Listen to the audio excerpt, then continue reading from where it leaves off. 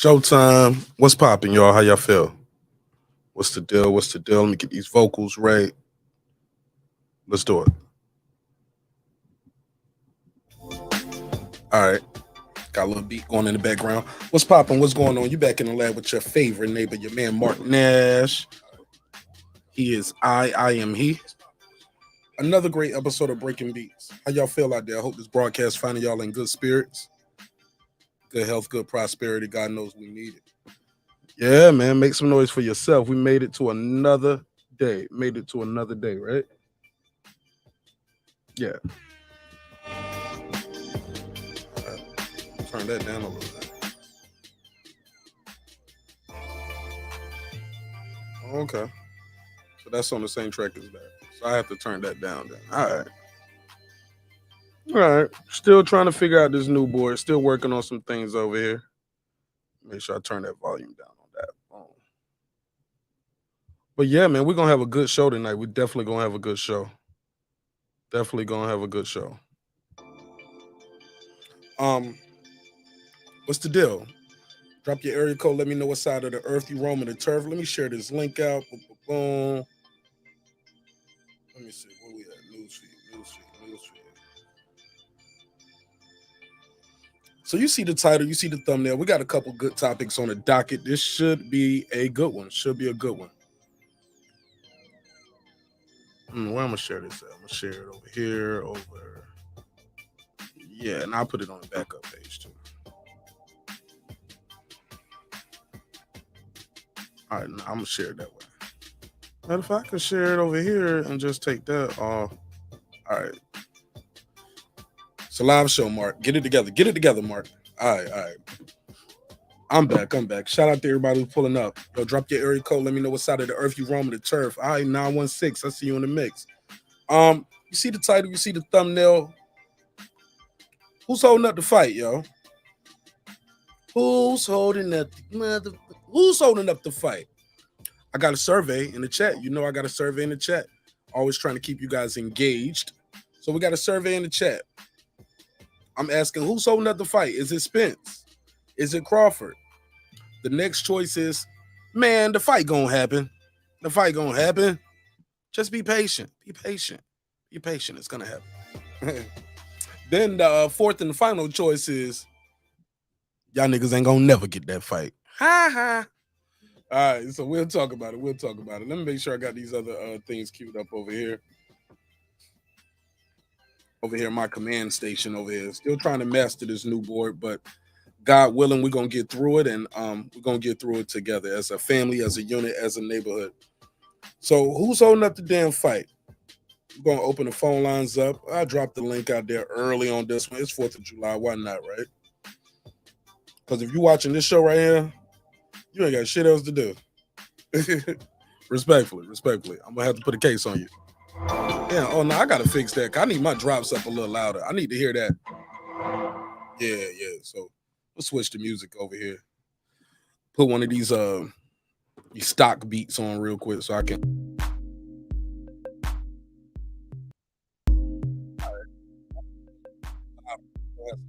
I know some people ain't gonna like the show today. Some people gonna get mad.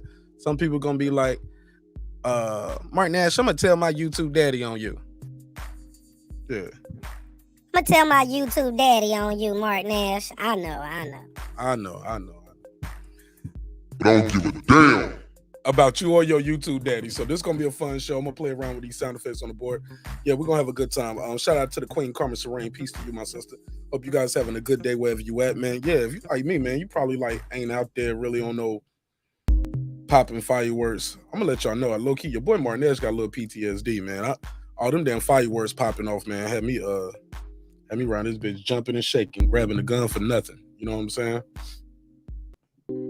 Let me see. Let me get this going. I don't hear nothing over here. I don't hear nothing. Okay, I know what I'm doing wrong. Gotta turn this track up. One of these tracks. All right, there we go. Now I can hear some audio. All right, I can hear the beat playing. So yeah. So let's separate the fact from the fiction, yo. Shout out to my guy Sean Connery. What's poppin', my G? Sean Connery in the building. Hope you're having a happy 4th of July wherever you at. Yeah, celebrate, man. Celebrate, have a good time. Have a little drink if that's what you want to do. Want to have a little drink, that's what you want to do. Ain't nothing wrong with that. Ain't nothing wrong with it. Be safe out there, though. Be safe, though. Definitely got to be safe. Shout out to my guy, More Real Rap. Peace to you, man. What's poppin', Real Rap? What up, though? Y'all let me know if these sound effects too loud, too. Rob G in the building. It's my guy. What up, though? DJ, talk to me, man. Who holding this fight up? Did I miss the announcement? I thought it was going to be an announcement today.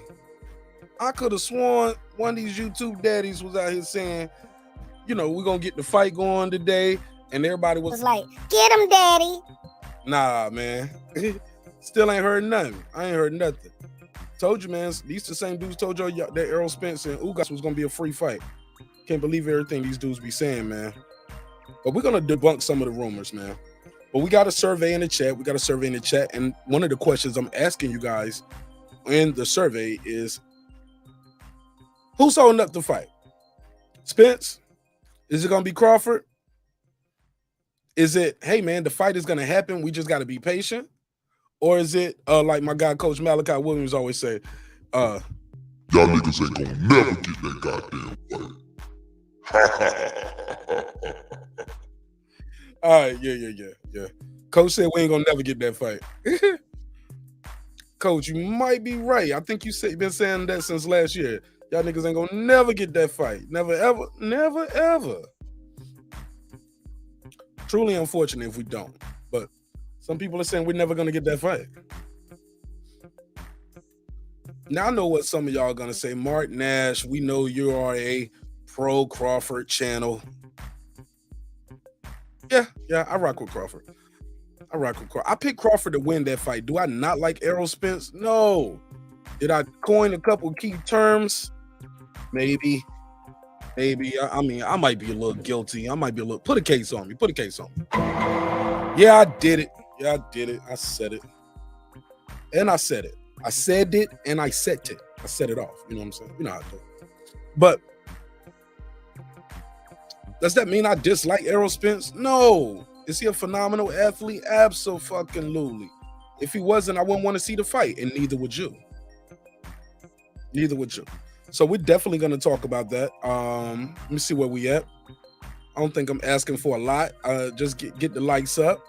Get them damn likes up to 50. I think that's a nice little round number to ask, starting off with. Opening donation. Let's just let me get 50 likes. I know it's going to be in the building, right? So let's debunk some of these damn rumors that I've been hearing in these damn YouTube screens. Oh man, what the hell am I doing? I pulled a Reggie Owens today. I just started the show. I just jumped in as soon as the beat dropped. Let's run this damn intro. Let them know what time it is. This that squad sound.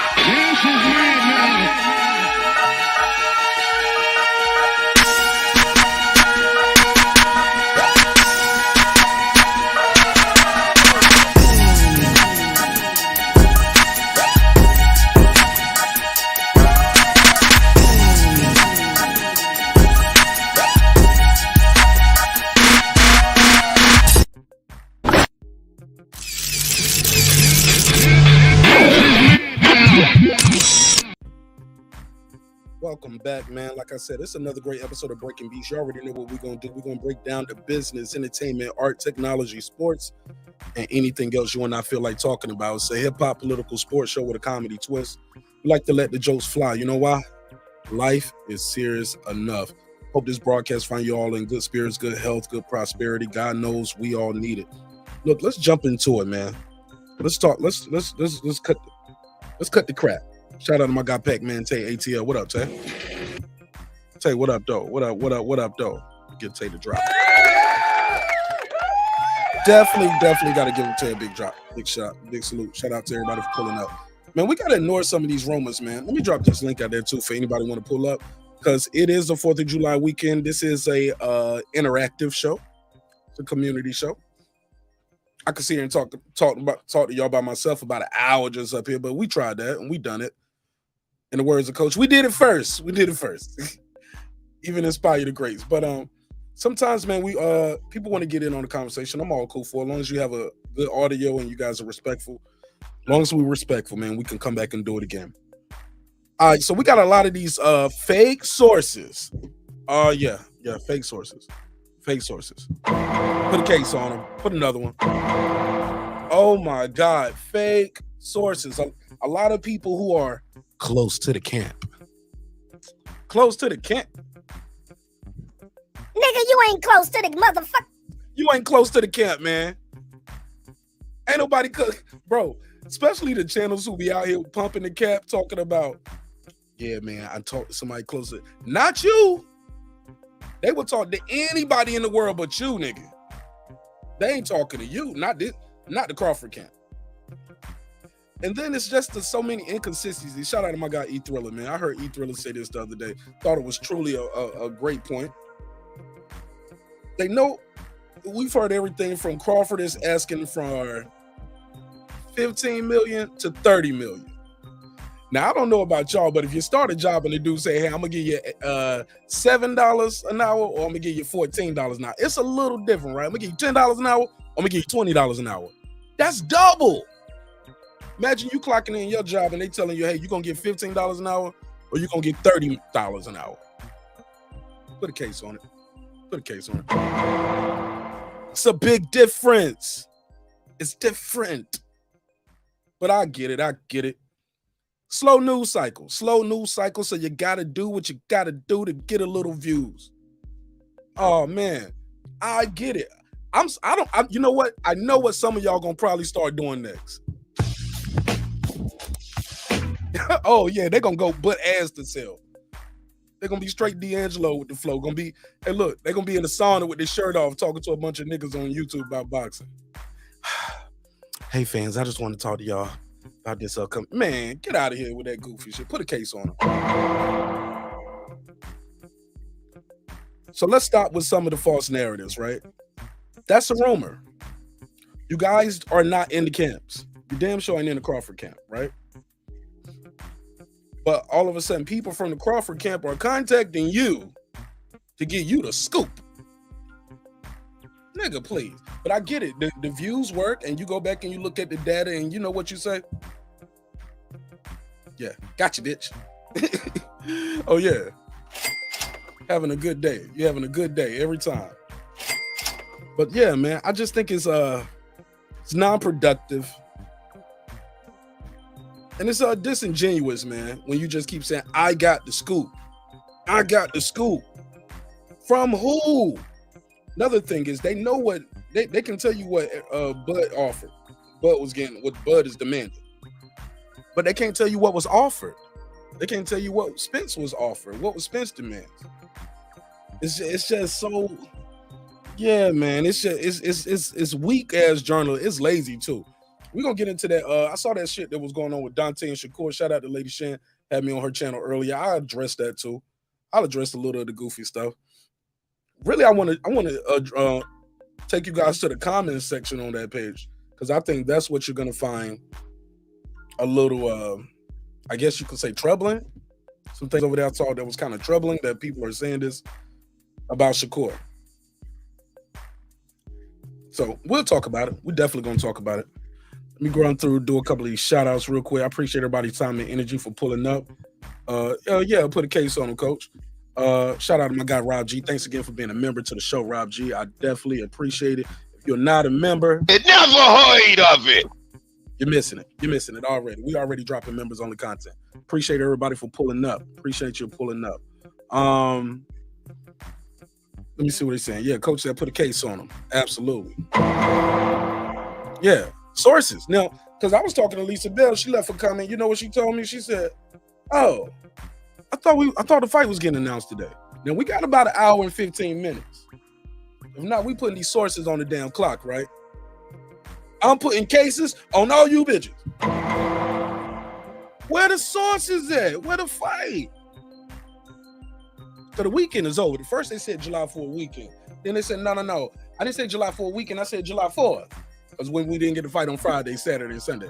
So all day people been looking at the Twitter timeline, looking at the Instagram timeline. Nothing happened. Nothing happened. Nothing happened. Crickets. Straight crickets. Yep. No fight announcement. But I get it. I get it. You ain't even gonna hold your favorite YouTube daddy accountable. You just gonna go back over there on the channel tomorrow and be like, Get him, daddy. nigga, please. Hold him accountable. Hold him accountable. Shout out to Tay.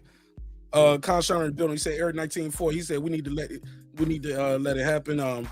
Yeah, I'm putting exactly. Thank you. Put you know my straight like that. Shout out to my brother all the way in Thailand. All the way overseas. Rich, what up? Yeah, mama, we global. We made it, mama. We made it. They come near and wide. Pause. Whoa. Y'all know what I meant. Fuck y'all. Yeah, the link is out there if you want to have a good conversation with me on this 4th of July and have this good. We're going to talk about this boxing, but we also have a more touching topic we're going to get into later on if time permits and anybody's available to share dialogue with me on that. It's about the mass shootings that occurred recently, so we can't avoid it, so we'll talk about it. But also, this show is a distraction too, to get away from some of that stuff. It's boxing talk, right? Sometimes you want to get away from it, but we're gonna have to talk about it when we get to Dante's race baiting nation. Shout out to Coach Malachi Williams. He did coin that phrase. He did it first. Even inspired the greats like me. Yeah, he definitely did that first. So we'll talk about it. I know boxing. Here we go. Let's go. He said, Marq Nash, peace, brother. Tell your boy Crawford to stop holding up the fight. Sign the contract. Stop making excuses for blood. How about you click the link? And you can get it all off your chest. Maybe he'll hear. You know the new thing they say now. Whenever you support in a fighter, or if you don't support a fighter or a particular narrative, you got bought off. That's what they saying now. If so, let me know who's cutting the check, my nigga. Please let me know who's cutting the check. And sign me up. 2 times. Yeah, I'll push a narrative for you. If that's the new wire, that's the new wave, that's what we're doing. But yeah, my boy I know Boss said, tell your boy Crawford, stop holding up the fight. Man, how long you been waiting for the fight, homie? Who's really been holding the fight? Because nobody, you could have been saw this fight, right? Me personally, I think this fight is bigger than Undisputed. It's not just about Undisputed. This fight right here is about legacy. It's about 2 of the best. And these guys been 2 of the best for quite some time. We didn't need I didn't need him to beat Ugas for that 3rd belt to know he was the who was the number 1 and number 2 welterweights in the world. We're still trying to figure out who's number 1. Ugas was never 1 or 2, even with the title, even with the Pacquiao win. He wasn't number 1 or 2. 4 loss to Ugas. Man, please. He said them boys made something from nothing though. I ain't mad. Hey, look, the fighters made something for nothing, but really, yeah, these YouTube daddies, oh yeah, they made something from nothing. I ain't mad at them.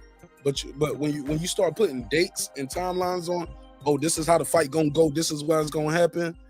Oh man, you know you done fucked up, right? I see what I'm saying. I thought that's what I'm saying. That you done fucked up now. You know that, dumb. Get a little views. Hey, look, if these motherfuckers really got on YouTube and start telling y'all the truth, oh my God, Renter Center would be coming and picking up all that shit.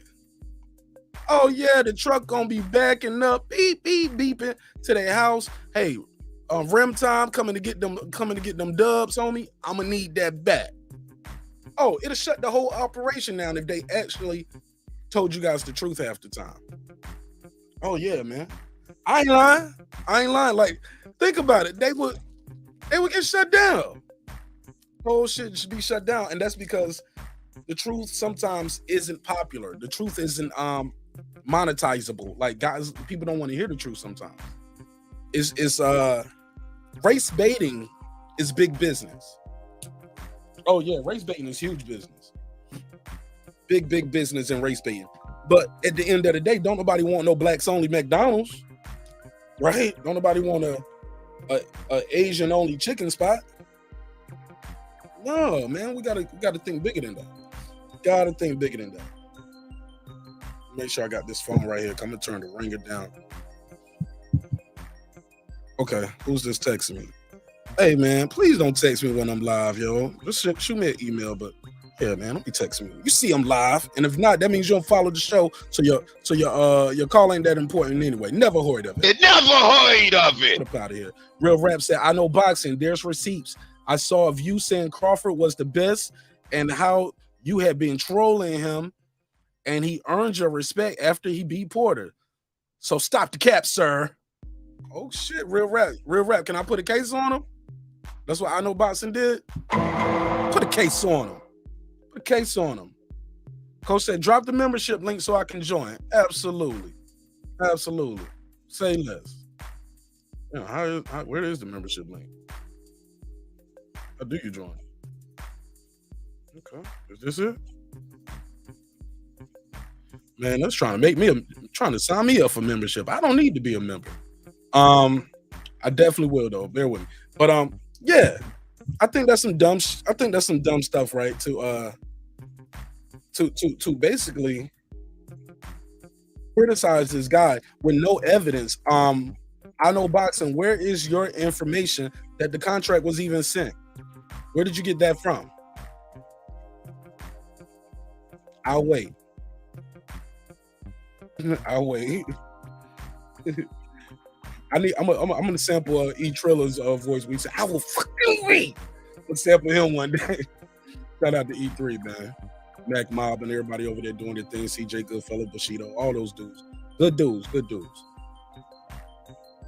But some of y'all, oh man, your YouTube daddy got your mind made up. Got your mind made up for you. You repeat people regurgitating talking points, no research, no facts. That's why they come to Marq Nash breaking beats, and that's where your talking points and your narratives come to die. Caskets. That shit for caskets, homie. And we're gonna tell you the truth. She said, this is a Crawford propaganda channel. And Carmen Serene, do you say that to those people who called the man Toby top rank? Did y'all say, hey, don't do that? Carmen Serene, did you ever say that, hey, we shouldn't be calling this man, this $1 million boxer, a slave just because we don't like who he signed to? Did you say that? All right. Because I ain't spreading no propaganda. I'm keeping it a buck. Did I lie on him? Carmen Serene, don't make me play the video. You know I got the files. Did I lie on Errol Spence? Nah. No. What came first, the chicken or the egg? You know what I'm saying? Like, I always look at it like this. When somebody slaps you, right? No, even better. Somebody spit in your face. Some people ain't gonna spit back in your face. Some people gonna break your fucking neck. I prefer the latter. If you spit in my face, I ain't about to spit back in your face. We gonna have it out. I ain't talking about you in this case, Carmen Serene. I don't want you. I'm talking about you in that part. I'm just saying in general. So I say that to the people who just go too far. I was like, oh shit, they want to go too far. Okay, I can go too far too. I didn't know. That's how we play. Let's go. Let's go, Wilder. Let's go. Yeah, I'm all in. But I'm just saying it's not necessarily propaganda. It's just having a conversation. If you disagree, if I'm stating something that's inaccurate, call me on it. Or my coattail say, hey, Marq Nash, you wrong about that. I don't block and time people out for correcting me. Now, some people will get you up out of there. They're going to block you. They're going to time you out just for disagreeing with you. I ain't going to block you out for disagreeing with me. Even when you in there spreading lies. I did time out old boy the other day for calling you a bitch, though. Then that ain't going to happen. Please respect the ladies on the show. If you can't respect the ladies on the show, you don't respect me, homie. We need ladies to make this world go round. I mean, consider the alternative, right? Yeah, man. I love the ladies, so please respect the ladies. If you can't have a conversation with them without calling them a bitch or anything like that, just don't engage with them in the chat. Just don't even engage with them. But we're gonna protect them at all times. Leave them alone. You know what I'm saying? Bring that smoke to me. Yeah, bring it to me. I'm the boss, right? What my boy Ben Israel called me, the breaking beat CEO. Yeah, that's me, homie. So before you bring the smoke to the ladies, bring it to me. I'll handle it properly. I promise. Swift, very swift like. I know boss. He said Marq Nash. Nobody was holding up the fight until now. Spence did what he said he was gonna do, collecting 3 belts. Now it's Bud's turn, and Crawford can't seem to find his pen. Matter of fact, I know boss. I'm gonna read all your.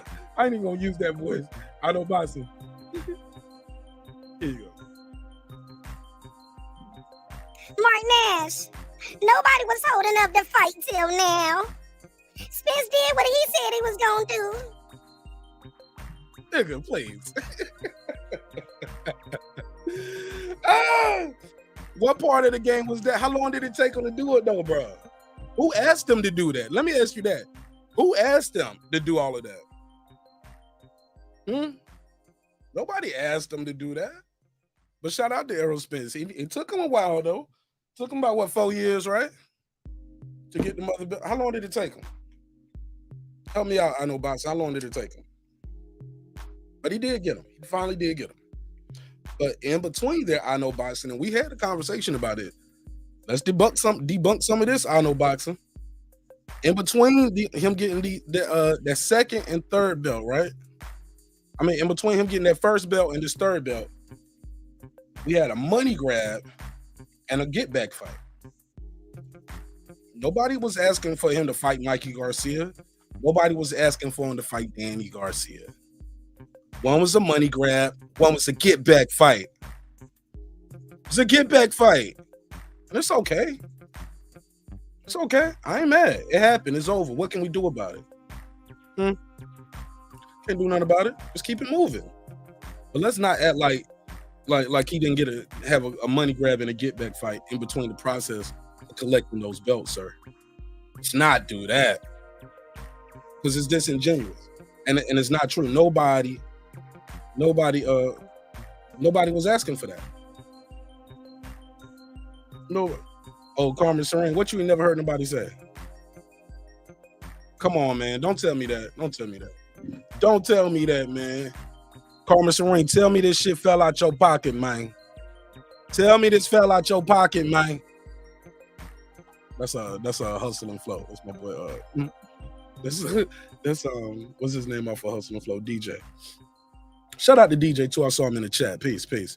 Rob G said there was a post on what gear he got on members only. Oh, okay, somebody asked what I'm using. He said, hey Marq Nash, just curious, did you improve your gear? Your audio has a better sound and clarity. Very good. Very good. Thank you. I'm glad you noticed, Sean Connor. Glad you noticed. Yeah, definitely improved the gear. And I'm definitely on that Rodecaster Pro 2, by the way. Carmen Serene facts. This is a biased pro Crawford channel, but can never do no. Yes, he can. Yes, he can. I know boxing. I'm how about this? I'm more fair to Errol Spence than those pro Spence channels are to Crawford. And I got the merch to prove it. You want me to put my Crawford? You want me to do the show with my Errol Spence hat on tonight? What you mean? What you want me to do? No, I'm more fair to them than they ever are to Crawford. Because at the end of the day, these dudes gonna have to fight. If not here at 54, that's another question I had in the survey. I'm gonna put that survey up. I'm gonna ask you guys that as well. If we never get this fight, and Coach Malachi is correct, and we never get this fight, I'm curious to ask you all, what would you accept as an alternative? I heard for Crawford, the only thing he can do is fight Boots Ennis. That's all they want to see.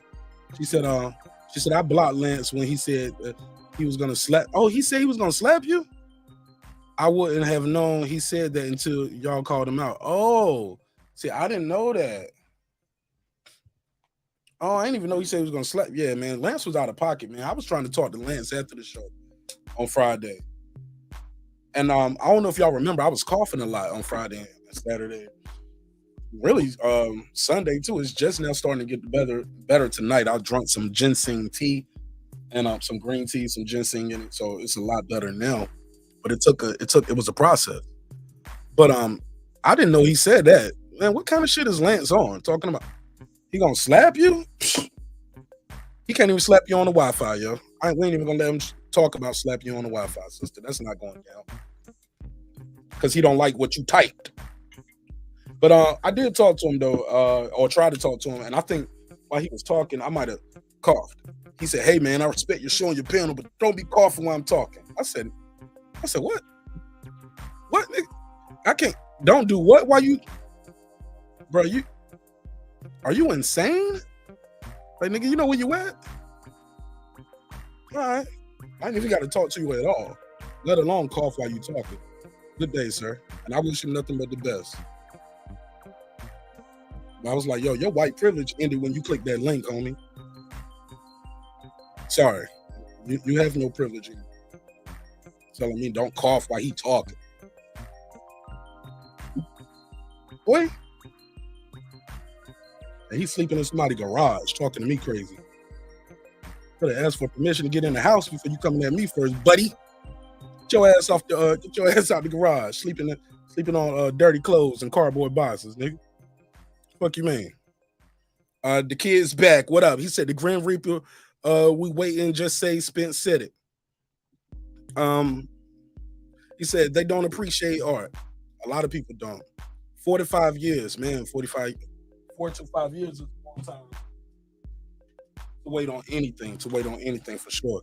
I respect he had the car crash, but he's back now. Absolutely. No excuses. Now, I heard some people already making excuses. I ain't making no excuses. No excuses. If you're making excuses on any of this stuff, I don't want to hear it. I don't want to hear it. But nobody. No excuses. I don't want to hear y'all talking about they age Crawford out. I don't want to hear y'all saying nothing about. Well, Spence had a car crash and he lost his eyeball in a spark. Nah, nigga. None of that. None of that. You won or you lost. Hey, Real Rap, I saw you was trying to join in, man. I tried to join you in, but it clicked you right back off. I dropped the link again. Yeah, absolutely. Let me see. What did he say? He said he sure is taking a lot of punishment in that corner. Bro. Yeah. That's the slowed down version. Let me switch it up. Yeah, hey, look, for my boy, I Know Boxing, who said, hey, look, none of those dudes will ever put clips up of Crawford doing good. I put the reel up of Crawford getting wobbled. I had the reel up of Spence kicking ass. Like, I think I'm a little more fair to Crawford, to Spence than they have ever been to Crawford. They called the man a slave, bro. Toby, top rank. And these are black folks. That's crazy. What up, Real Rap? How you doing this evening, man? Peace, bro. Peace. The drop. Let me give you the drop, man. We got the new board in here, man. Make some noise for my guy Real Rap in the building, y'all. Y'all make some noise for Real Rap. But he ain't in the building. He's on the Wi-Fi. He's on the Wi-Fi.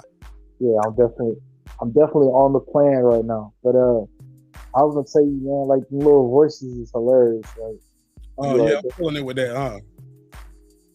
Yeah, man, I you definitely hear how y'all hear it, but I heard it on the replay on the test I did with Raymond Michelle. Shout out to Sister Raymond Michelle. Follow her on TikTok.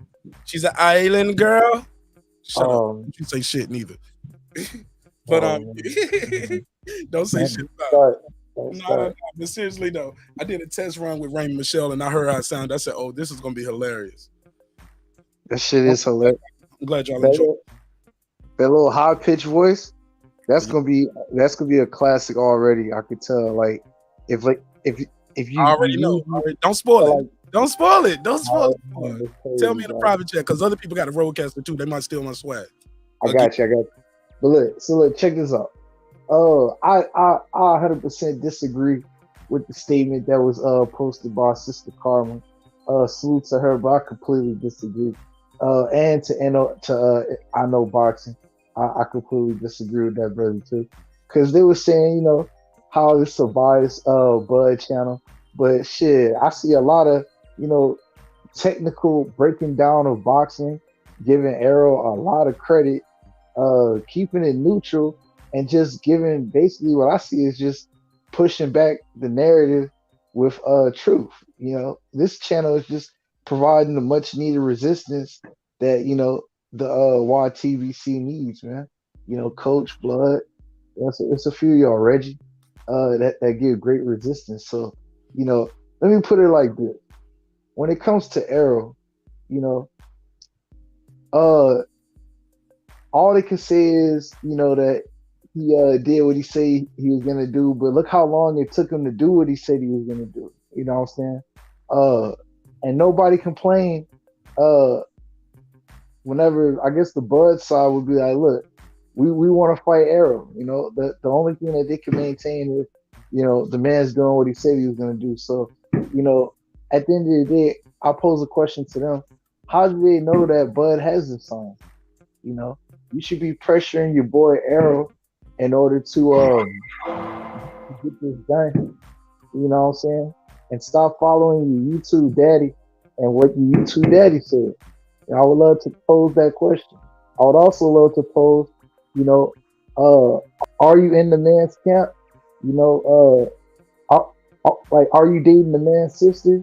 If you're a female, are you getting your nails done with the with Bud's sister or the wife? With the female camp. No,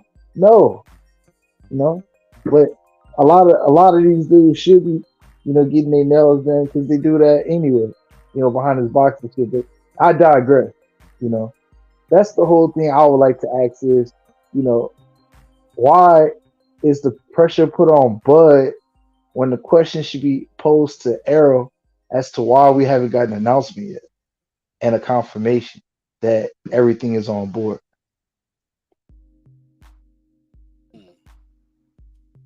Okay. I couldn't tell you why, my brother, to be honest. I will say this. Um it's a lot of business that's going on.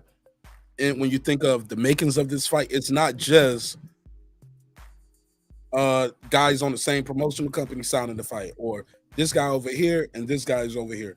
But Crawford is probably signing multiple things right now. I'm just trying to be fair. He's probably signing or weighing his options, because they're not just, I don't think that PBC is just gonna give the kid a one-off. See how I did that? I let y'all know these are my thoughts. I didn't say sources said or somebody close to Crawford's camp told me. No, I didn't do that. Some of these guys are gonna tell you that somebody told them that, but really it ain't them. Ain't nobody told them that. It's just them. I mean, but I just don't think he's just signing a fight deal. I think he's either gonna sign, it's gonna be a multiple fight deal. He might be signing with a promotional company. Who's just gonna be your promoter? Who's like, you guys are just saying sign the contract. We don't even know if a contract was sent, but even if it was sent, was it just a fight? Is he signing on to be a promoter for signing on to who's gonna be his promoter? Is it gonna be Tom Brown Promotions, Mayweather? I mean, how is that gonna fare out? Nobody can answer me that, but they have all these other questions. I mean, all these other answers about what's going on. And you guys, like I said, man, motherfuckers be out here working at their job, calling me from the job. Be right there on the truck. This is what a nigga need to do. Man, you can't tell him what he need to do. He's a multi-millionaire. I can't tell him what he need to do. Even if you are a multi-millionaire, head Flawthorn, you can't tell him what he need to do neither, because you're not in the business of boxing. Even though just because you got a YouTube channel don't mean you in the boxing business, bro. Stop the cap. Put a case on him. What's up? What's up, Puro? What up, Mark? What a real rap? What's going on, big time? Peace, Puro. Chillin', man. What's on your mind, big dog? Oh, nothing, man. I just wanted to chip in my 2 cents in, and then I'll get back to this party right quick. Yeah, me personally, I think it's already signed, sealed and delivered. That's just me personally. I just don't think these two dudes would avoid each other. And also, what you call it? Bud was over there, getting a cast at the Hall of Fame. I mean, I don't think you do all that unless this thing is signed, sealed, delivered. This is for a little bit extra promotion. That's just my personal belief. But I can't wait till the fight starts. And yeah, man, it's gonna be a good fight.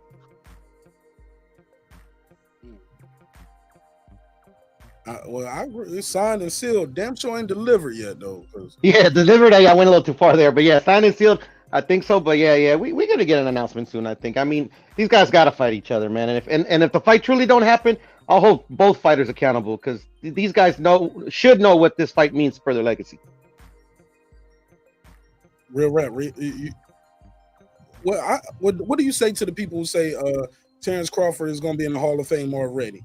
That don't mean he don't need this fight though, right? That's facts, He, Mark. That is absolutely facts.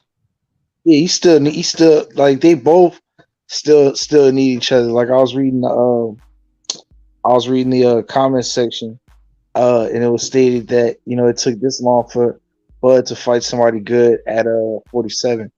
At the end of the day, everybody that Bud that I can remember fought at 47 has either been a former champion or undefeated or has a great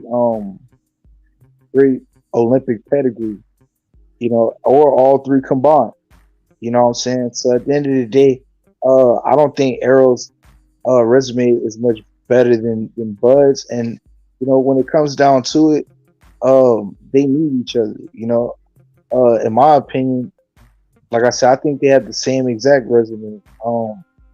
Outside of Ugas and Mikey, obviously the level of competition that Bud fought, and having to do the impatient waiting that he's been having to do, waiting on Errol. It is what it is, man. But they need each other in order to get ultimately where they want to be legacy wise, in my opinion. Go ahead, Piro. You agree they need each other? I do. For just for their own personal pride. If I was in their shoes, I wouldn't want that what if to be just bugging me in the back of my head for the rest of my life. You know what I'm saying? I just think they need each other. Yes, sir. But here's the thing. Errol is some would argue, because here's the thing. Well, I hate to get caught up in the resume talk, right? Because once you start talking about, well, he ain't fought this guy and he ain't fought that guy, and it sounds like you don't want the fight to me, and it sounds like you're talking more about reasons why they should not be fighting. Because when you say, well, Bud got the better resume, he going to the Hall of Fame already. Well, and he's already been undisputed before. He's a 3-division champion. He could just skip this. He ain't got to fight Errol. He can go try his hand at 54. If he do that, he's a 4-division champion. Like, but those sounds like you don't want to see the fight. I don't like that type of energy. I want to see the fight. Shout out to my guy, the Boston Scholar. Pull up, chop it up with us. I just think it's counterproductive if we're really genuine about seeing this fight come to fruition. What do you guys say about that? Is it too much talk about trying to discredit one guy's resume to build up the other guy? And that's not a shot at you, Rev Rap. I'm just speaking in general. Go ahead. No. That's a great point that you just made. With like when it comes to Errol and Bud, they definitely, like I said, they definitely need each other. And like, what was the last question one more time, bro? My bad. The question was, are we? Is it? Damn, how did I word it? It was more about, are we being genuine when we say we want to build a fight, see the fight? If we're saying, we're saying one guy, like if we're saying Bud can he's already a 3-division champion. He don't have to fight Errol. He can go to 154 and try to become a champ there. He'll be a 4-division champ. Errol is still only a 1-division champ. Unified 3 titles, yeah. But come on, like that's not how you should be talking if you want to see the fight. Hey, that's a great point. That's where you left it off at. There's people that genuinely don't want to see that, bro. Like, in my opinion, like they're completely fine with not having this fight. There's a portion of people out there that's on that. The other part is, I would say it's not on Bud or Errol, but Bud is the more accomplished fighter. It is what it is. On top of having 2 lineal titles, you know what I'm saying? So it is what it is. Like, I wouldn't put that on either fighter. But if you had to sit down and nitpick who's got the more substantiated career, then you would have to say Bud. You know what I'm saying? As a whole career. But he doesn't have a Mikey Garcia on his record, though. All right, like this is the thing with that. I think when you compare Mikey Garcia on Errol's side to Gamboa on Bud's side, who's the better fighter ultimately between Gamboa and Mike, because I think Gamboa is a that's a piece that Bud could use to say, you know, I got somebody better I got a better resume all like throughout. Well, people argue Mikey is better. He never been knocked out. We just seen he quitting while he's pretty much he ain't that top, but it's easy to argue Mikey Garcia has an overall resume than Gamboa. Some would argue, right? I would argue that, Mark. But it's only one fight though. It's one fight, Facts. one fighter. If your whole career is based off of one fight, I think Floyd said it best. I didn't have to fight these other 49 guys. I could just go in there, fight him, and be a legend. I don't have to fight all these dudes. You know? Yeah, man. Yeah, but I think when we start just saying, well, he ain't beat nobody as good as Mikey Garcia. Okay. That's one guy. But what weight did he beat? Like, you really trying to nitpick guys' resumes, you can always find little asterisks and ways to nitpick. And I just think it's truly counterproductive if we really want to see this fight. Right side, what's up? Marq Nash, what's good? What's good to the panel, man? I don't know who all on. I heard my brother, I believe Real Rap on here. I don't know who else on here, but man, right side. What's up? What up, here, man? What's going on, my brother? Did you get the fight announcement today? I missed it. Say it again.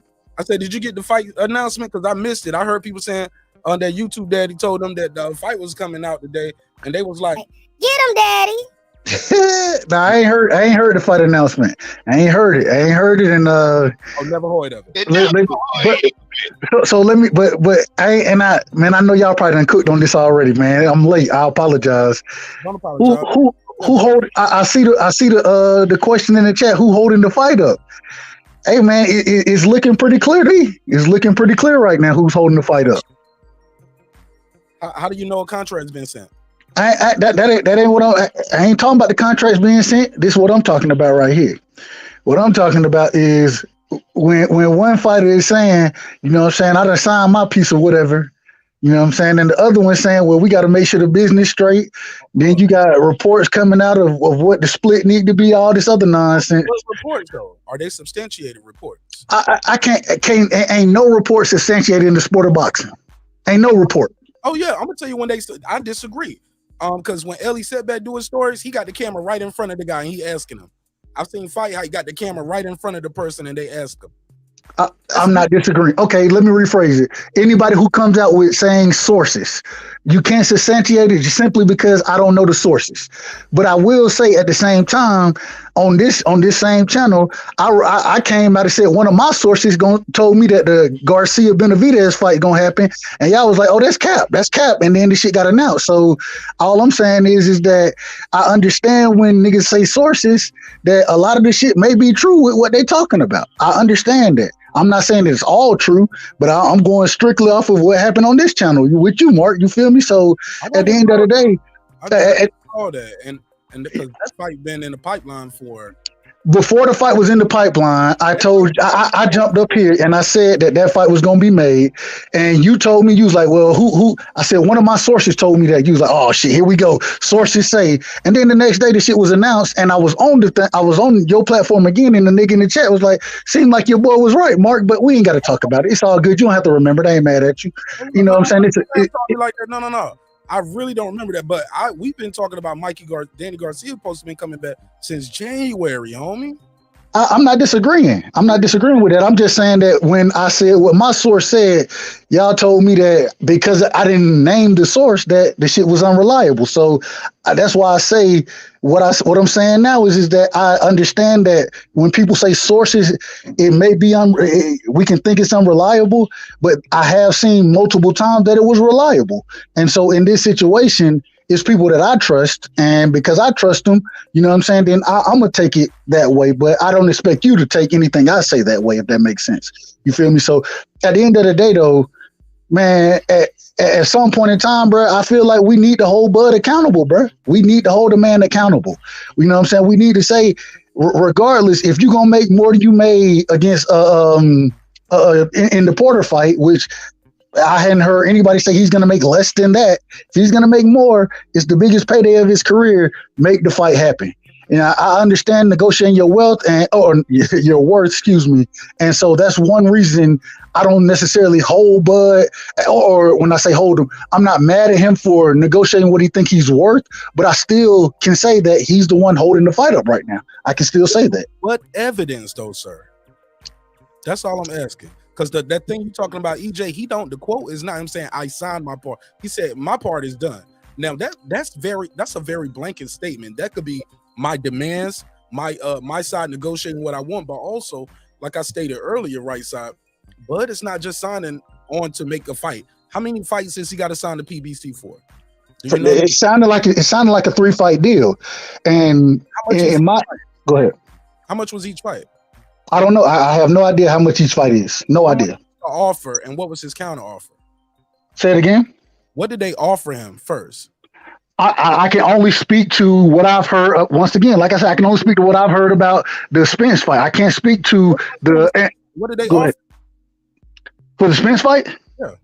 I heard, according to my sources, he was offered up to $15 million up front and then 55-45 split on the back end. But I have heard that that's changed as well. So now, is your source in the Terence Crawford camp? No, but he's talking to people in the Terence Crawford camp. Okay. Go ahead, Boston Scholar. You got anything you want to add to it? I'm gonna come back to right now. I was gonna say, man, we just gotta be patient, man. This is what's happening because, like, I feel like this fight is peaking, man. Like, it's just like the Manny Pacquiao versus Floyd Mayweather. But a good thing that I'm seeing is that they're silent. When the fighters are silent and the fans are talking shit, that's a good sign because that means they're still negotiating. That means ain't nobody pulled out. The moment a person pull out, you're gonna see them go to their Twitter or they're gonna say I moved on from the fight, et cetera, et cetera. But we just gotta be patient, man. This fight, I believe this fight's gonna happen. I think both fighters want it. I think that it's undefeated. Undisputed. It means a lot to their career. They're both undefeated. They knows what this means. They want immortality and they want to get a big payday. So I think this fight is gonna happen.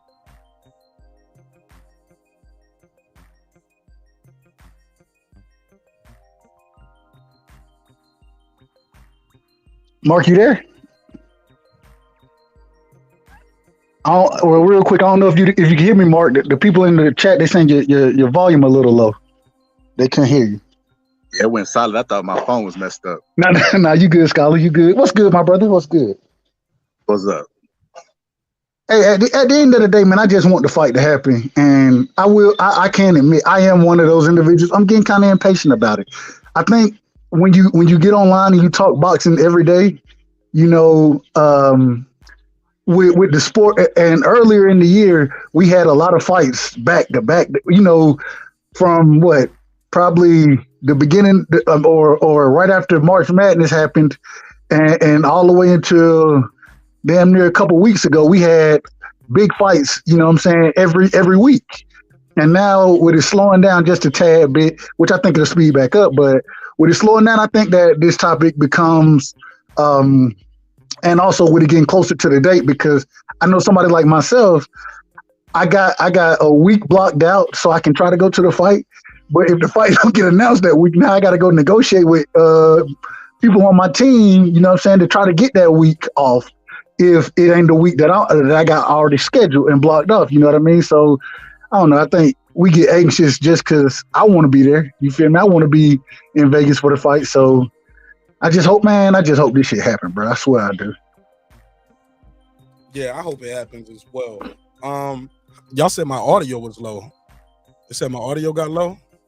Yeah, well, I can hear you, but the people in the chat, they were saying that your volume was a little low. Okay. Check 1, 2. How it sound out there? Y'all let me know what's good. Let me know what's good, how it sound. Yeah, I was just trying not to make sure I wasn't screaming over right side. Sometimes when you're on the panel and you're going back and forth with people, they'll blast their mouth like this. All of a sudden, they don't got this loud up here. I'm like, hold up, bro. Hold up, man. Turn that shit down. You ain't got it. Am I loud? No, you good. You good. Oh, okay. My bad. You and Boxing Scholar sounded great. I stepped away to the kitchen, grabbed me a bottle of water. I'm lying. I poured me a drink. But look.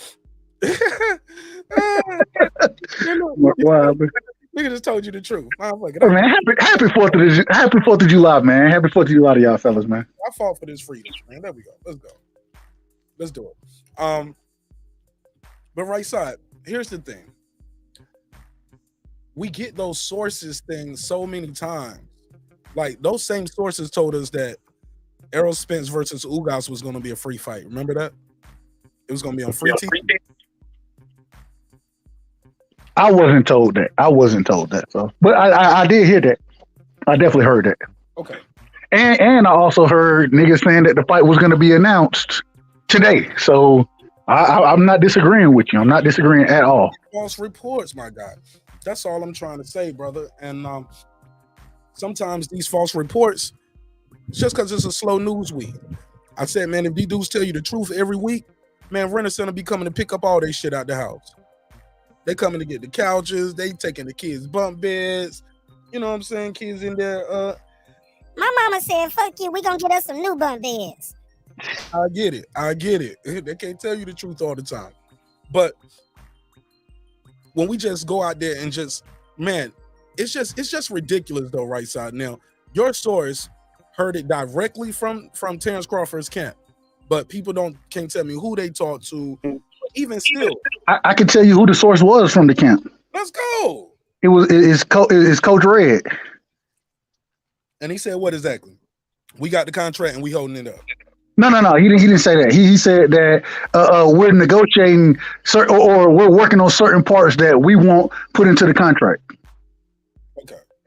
And what were the certain parts? He didn't go into exact specifics. He said it had certain parts about money.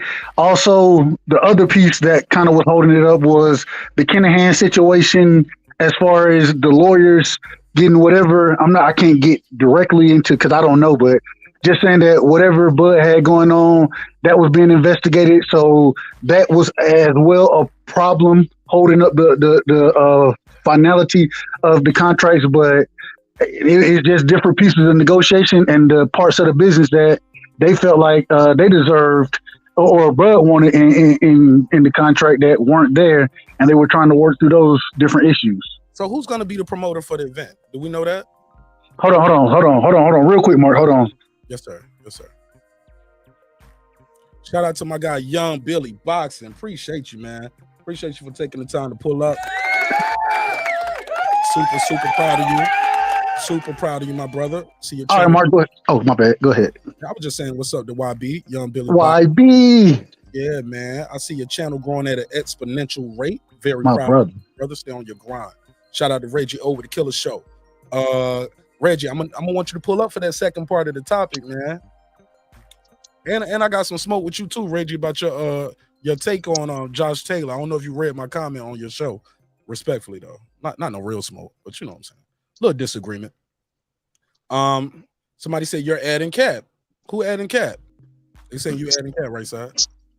That's fine. I mean, they niggas done told me I've been capping a long time, so I ain't mad at it. Hey, man, I feel your hairline, man. You definitely need a cap. You know Hold on, but you was gonna ask me something, Mark. I don't know exactly. I couldn't hear you. You was breaking up a little on my shit, but who's gonna be Terence Crawford's promoter for the fight? Because a lot of people are saying just sign the fight. Oh no, I disagree with you on that Nate Diaz one too, Reggie. That's a whole different one. But you was talking about Josh Taylor ducking because he dropped the belt. But I was like, I remember it though. I'll go to your page and read the comment. But who's gonna be his promoter? Is it him just signing a one-off? It's a 3-fight deal. Is his purse gonna change? Does he have to fight the guys at 147? Can he go up to 154? See, these are the dynamics of the contract that people don't know about, aren't privy to, but it's so easy to tell the fighter, do what you want to do. I remember a lot of these YouTube daddies was out here saying, Terence Crawford, oh man, if you want to be all of that, shit, fight Sean Porter then. Fight Sean Porter. And they was also saying, hey, look, if he beats Kell Brook, he's finally beating a welterweight, somebody at welterweight we respect, blah, blah, blah. He go in there and dust the man off. They was like, he was damaged goods. Sean Porter, same thing. People was like, yo, if he beat Sean Porter, I give him credit. Sean Porter's a dog for real. He stopped Sean Porter. Now, his daddy stopped the fight. It's like, we look for reasons for these guys not to be, we look for reasons for them not to fight. It's like, we got to discredit one guy to build up the other guy. It's so many dynamics we don't know about this alleged contract, but we just so quick to say, he's holding up the fight. I appreciate Coach Malachi for his take. He said some of y'all don't even know how to negotiate y'all pay at y'all job. Negotiate your pay at your job. Net worth of 2 digits. Nigga got a 2-digit net worth trying to tell a multimillionaire what he need to be doing while you at work. You know what I'm saying? I just think is, come on, bro. Are you serious? So I don't disagree. I'm not disagreeing with any of it. My thing is this. I don't see what the problem with being for Bud to sign, and this is just my opinion. Nobody else's, no sources, nothing, just an opinion. I don't see what the problem for Bud would be to sign a 3-year deal or a 3-fight deal with the PBC, simply because outside of those are where the biggest fights are for him. You know what I mean? Unfortunately, because of the way these promotional companies monopolize the sport, the PBC, they pretty much have the fighters at 47, 54, 60. You know what I'm saying? Right now, at least. And same thing with Top Rank if we're looking at 30, 35, and 40, in my opinion. And so I don't think that should be an issue. Now, I can say when you asked about the promoter for the PBC is usually Tom Brown. TGB or TBG, whatever the nigga name, whatever his promotional company. Tom Brown is usually the nigga who's the promoter for the fight. So I would figure it to be the same thing, along with a quote unquote co-promotional deal with Errol Spence, since he has his promotional company in line. So I would think that would be how the shit goes as far as promotions go. But I hadn't asked about any of that, so I can't say anything as far as, you know. Go ahead. Yes, it is, bro. Is it possible? Just asking. Is it possible? Terence Crawford is setting up his own TCB promotion so he can be a co-promoter with Tom Brown. That's an absolute possibility. And he gotta wait for the dynamics and the paperwork and things. Is it? That's all I'm saying. Instead of that is a possibility. Absolutely. That would be a good move for him. That would be a real good move for him. So he can be a co-promoter of his own events. I agree with that. I don't disagree at all. I just hadn't heard that, so I'm not saying that I disagree. I'm just saying I hadn't heard that. So, but if he is, hey, much power to him. I'm all about individuals building their own brand and rocking with them. You know, I'm all about that. But if that's the case, you know, I don't know. I just feel like at the end of the day, from what I'm hearing, I'm hearing shit. It's a little stall in the talks going on right now. I don't know, man. I just hope the fight happens. I really just hope that shit happens. And it's crazy because even though I got EJ winning the fight, I don't care who wins the fight. I just want to see the shit happen. You know what I'm saying? I don't give a damn if EJ win or not. So it's just I think the fans we're losing in this situation if the fight doesn't happen. But I'm still gonna stay optimistic. Although I will say I'm more pessimistic now than I've been in a long time as far as the fight being made. Me as well. Reggie over the Killer Show. How you doing, my brother? Doing good, bro. What's up? Reggie. What up, Reg? Talk to me, man. How you feel? Happy Monday to you. Absolutely. Happy Monday. Day off day. Facts. Talk to me. What's on your mind, big dog? Who holding this fight up? Spence? Crawford? Is it, hey man, it's business and it's taking a minute, the fight is gonna happen, or is it number 4 on the survey? This fight is never happening. No, it's pure business, and these motherfuckers need to sit their impatient asses back and fucking wait. They act like ain't no other fights happening in goddamn the world of combat. Other motherfuckers are fighting. Watch they fucking fights. Let these dudes situate their business. Plus, people got to think, Bud got to make sure everything is worked out right, because if he's victorious, he got a lot of PBC fights to fight, and his next step is working out if he gets if how the rematch clause is faced with Earl, if he does defeat Earl, and how they shape that, what position he puts himself in, and also he gonna fight fucking Jermell Charlo if he moves up. So people gotta be patient. These motherfuckers just want people to hop in the ring and don't give a fuck about anything else. People need to just sit the fuck back. Well, they can keep complaining, matter of fact, because Al Heyman, Terence Crawford, Errol Spence, Floyd Mayweather ain't fucking worried about him. And then y'all was talking about like fighters with promotional companies. It was something from the interview. I like the interview Floyd did on Fight Hype, where he's speaking about even with a lot of these fighters that fake like they got promotional companies, but a lot of them just got labels. I mean, the signs. That's what he's saying. Motherfuckers just got signs, because to be a promoter, you have to have what is that, $3 million or something to be able to put up for a fighter. So a lot of these dudes claim that they're this promotion and they're really not. But these other dudes just got to sit back and wait. Let Bud work out his shit. He want to make sure everything right. Okay. I want to add this one caveat. I want your take on it, Red. I was saying, look, when the guy is coming out of this situation where he's having to sue his last promoter, I think the last thing he wants to do is, quote unquote, I guess, fumble the bag again, or he wants to make sure everything is ironclad. And if not, we'll sue y'all too. But when people just say, hey, sign with PBC, we don't know exactly what we're telling him to just sign. Boxing, shout out to CJ the Goodfella. I think it was him who said boxing is the only sport where it's like motherfucker be going in there, or I guess combat sports too, where the loser can make more than the winner in the main fight and the rematch. You could just negotiate that. Like Andy Ruiz beat AJ, lost the second fight, but AJ made more money than him both times. Yeah, that shit is crazy as fuck to me. And that's why I'll be always like, every now and then we'll bring up like boxing should be about lion's share. You put up 60% the winner takes, 40% the loser take. Like all that other shit, like how AJ goes in here, he's still the upside going in the fight after getting his ass embarrassed. It is a ridiculous point in how boxing is set up. Like it's stupid as hell to me. I agree with that point. Yeah, and the crazy part is like, but look, Fury was able to negotiate that, hey, on the rematch against him and Wilder, he got paid more. You get what I'm saying? Than Wilder. Wilder still made a hell of a lot of money, but Fury got paid more when they fought for the third fight, as he should.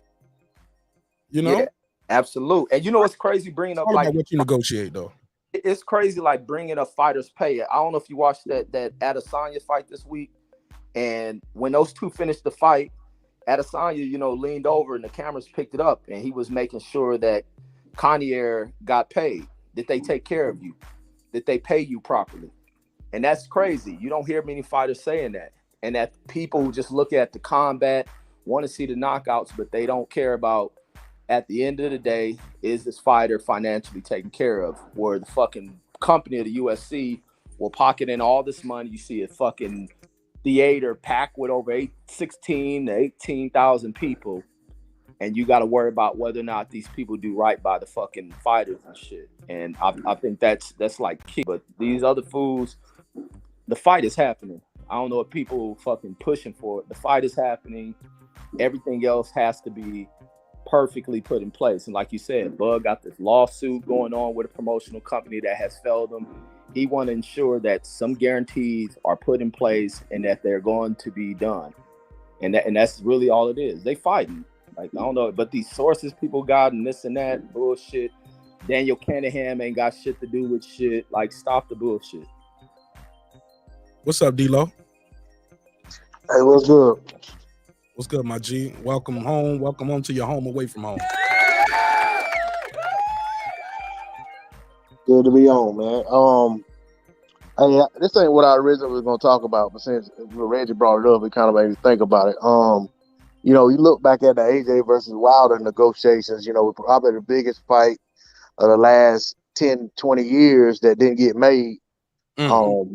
When you think about some of the sticking points was, Wilder basically had said, in the rematch, if he wins, he wanted lion's share of the money. I think he wanted 60-40. And I think Eddie Hearn had and Joshua basically said that if Wilder won, he could get 50-50 in the rematch. So stuff like that. I'm not saying that's the only reason the fight didn't happen, but those were sticking points in the negotiations that either they got past or didn't, but ultimately we didn't get the fight. But it's just ridiculous how fans could sit on the sidelines and talk about people just need to sign paperwork and just get stuff done. Like you said, Bud coming out of a situation where he's had to sue a promoter who didn't uphold their end of the deal. You know what I'm saying? If nothing else, if we just look back at the last year Bud with Top Rank, once it became apparent to Top Rank or Bob Arum that Bud may not be re-signing, he started this smear campaign. start tearing Bud down, to make him, less attractive to potential suitors. So when you got a man coming out of a situation like that, you can't fault him for wanting to dot his T's and cross his I's. And everything that I'm hearing, even I think it was Right Side who was talking about, the so-called source from Bud's camp and all. Even with that, even if we heard the guy come on here and say everything the Right Side said verbatim, he still didn't say what's being perpetuated out there in media. He didn't say anything about, Bud demanding 25 million. He didn't say anything about, Bud demanding this rematch or no fight or all this other stuff that's being put out there. So at the end of the day, it's just a bunch of speculation and conjecture that, really changes from time to time, from one video to the next from the same people. The same people will put out a video saying the fight's done, it's going to be announced this day. And then they'll come back and say that Bud's holding up the fight, demanding XYZ. And then they'll come back again and say the fight's going to happen on this date. So it's hard to keep up with all of it, but it's hard to give credibility to any of it, to be honest. Can I respond to that? No, I agree with him. And if you notice, I didn't bring up the 25 million. I've heard that because I ain't never, as far as the guy I'm talking to, he ain't never said nothing like that. You feel me? So I can't say that that's facts as far as what other people are reporting. And I do understand when you say, the shit get convoluted with sources because niggas that say source and then all of a sudden they giving their opinion on whatever they talking about, right? And so I don't disagree with anything you said there because I have heard these channels and like I said before, according to some of these channels, the fight was supposed to be announced today. The fight ain't announced, bro. It ain't announced. And I don't know, it's just, but I ain't never heard that from my guy. So I do understand what you're saying. And what I always say is at the end of the day, for me to believe somebody, you know what I'm saying, it gotta be kind of a proven track record for me to believe you. And before I start talking about anything, I had multiple different situations kind of happen that was reported and he was ahead of the game. So I'm gonna rock with him just because he was ahead of the game multiple times. And what he was telling me was coming to fruition. But I agree with you that we do hear a lot of these channels going out here and they putting out information that I think they do say sources say where it's kind of more of something, even if it is a source that they have, is something that is let's put this narrative out there. So I agree with that. Yeah, I don't even think a lot of that stuff is even their opinions. I think it's more so sensationalism, headlines that are gonna get people to click on the videos and stay and go back and forth and have all that nonsense, all that muda in the chat. And it's what they're here for. So I mean, the mission accomplished for a lot of them, to be honest, because they're not trying to move the sport of boxing forward. They're not trying to help the sport of boxing whatsoever. They're here for self-service and they're getting what they want out of it. Unfortunately, you got a lot of people who really love the sport of boxing who look to these people to kind of get a pulse of what's going on, and they're being misled drastically. And then my problem is when I try to have an intelligent boxing conversation on another channel or on my own channel, and they come regurgitating those same talking points, convoluting the conversation that we're trying to have that's really about the sport of boxing. It ain't about all that nonsense. That's when I take offense to it and when I start speaking out on it. But I want to say one more thing about Bob and Bud. One of the things that that was stated when Bud restructured that deal back in 2018 when he had like a year and a half left on his contract, but he restructured the deal, got a better guarantee, coinciding with the ESPN deal. Top Rank talked about in that press release, they talked about they were gonna make Bud Crawford one of the most recognizable stars in sports. Not the most recognizable boxers. They talked about the most recognizable star. But then every time you turn around, Bob was out talking about Bud ain't promoting himself. So, that was one of the things that really, stuck out to me when you talked about you gonna make this guy recognizable. That means you're gonna get out there and promote him. You're gonna have him on billboards. You're gonna have him on this advertisement, that advertisement. They didn't do any of that. And that's what he was told. So I can wholeheartedly understand why this man is like, I really just want this one fight. But if I gotta do all this to get the fight, then you know what I'm saying, let's do it. But let me make sure everything is in line to take care of us and take care of my promotional company and everything else.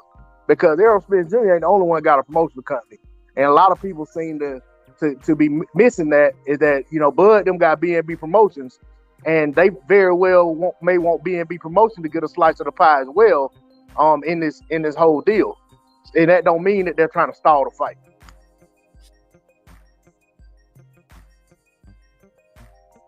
Right side, no reply?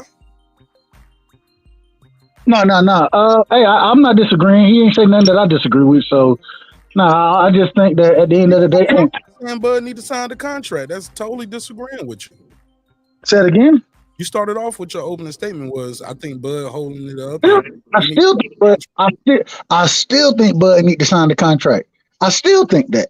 Without even knowing what's in it, without knowing all the parameters, But this is why I say at the end of the day, I'm a boxing fan, right? I'm a fan of the sport. I want to see that fight happen. And at this current moment in time, I understand that, okay, the situations may not be as favorable. That's why I always say I'm not going to crucify Bud for it. I'm not going to do that. But I will say that if the fight don't happen, it's because there was something about it that Bud didn't like. Bud held the fight up. It is what it is. Whether it was money, whether it was hold on, whether it was money, whether it's however long you got to sign, whatever it is, it was something Bud didn't like. So he didn't make the fight, and I'm gonna stick by that. I stick by that. Right side. If somebody say, you know what an indecent proposal is, correct? I do. Does that mean you turn down the money, or you just like, nah, I'm not wearing a dress? See, this is the thing. Even if I say, so imagine they want to make this film and they want me in the film, and I say, nope, I'm not gonna do this and this. Then and the film don't get made. I held the film up, although it was because of my beliefs or whatever. I still held the film up. I'm not saying, and that's why I say I'm not saying Bud wrong, but I am saying he holding the fight up. If they want me to wear a dress and I say I'm not going to wear a dress and the film never gets made, I held the film up because they wanted me to do something I didn't agree with. Okay. All right. I guess we're just going to have to agree to disagree on that, my brother. Because like some things like they should know not to come at you with, you know what I'm saying? Come to you with. And I don't know. I just guess we got to agree to disagree. Phone lines are open though. 470-705-9507.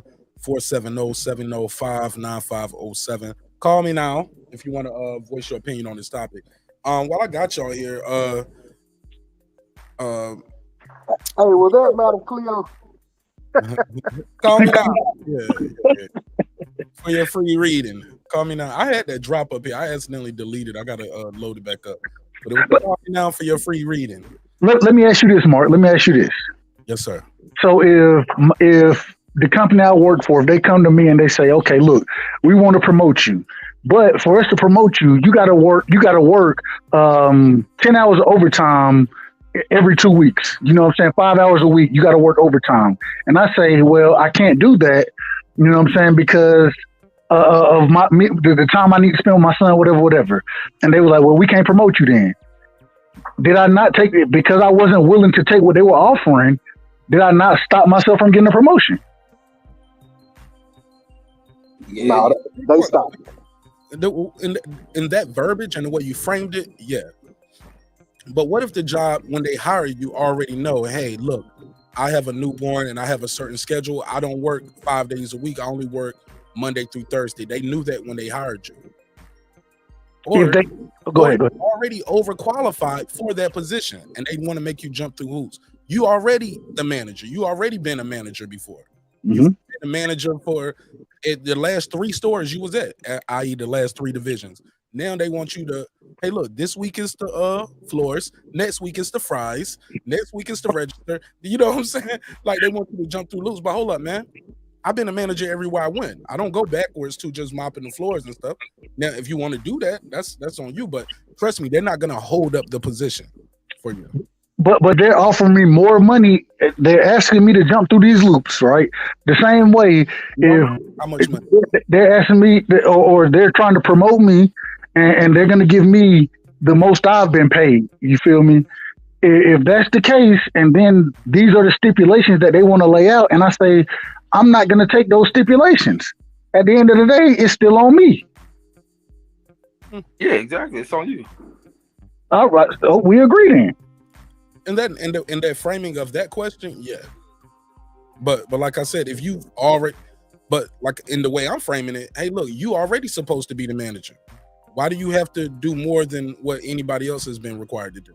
Because I'm going to a different store now. Now I'm not at the same store I was at when I worked at Best Buy. I transferred from Valdosta to Tucker, the Tucker store. When I transferred, it was different stipulations going on there. And even though I had been a supervisor down in Valdosta, I was coming on not as a supervisor, looking to get into that supervisor position, and they were asking me to do different things. So it comes with the territory of changing the landscape that you're working at. I thought this is a hypothetical question. It's a real life situation. That nigga said, fuck Best Buy. It did me dirty with my transfer. Hey, Best Buy, if you listen to pay my boy right out his damn money. Pay I ain't gonna lie, bro. Hey, man, that's why I had to leave, bro. Best Buy, they did me so dirty on the transfer, bro. That shit was that. Man, that shit pissed me off, bro. I went from being a supervisor to working in the fucking warehouse. Never mind. I don't even want to talk about it. Never mind. Happen every day. Pay that man his worth, Best Buy. But y'all get my point though, right? Like I get what you saying, right side. But at the end of the day, we who are we as fans to tell this millionaire what he need to be doing? But and like go ahead. Just sign the contract. Look, these guys have lawyers. These guys have high-priced lawyers. These lawyers, I'm sure they have an order that they doing these contracts in, right? Somebody got to read that over. Was it a actual contract, or was it a agreement of terms? And then once we agree to terms, then we signed type up a contract. It's so much to go. Term sheet. It was a term sheet. Agreement of terms. Right. Hey, Mark. And it's not just one slice sheet of paper, man. Like this shit might be like 10, 12 pages. But listen, this is my thing. I'm not disagreeing with that, and that's why I say I'm not mad at Bud. But even if I'm not mad at him for doing it, I can still sit here and say he holding the fight up. I can still say that. It doesn't mean. See, I feel like when we say he holding the fight up, it's a huge negative connotation there. No, it could be that he doesn't feel that they're giving him what his worth is. I'm okay with that. All I'm saying is that at the current state that we're in, you know what I'm saying, as far as what I'm hearing is on Bud to make the fight at this point in time. I say sign the contract because I'm selfish as a fan and I want the fight. But at the end of the day, if Bud doesn't think that's the best move for him and his family and for his brand, then I understand it. I'm not going to be mad at the brother for not signing, but at the same time, I'm going to be critical of him because I'm critical of all boxers when they don't do what I think they should do. And it goes down into what I think. You feel me? It's an opinion. Fair enough. Shelton Moore joins the floor. My brother Shelton Moore, what up? What up, though? What's popping? How you feel? What's the deal? Welcome back, man. Welcome back. OG Shelton in the building. What's happening, y'all? On my way back from fucking San Bernardino, had to give my daughter her first 4th of July barbecue at her house, and everybody got drunk and left me. So I'm driving back, just me and the dog, man. Me and the dog. I'm driving back home. Man, he beating the shit out that dog in the car. Lord, Peter. You dog, Peter. Nah, she quiet right now. She's just sitting here rolling. She on the rolls. She's rolling. Okay, man, that's a good dog, man. Man, I had my dog trained to ride in the car with me too, or the truck. Most dogs, they get car and throw up. My dog, she didn't do that shit. And she don't hang out the window with me. I ain't allow that. Oh, I remember my dog, I got off the window. It's just the freeway. She don't fuck with the freeway. The freeway's a little bit too much wind for her. You know what I mean? Yeah. Hey, man, I got off the car when I rode with my dog on a trip. That nigga got mad and took a shit in that motherfucker. Man, they be nervous, Reggie. Look, it's the motion sickness. It throw them off. Like this dog was disrespectful. That nigga would do that shit. That dog, that's why I got rid of that. You call Reggie. Once- You once make one get in- mistake, you Once fucking get in the get car, out. you threw the whole dog away. No, man, it wasn't just that. When I was realized this nigga was doing disrespectful shit, like hop on the couch, shit Was on it a it. grown dog or a puppy? No, he was a grown, he was a boy dog. I should. Did you train him that way? What? Did you let him? No, this nigga was disrespectful. He'd do that shit. Like the dog was foul, man. And even when I tried to dump this nigga, I took him somewhere and dumped him. This nigga found his way back like twice, man.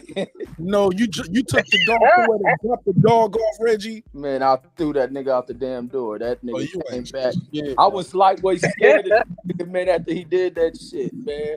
I was like, fuck, he deserved to stay. Then the nigga pissed on some shit again. I drove somewhere, dumped him.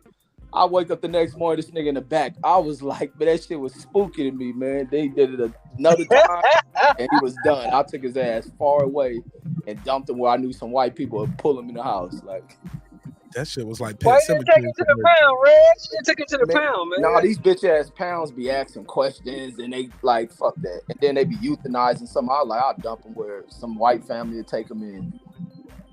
Yeah,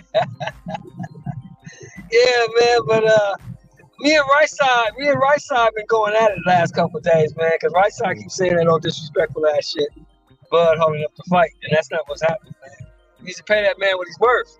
Pay that man what he's worth and you get your fight.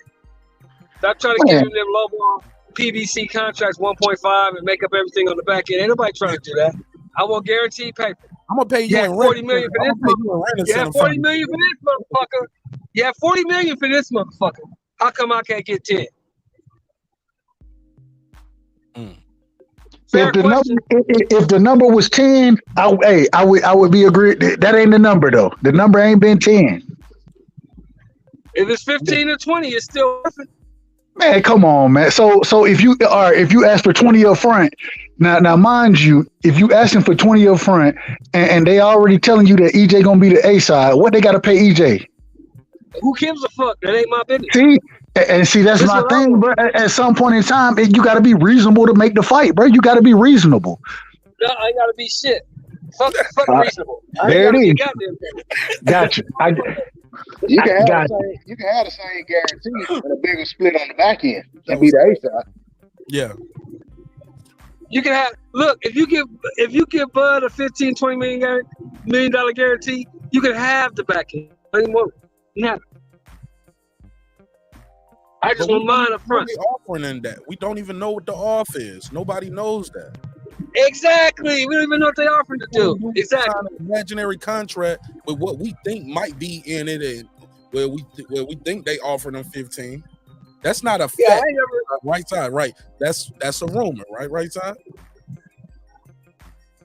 From a source, right? Yeah, no. Like I said, the actual 25 or 20, you know what I'm saying, from the guy I talked to, I ain't heard those numbers, but I really can't say. Because you didn't hear Red say it directly, neither, though, right? No, I didn't hear Red say. I ain't never talked to Coach Red directly. I ain't never talked to him directly. So these are rumors. No, it's not a rumor. Okay, go ahead. That's it's a rumor if you don't know.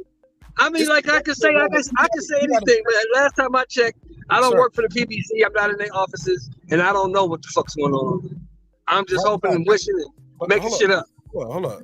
Shelton, what we just happened right there was very interesting. It sounded like my brother Right Side was about to say it's not a rumor. Oh, wow. Was that what you was about to say, Right Side?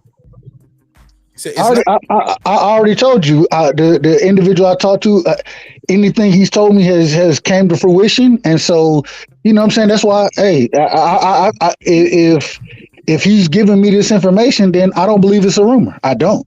And if it comes to a situation where he gives me some information and he's wrong, I have no problem coming out and saying my source is wrong. It's just that I hadn't ran into that yet.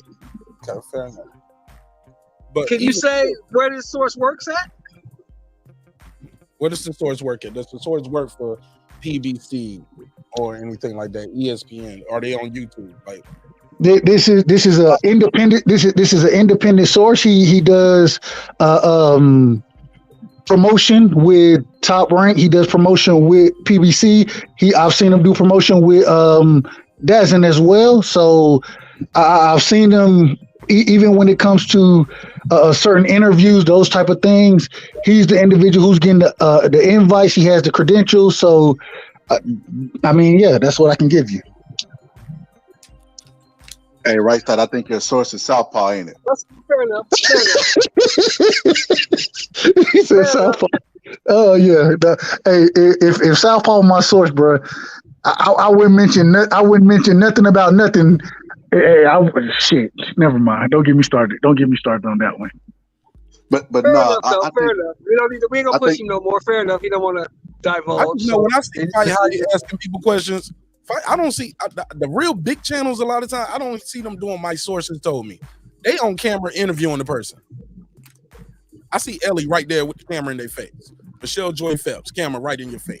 But I don't have the privilege to do that. No, I ain't talking about you. I'm talking about the source. Like, okay. I ain't talking about you. Your source wouldn't be just hidden like that. I ain't talking about you. I'm just saying those guys, their sources ain't really always hidden like that. I don't see Radio Raheem saying sources telling me blah, blah, blah. He just interviewed a person. They just be right there and he just asked them. You know what I'm saying? Ellie, same thing. He's just right there asking them. Michelle Joy Phelps, he asking them. What's his name? The Viegas dude, Sean Zeitel, like Ben from Fight Hype, Nesta Gibbs. A lot of times they just right there interviewing the person.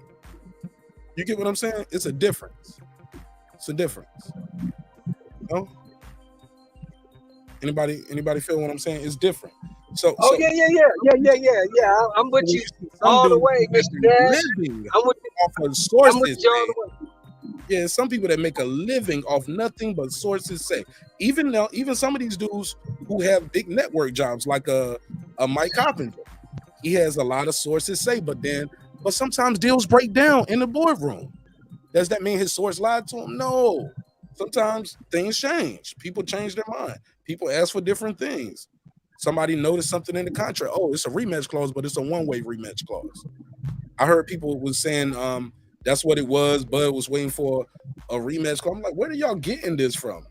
I've even heard people who make nothing but anti-Crawford content say, well, a source from Crawford's camp told me. I'm like, no, ain't nobody from Crawford's camp talking to you, nigga. Not if they send your content. Because you shit on them all the time.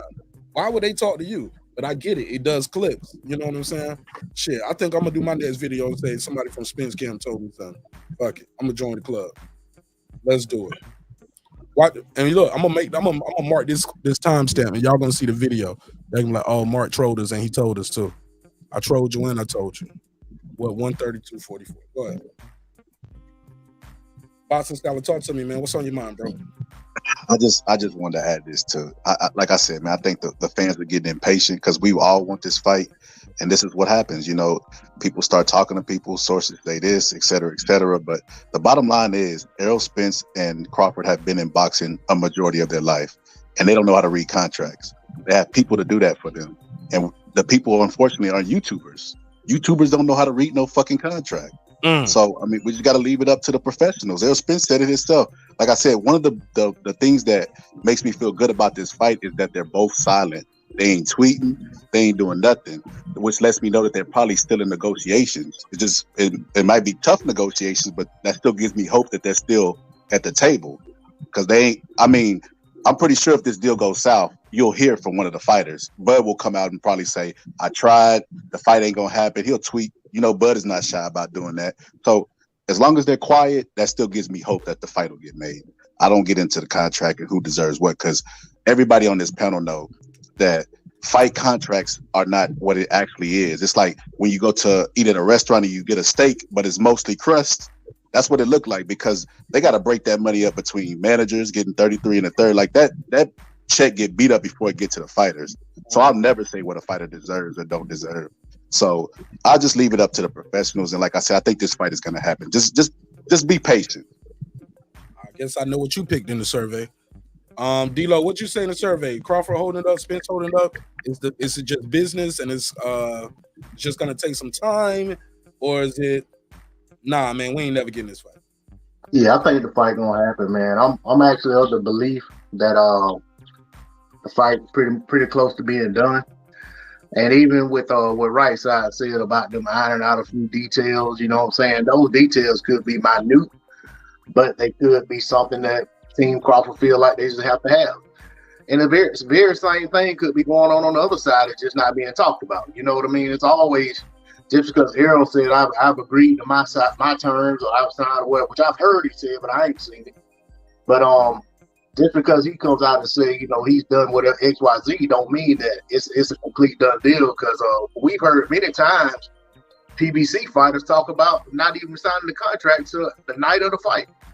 You know what I'm saying? So I just look at it like, you know what I'm saying, there's a lot that goes into negotiating a fight and putting a fight together. And the money, while it's the main thing that we hear about, I don't even think that's real. The fighter's money isn't even the biggest thing when it comes to putting together a fight like this. You got so many other things and so many other entities that could be trying to get involved. You got so much that you know, can't be publicized because it could hurt potential suitors in terms of people who want partnership and putting the fight together as a sponsor or whatever the case may be.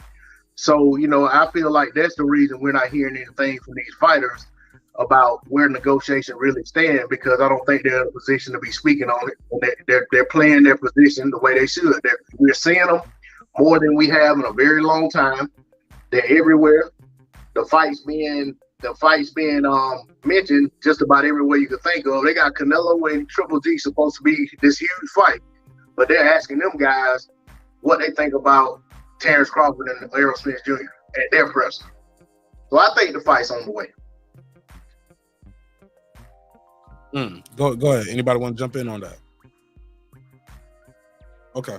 Well, look. I don't know. Go for it. No, and I'm not this. My thing is so when we're talking about this fight, I'm not disagreeing with anybody in this situation. Just because, yeah, Bud should definitely ask for what he thinks he's worth. The thing is if that's going to be the case, you know what I'm saying? What's Bud? And this is a question for the panel. If Bud doesn't make a deal with a PBC, you know what I'm saying? What's next for Bud if he doesn't make a deal with the PBC? What's next in y'all opinion? If I could ask that question, Mark. Respectfully. I mean, you just asked the question. It's okay. I don't mind, my G. It's all good. We're cooking. We're having a good conversation, I guess. Anybody want to answer? Take a strike at it. The question on the what's next for Bud Crawford if he doesn't sign with the PBC? I'll go first. It's not to say where he might not still sign with the PBC. It's just this fight, they just can't get it made because of whatever reasons. Whether it was a rematch clause, one-way rematch clause, purse bid split. I don't know. Maybe he go up to 154. But I've heard people say that, look, if he can't get the fight done with Errol, they're not going to give him Jamel Charlo. I don't know that. It sounds. The thing is if he does go up to 54, Mel now Bud he's been on pay-per-view. Question. My bad. My bad. Well, you just asked just because is it rhetorical? I'm gonna go around. I'm gonna let everybody on the panel answer. But that's my take though. I just think he might still he might go he might just not get that Errol fight. Those two just might not can come to agreement. But a bigger fighter like a Jamel or Jamal or what's the Hispanic kid, tall as hell, the Fandor. Yeah, shit, he might be like, oh shit, fight Fandor then. And shockingly, he'll say, no problem, let's go do it. How much I'm getting paid though? Hey, that's who Jamel Charlo said he need to fight. He said, well, they fight each other. Right. He don't want none of that. But we'll see though. We'll see. Anything could happen. So I don't know. I know one thing though. The boy going to the Hall of Fame when he decides to lay it down. But I think this is going to be something that's, even if him and Spence was to meet at 54, I think this will be something that fans will be like, we didn't get it when we wanted. We didn't get it at their primes, at the right weight, at the right age, because he already said he ain't got but so many more years. I think he only got about 3 more years. He said retiring like 37, 38, something like that. So he ain't got that many more years left anyway. But that's it for me. Anybody else want to answer? Right side's question. Same for the chat. What's next for either guy if the fight don't happen? I think in order for him to secure the type of fights that he wants, he'll probably have to do business with PBC at this point, just because of at 154 and 147 they got all the marquee fighters for the most part. Eddie Hearn doesn't really. He's already came out and said he don't really have anything for him over there. Golden Boy, kind of the same situation. I mean, Golden Boy could get him in Virgil Ortiz fight, but that's about it. So I think that the move would probably be to do business with PBC, and he may have actually more leverage if he's not negotiating the Errol Spence Jr. fight, and he's saying I'll go ahead up 54 and I'll fight, try to get in contention to get a title shot or whatever. To me, I think PBC probably would, like a lot of people saying he can't get the Spence fight, he's not gonna get the Jamel fight. But to me, I think PBC probably sees Jamel as a lot more expendable than Spence. And he's the super champ, and the WBO can mandate that, right? That's what the people are saying in the chat. Right. So to me, I look at it like when it comes to Jamel Charlo, they kind of thrown him out there here and there trying to build him into a star. But I don't think his star power has reached where they thought it would. So it would be a risk. It would be worth the risk to put him in there against Bud Crawford. If he beats Bud, it can't help but build his star power. But if he goes out there and loses, then that builds Bud. And if he signed the PBC, that builds his star power even more and makes the Spence fight even bigger, because he just went out there and beat Spencer's stablemate, and now he's the undisputed champion at 154 pounds. Just saying it can play it out that way. All right, same question on Show More. Talk to him. What's next? What's the question, brother? What's next for Bud? You said? Yeah, or either guy. Like if this fight doesn't fall through, like who would fans accept? As this was a question I actually had in the description block as well. But thank you, Right Side, for bringing it back up. Who would fans accept as an alternative for both Errol Spence and Terence Crawford? Well, at this point, I don't know what's next for Bud if he don't get the Errol fight, because I mean he got so many. He got options. He can retire. He can fucking fight. Damn, he just said it straight up. Like he can fight Charlo. I mean, he can fight Boots if he wants to stay at 47. It's a lot of things he can do. Now, Boots and Charlo. Virgil will be his mandatory, and I think he can fight Virgil. He can fight Virgil, but Virgil, Boots, and Jermell are all not big money fights. None of those fights are big money fights. That's the problem. Spence is the big money fight.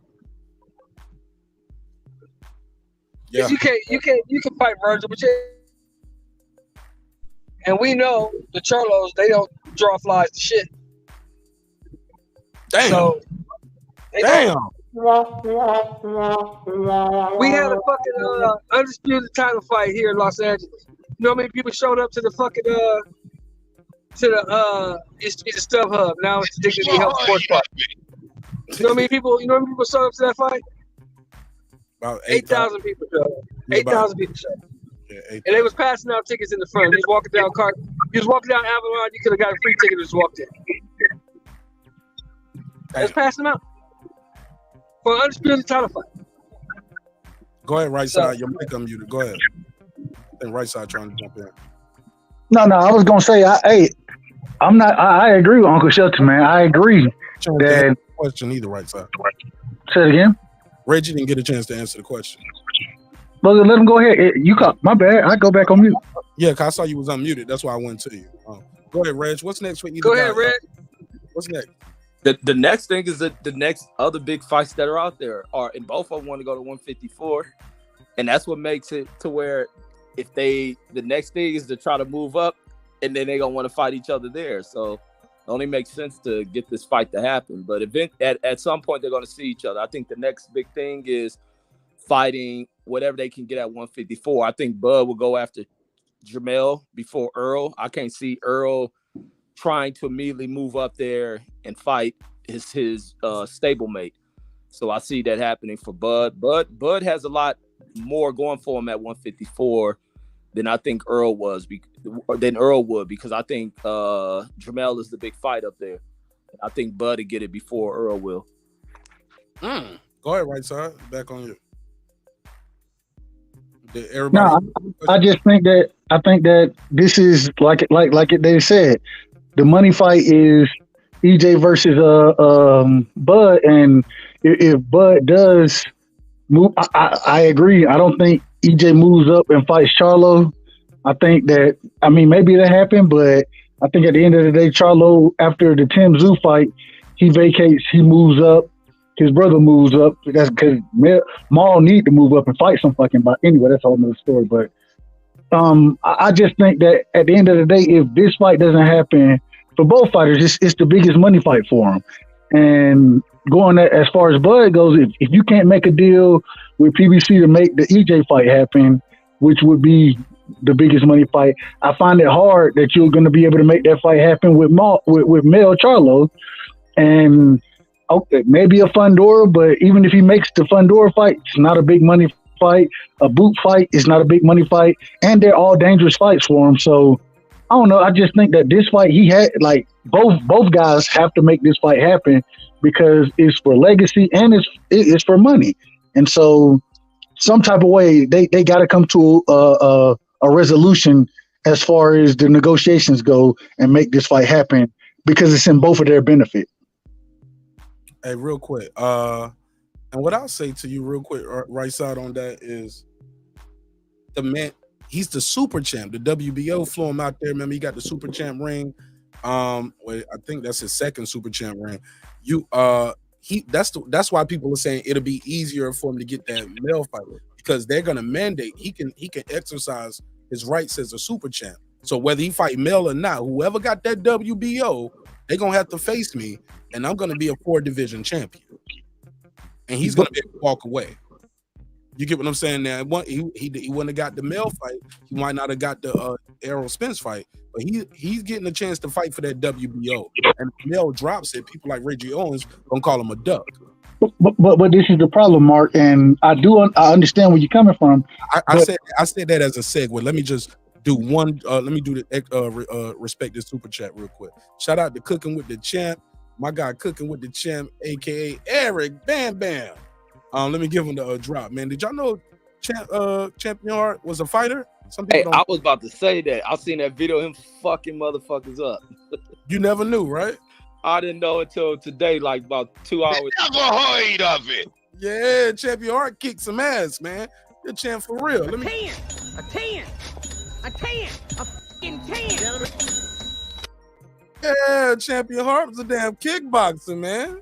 He actually did multiple disciplines. But he got a great story. I'm gonna interview him. Let's see if I can get him to pull up too, man. Champion Heart, if you out there, pull up, man. But I'm gonna try to interview Champion Heart for the members only channel because he has an amazing journey, and even with what he's doing with his business, transition from being a fighter, a father, even with his YouTube channel right here on this journey right here, working with him on this these some little pussy ass graphics I made right here. I hope y'all like it. Respectfully. No, I'm joking, but nah, it's dope. It's dope. But shout out to Champion Heart, man. We made it as close as we can get it to Reggie Owens' logo without getting sued. You know, yeah, copyright up now. Just fuck with you. Yeah, we made it close enough without getting sued, Reggie. You know what I'm saying? But I did also make another one for him for his branding and his merchandise. So we're gonna get those Cooking with the Champ t-shirts out there and get those on and popping. But definitely trying to support Champion Heart and all his ventures, man. Truly phenomenal brother. I wish him nothing but the best. Health, wealth, and prosperity to you. Let me see if I got the merch logo for him. Yeah. So we're gonna have these Cooking with the Champ t-shirts out there. You'll probably see me wearing one of these shirts on the show, supporting the brother. You know what I'm saying? Got the plate on it with the champion. And yeah, man. Shout out to my guy, man. Definitely a good brother. And he can kick some ass and cook you a good plate. You know what I'm saying? So shout out to Champion Heart. Thank you again for the donation and keeping the lights on. Young Billy and Huntsville, Alabama. Young Billy, you was here first. What's next for either fighter if this match does not come to fruition? This much anticipated match, but a much less salute to everybody in the panel, but a much less illustrious fight, basically. Without them two fighting each other, neither one of them has a really big opponent. And not this in the Charlo Crawford fight, because it's a lot of bad blood. They've been talking noise to each other. And but something tells me that after if Charlo does fight Tim Tszyu, something tells me that he'll move up to 160 just to ice Bud out for not fighting Spence. Ooh, and that's who he is. Billy. That's who he is. He is that guy. Remember, he said, "You know what I told my brother? Fuck Andre. We're gonna blacklist him. He ain't getting no money with it." That's who he is. So you hit it right on the head. Reggie ain't gonna like that. He love the Charlos. Honestly, no, and I like him. Look, I like the Charlos too, but I honestly believe that Jamel Charlo will not fight Bud if this contract falls through. He'll be like, well, you can mandate a fight, but if I'm not the champion no more, if I go to 160, then you're gonna be fighting a regular. If I beat Tim Tszyu, you're gonna be fighting a Castaño, a Tszyu, or whoever else, Fundora, whoever else you want to fight for a 154-pound title. But it ain't gonna be a big fight. It ain't gonna be for undisputed. I'm gonna drop all the belts. You got to collect them one by one, and there you go. Now the big fight leverage you had is out, and the only other big fight you had was Errol Spence. So for me, it's Errol Spence or bust right now. Paul. He said Errol Spence or bust. But look, that would be Charlo's biggest win too, though, right? It would be a big fight for Charlo. It'd be a big money fight for him. It'd probably be his biggest fight. Yeah, I mean, to be the Hall of Famer, yeah.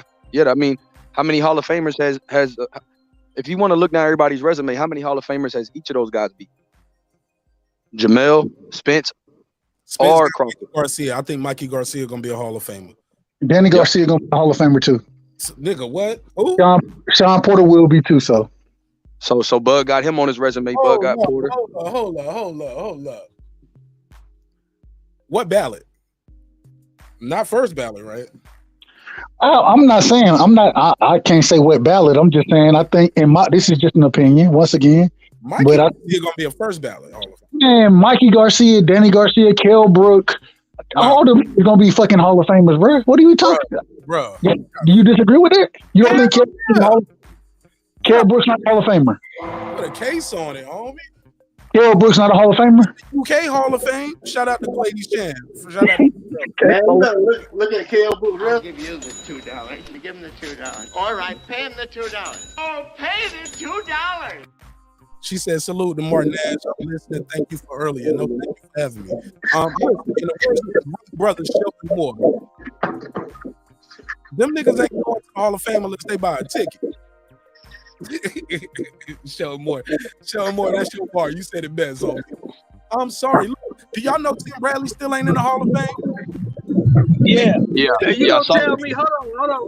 Let me say something right quick. So you gonna tell me Kell Brook's a Hall of Famer, but Tim Bradley isn't? Yeah, let me say this one line, because, hey, I think somebody got a lot of background. I think that's D-Lo. Okay, D-Lo, I'm gonna go right to you after this because your mic was unmuted. And was a lot of no, I'm on mute, man. That wasn't you. I'm on mute. Okay, let me say this. Tim Bradley beat 2 Hall of Famers, homie. 2 first ballot Hall of Famers. Manny Pacquiao, Juan Manuel Marquez. He's on this. He just missed his 3rd year of eligibility. It just passed. He's a 2-division champion. And he beat 2 walking, guys who were 2 walking Hall of Famers. At the time he beat them, he's still not in. So tell me, how is Danny Garcia gonna get in there? Because he didn't do shit at How is Sean Porter gonna get in? He ain't beat no Hall of Famers. What Hall of Famer Sean Porter beat? See, Danny got a better claim because he beat Eric Morales, who's a Hall of Famer. He got wins over guys like Nate Campbell. He got and beating Matisse when he was hot. Even though people didn't think that Lamont Peterson was anything but Kendall Holt, he got some good wins. That when you look down at his resume, you like, damn, he might have squeaked in. Like when you look at it, 2-division champ, he has a better case than to me Kell Brook does. But none of them have a better case than Bradley though. I mean, if you look at Tim Bradley went from being a prospect to being a champion when he went over to UK and beat Junior Whittaker. And from there, It was on and popping from that point on. Bradley took so many of these guys that are considered good. He took their oath. He beat guys. Took the oath, belt. Yeah. Everything that people praise Sean Porter for being, Bradley was that, except for Bradley actually won the fights. Come on, man. Bro, make some noise for that. Tim Bradley, Sean Porter is the new Tim Bradley. Yeah, that goes to my question. Tell me what Hall of Famer Sean Porter beat. Oh, Adrian Broner. Because Adrian Broner is a 4-division champ. He gonna go in there. He might not. Come on, man. Nah, man. You ain't gotta like it. But that come on. He's a 4-division champ. Now, Adrian Broner, you're right. Adrian Broner probably will get in the Hall of Fame. Might not be first ballot, but then again, he might be first ballot. No, he won't be first ballot. I doubt it though. No, he won't. Because all the extra shit. He'll probably be second or third. They probably make him sit out a year or two for the fuck of it. On some how they do my boy Terrell Owens, you know what I'm saying? Yeah, something like that. Or how they did James Toney. James Toney should have been in the Hall of Fame. How many years has he been eligible? Because James Toney just retired, bro. Hell no, James Toney He just retired? Man, James Toney He was still fighting? Hell yeah, I pulled his box No right shit. I thought Tony retired in like 2014 or something. 13, 14. Whatever the year he got in. Okay, look. Like, man, what the hell James Toney doing with 10 losses, bro? 70. Look, James Toney, y'all know how many fights James Toney got? Over 90. Like 80 something fights. He got about 80. Hey, let's not change the conversation. Who has Bud Crawford beat that's Hall of Famers? What Hall of Famers have Bud Crawford beat? Hold up, brother. Man, what's up? Bud Crawford's a 3-division champion. I didn't ask that. I said, who did he beat that's a Hall of Famer? You brought up something totally different. I asked a totally different question. Hold on. 3-division champion. Two-time fighter of the year. Former undisputed and current welterweight world champion. But Uncle Sheldon, you still ain't answering the question. Can't add up to none of that. Hold up, man. Sean Porter can't answer his question. Hold up. Let me Sean reset. Porter can't hold a candle to none of that. Brick by brick. And I'll be damned if I let you tear it down just because you don't like the way another nigga talk. All right, let me reset this shit. Let me say something. Just to finish my point. So what you talking about right side don't mean shit. That man's a walking, talking Hall of Fame.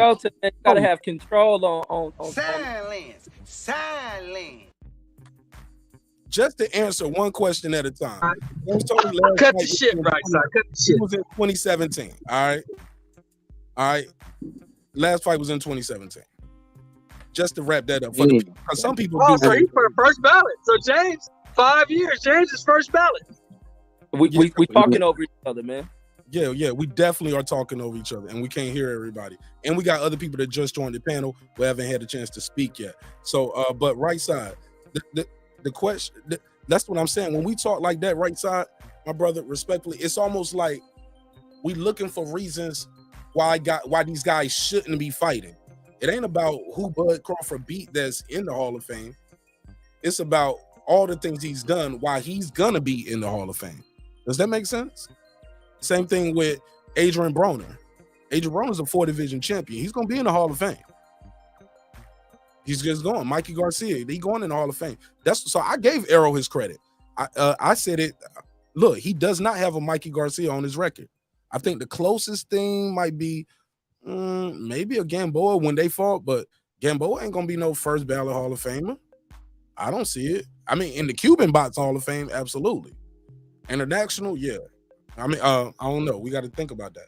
But I'll pass the mic. Huntsville is here, and we got Brandon Washington here. What up, Huntsville? Hey, what up, Mark? Can you hear me? Yeah, I appreciate you being patient, man. I'm sorry, man. It took me so long to get to you. Okay. I think the Hall of Fame is determined by votes, right? Right. Sports writers, journalists. Okay, so no matter how much we pontificate, the vote, it all goes down just like politics, the votes. And since when does beating a Hall of Famer automatically put you in the Hall of Fame via votes. It doesn't. Checkmate. Same thing. That's what I said about Tim Bradley. He's about to be on his fourth year eligibility. Okay. And he beat 2 Hall of Famers. He beat Pacquiao. He beat Marquez. Okay. Not Sean in first, second, third. Sean Porter in 2 reigns as a welterweight champ had 1 successful welterweight defense in 2 reigns. Sean Porter is not a Hall of Famer. Danny Garcia is not a Hall of Famer. Let's get out of our feelings. The votes are not there, and mainly these writers and everybody who votes, they have a different criteria than we're almost putting people in the Hall of Fame based on our pound for pound lists. That's not the way the votes are tallied to get you in the Hall of Fame. Bud, I think, is a Hall of Famer because 3 separate weight classes, and one of those weight classes undisputed. Yeah, I mean, too many accolades. Too many accolades to keep him. But y'all changing the argument. I'm not arguing Bud is not a Hall of Famer. That's not what I'm saying. I never said that. You said Danny was, and Sean. But no. What I said was what the question was. Go ahead. No. Let me say Danny and Sean was Hall of Famer. But go ahead, Reg, or whoever. Let me say why the Hall of Famer conversation even started. My man Uncle Shelton said, name me a Hall of Famer Sean Porter beat. So I said, name me a Hall of Famer all of them beat. You get what I mean? So we could just start naming Hall of Famers since that's important. But Right Side and me wasn't even making it important. It was just that Uncle Shelton asked that question like, well, Sean Porter didn't beat no Hall of Famer. What Hall of Famer he beat? Or what Hall of Famer Danny Garcia beat? So then it became of, okay, well, what Hall of Famer has Spence and Bud beat? Because if we going to start doing that, then we need to start, asking keeping it a buck all the way around. And then when it came to Bud, I see people talking about, well, his accomplishments, no Hall of Famers though. Right. And I can agree with that. I can agree with that. Like at the end of the day, and that was my whole point of bringing up Tim Bradley. Like you can beat Hall of Famers and still not be in the Hall of Fame. That's not the voters' criteria. They're not going. Right. That's not the voters' criteria when they vote. I'm telling you, those straps are one of the main criterias. Right. Over the you beat 1 or 2 Hall of Famers in your lifetime. But nobody's arguing that. Nobody's arguing that. I know, but Danny is not a Hall of Famer, bro. Yes, he is. I'm gonna explain why Danny Garcia is a Hall of Famer.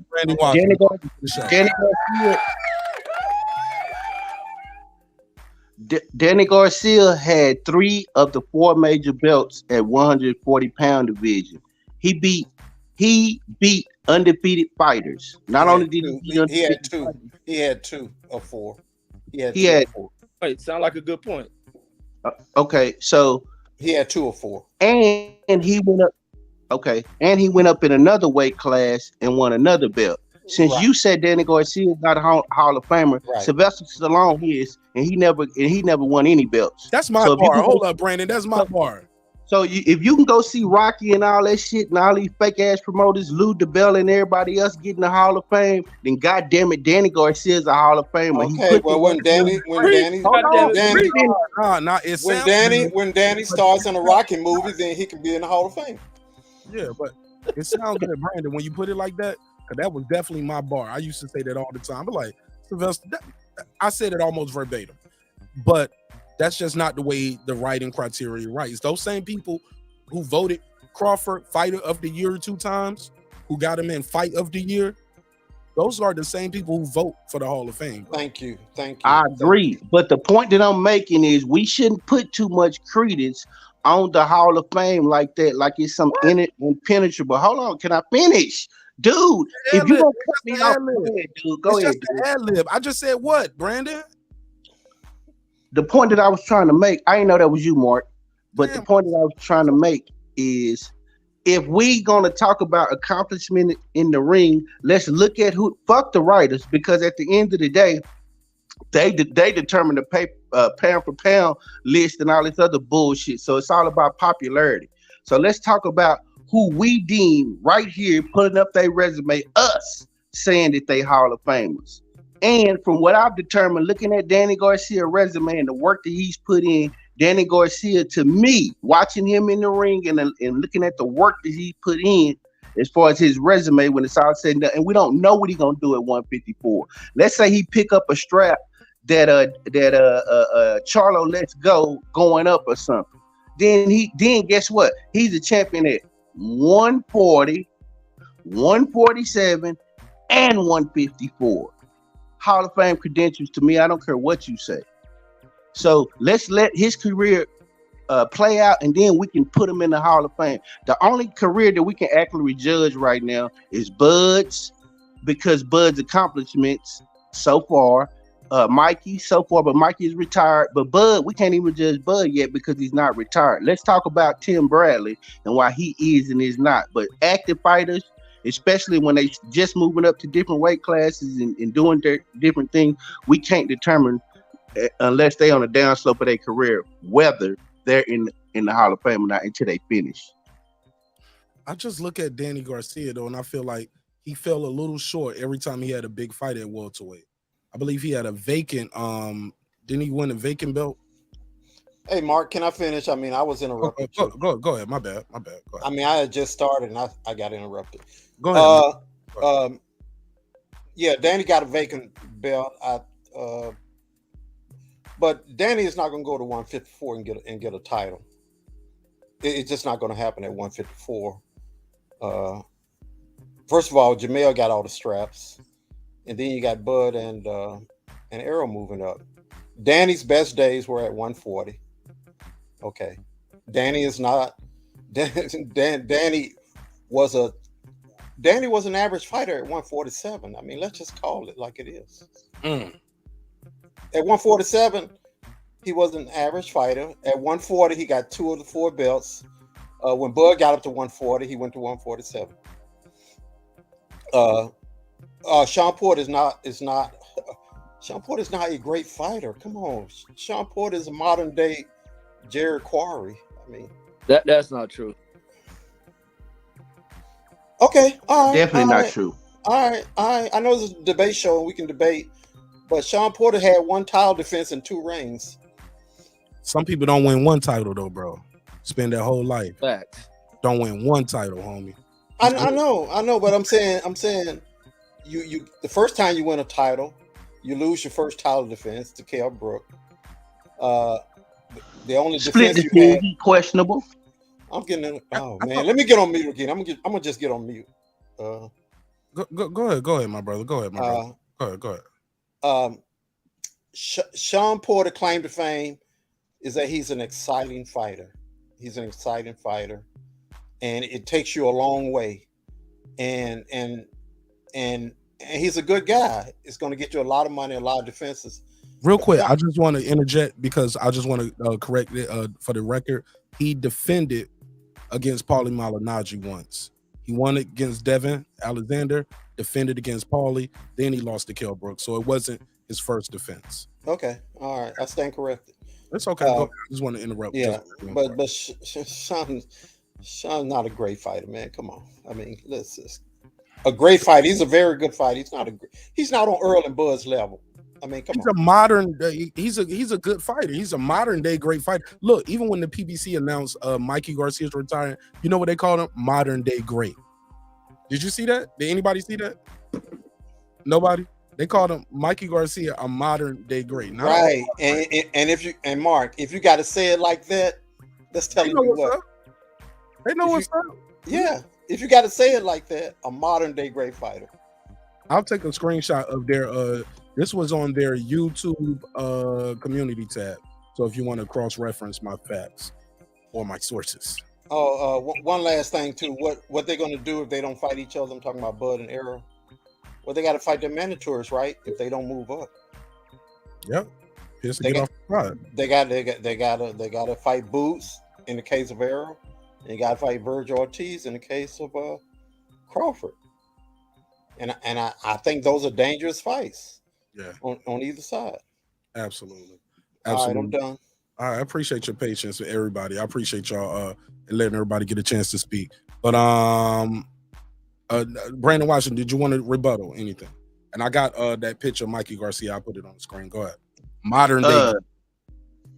No, not necessarily. I think Errol Spence is retiring these boys. He doing the job.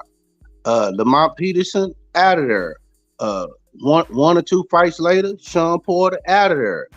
1 or 2 fights later, 3 fights later, Kell Brook out of there. You know, we doing the job, man. That's all I know. We doing the job. Yeah, they getting them big paydays fighting the big fish, man. I retired too. Shit. Fight Errol Spence and retire. All right. Like Bud trying to do. Marq Nash trying to do. Here we go. Look at this. The entire PBC. Look, modern day boxing great. I've never heard of a modern day great. I'm sorry. Never heard of it. Can we play it? Never heard of it. But who wrote that? Telemundo. This is on Premier Boxing. This is on their YouTube page. He's a modern day great. An all time great. Flout throwing mad now. Man, they don't create a new term. They created a new term. I've heard of all time greats. Champion Hart. Shit, my boy Champion Hart. Shout out to my boy Champion Hart. He was a modern day great. Let's go. What's up, my brother? Salute to you, man. How you doing? Man, I'm great, man. I feel good all over. Cooking with the champ in the building. What's happening? What's happening, brother? How you doing, man? Much love. Right. Y'all chopping up. Right Yeah. side. What you said? I think Reggie said something too. Go ahead, Reg. Oh, I was asking Champ who was the last motherfucker he had to kick in the head. kick in the head. What's going on, brother? How you doing, man? Man, I don't know who just said that Porter wasn't a great fighter, but man, I can't believe he said that. I mean, you got to give Porter his credit, man. He's fought everybody. Look at his. I mean, look at all the cats that's on his resume. Thanks. Regardless to the fact of him losing, hold on. We don't count. Hey, look, but when you apply for a new job, you don't count the jobs you got fired from, do you? No, not at all. I don't even put him on there. Right. So why you put the losses on your resume? I'll tell you the jobs I did good at. I was right. I was top foreman. Like, boy, I was top foreman, nigga. Right. Most definitely. But we count losses in boxing though. It's different. Right. You got to count the losses. Right. Yeah, without a doubt. Losses ain't ass whoopings neither. Oh, Shelton Moore count everything as the ass whooping. You lost, man. Sean Porter done held his against the great. He didn't held his. Sean Porter held on against everybody, bro. Yeah, he held his own, bro. Just because you lose, okay, wait a minute. Right side. Please look at Box Rec and tell me whether I came close, column. I'm not talking. I did good, column. Or the I was almost there, column. Or the I damn near had him, column. Where's that at? Go ahead, right side. I'm not looking at Box Rec. I'm looking at what the man did in the ring. I'm looking at how he performed against these. What does this record say, though? What does this record say? This record says he fucking lost. He lost. What about on his rant? What about Roberto Duran, Shelton? He lost. Is he a great? Is Roberto a great? Roberto Duran? Yeah. Okay. What's the difference with Sean? He lost. The difference with Sean and Roberto Duran is Sean, every time Sean stepped up in competition, he got beat. Every time Roberto Duran stepped up in competition, sometimes he won, sometimes he lost. But every time Sean stepped up, he got beat. Every time. Not one time, not 2 times, but every fucking time. Can't filibuster, bro. Can't filibuster. You got to listen. He lost. Roberto Duran lost to them, Shelton. Yeah. He lost, but he won more. He won also. He didn't lose all of his step ups. Sean Porter lost all of his step ups. Roberto lost all his step ups. Don't do that. No, he didn't. He didn't lose to Sugar Ray. He beat Sugar Ray and won. He beat Sugar Ray and won. Sugar Ray came back and made his ass quit, and he ain't winning the step ups. Okay. Okay, what about Davey Moore? What's the difference? What about Davey Moore? Why are we changing the? What about Davey Moore? Let him What talk, about man. Iran Barkley? So he didn't lose all the step ups, bro. That's a lot. Sean ain't lose all his neither because he became a champion. Who did he? Bro, why you gotta move the goalposts for? Why you gotta move the goalposts? Right side. I don't want to mute your mic, my brother, but you gotta let me host it and moderate it, my brother. Like, allow me the chance to get it back together. Give me the opportunity. Show more. This is what we're trying to say. Sean Porter, the fact that he won a title twice.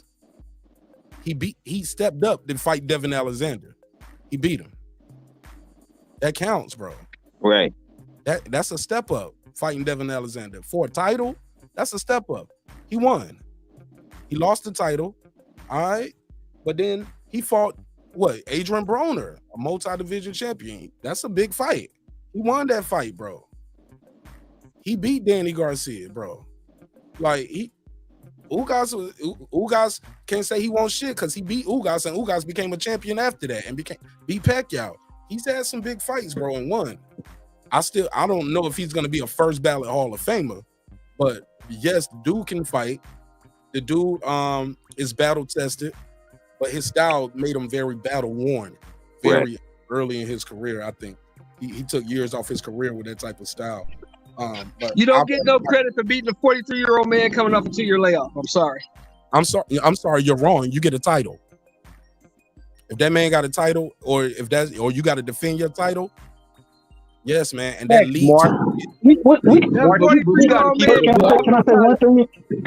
everybody jumped in at one time. Shut more, say your last bar. After this, we got to move the conversation forward. I said you don't get no credit for beating the 43-year-old man coming off a 2-year layoff. I'm talking about Ugas. That old man didn't have no title. But what? Can I you say don't get no something? credit. You don't get no credit for beating a 43-year-old man coming off a 2-year layoff. That's your third time saying it. Now, you gotta let people reply to that, brother. You can't just and keep saying the same thing over and over. Like, we heard you 3 times now. Respect. I think some people want to jump in and give their take. Well, that's the same 42-year-old man that Errol Spence and Bud Crawford were lobbying to fight. So yeah, that's all I got to say. Facts. Checkmate. Didn't he whoop Thurman? Go ahead. Didn't he whoop Thurman? Checkmate. And the thing is layoff. Thurman ain't ever been shit anyway. But that's something else. And you can't say that, Joe. He beat them other guys. Yeah, you can't say that. You beat the other guys that you said checkmate already. But this is the thing, though. So if we're gonna sit here and say that, I can say what I want to say. What you talking about? Showing. He's saying that figuratively. He's not telling you what you can't say. He's saying he mean that figuratively. I'm gonna mute your mic while you get his bars off. Please don't I don't want us to be straight up where we just arguing all the time. You know what I'm saying? I want us to be able to trade dialogue. But I don't think he meant that direct telling you what you can't say, Sheldon.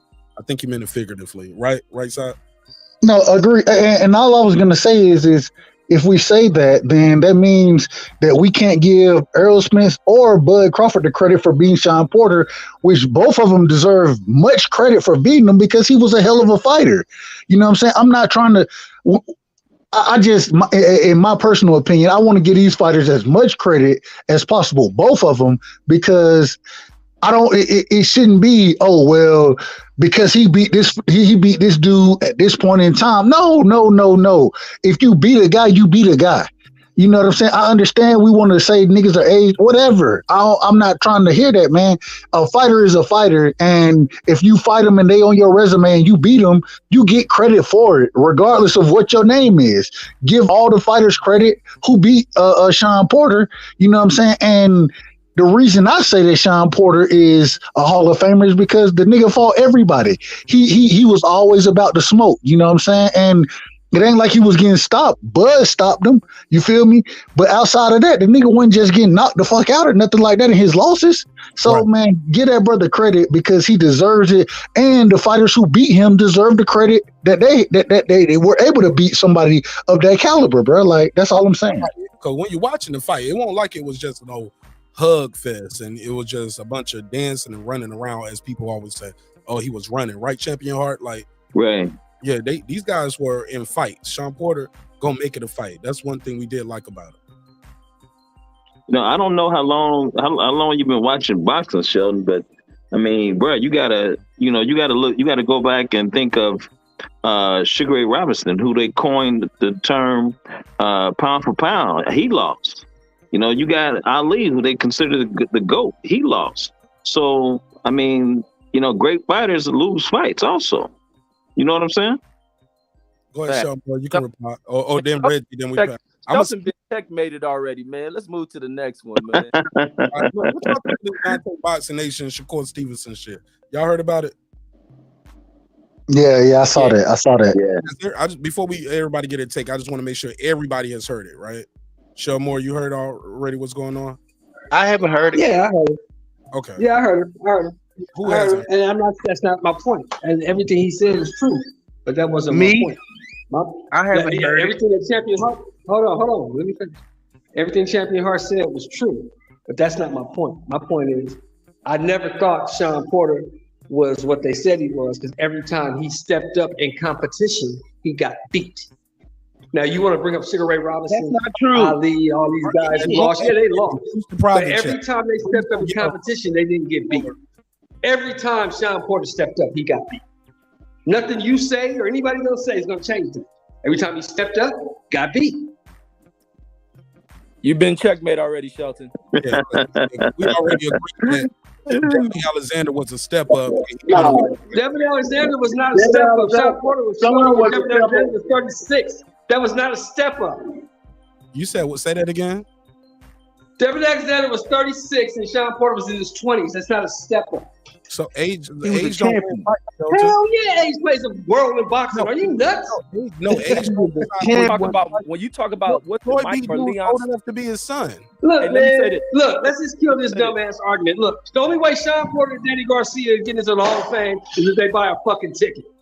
All right, let me say this. That's the only way they get in. Leon Spink, what was the thing that set Leon Spink over the top in his career? Beating the old ass. He was Muhammad Ali. 24 years old and Ali was 36 and he had 7 fights. He was 24 years old. He just came out of the fucking Olympics. It set him over the top, whooping Ali old ass. So what are you talking about? Yeah, that's what I'm saying. And you giving Sean Porter credit for whooping Devin Alexander's old ass. So what are you talking about? Okay. I'm about to kill that because age just don't win fights, man. I just know motherfuckers go in there and fight guys grown enough to be their kids and still beat them. Canelo was Floyd's son. Hey, but you know what, Mark? Devin Alexander's only 35 right now. He was born in '87, so his birthday he's turning 36 February 10th. So he wasn't 36. He's fucking 35 right now. Devin Alexander 35 years old, man. Let me Google it. I'm looking at it right now. What year? Right now. Devin Alexander ain't old like that. He was young when Sean Porter beat him. He's 35 now, Shelton. Oh, Shelton. Oh, man. Oh, man, we out of here. Shelton making shit funny up, little man. light, Shelton. I told you, You looking the funny nigga out here capping, bro. The nigga capping right now. He's capping. 1987, man. Tell me I'm lying. Yeah, But Mark, I'm looking at it right now. 35, you say 35. I ain't looking at it. I just got home. I ain't looking at it. he was in his 20s when Porter beat him. He fought Sean 9 years ago. So I said he was only 27. He was only 27 when Porter. 27, Who gives a 26 fuck? when Porter. Sean Porter ain't getting in and that's it. You a hater. Who gives a fuck? Sean Porter ain't getting in and that's it. The nigga might get in next week. Maybe next year, maybe 10 years from now, but he's not the first battle Hall of Fame. And that's They said he was 38 fuck all that other 10 shit. years ago. And He ain't nigga ain't gonna even 35. God damn, Shelton. Stop fucking. right, and the nigga got the worst audio on the panel. That's why I keep muting his mic. This nigga, he don't ran a 30-yard dash. He in the car. He had to drive through. Worst audio on the panel. Hey, Mark. Can I speak on that Devin Alexander Sean Porter fight right quick? Yeah, I was trying to move the ball forward, but if y'all want to build on that, go ahead. Yeah, I'm just gonna say this and leave it at that. Sean Porter was at the time it wasn't a step up fight for him to fight Devin Alexander. That was more of a step up for Devin in the division. Devin, even though Devin had won a championship versus Randall Bailey, he really hadn't fought anybody of note, other than Bailey being the tremendous puncher he was. You know what I'm saying? They fought for the vacant belt, and then I can't remember who Devin Alexander fought after that, but it wasn't some world beater. And then he fought Porter. That really was considered a step up for Devin Alexander in the welterweight division to pretty much cement whether or not he was a legit welterweight. And he went in there and, Porter took the belt from him. So, to me, I don't look at that as a step up for Porter. All right.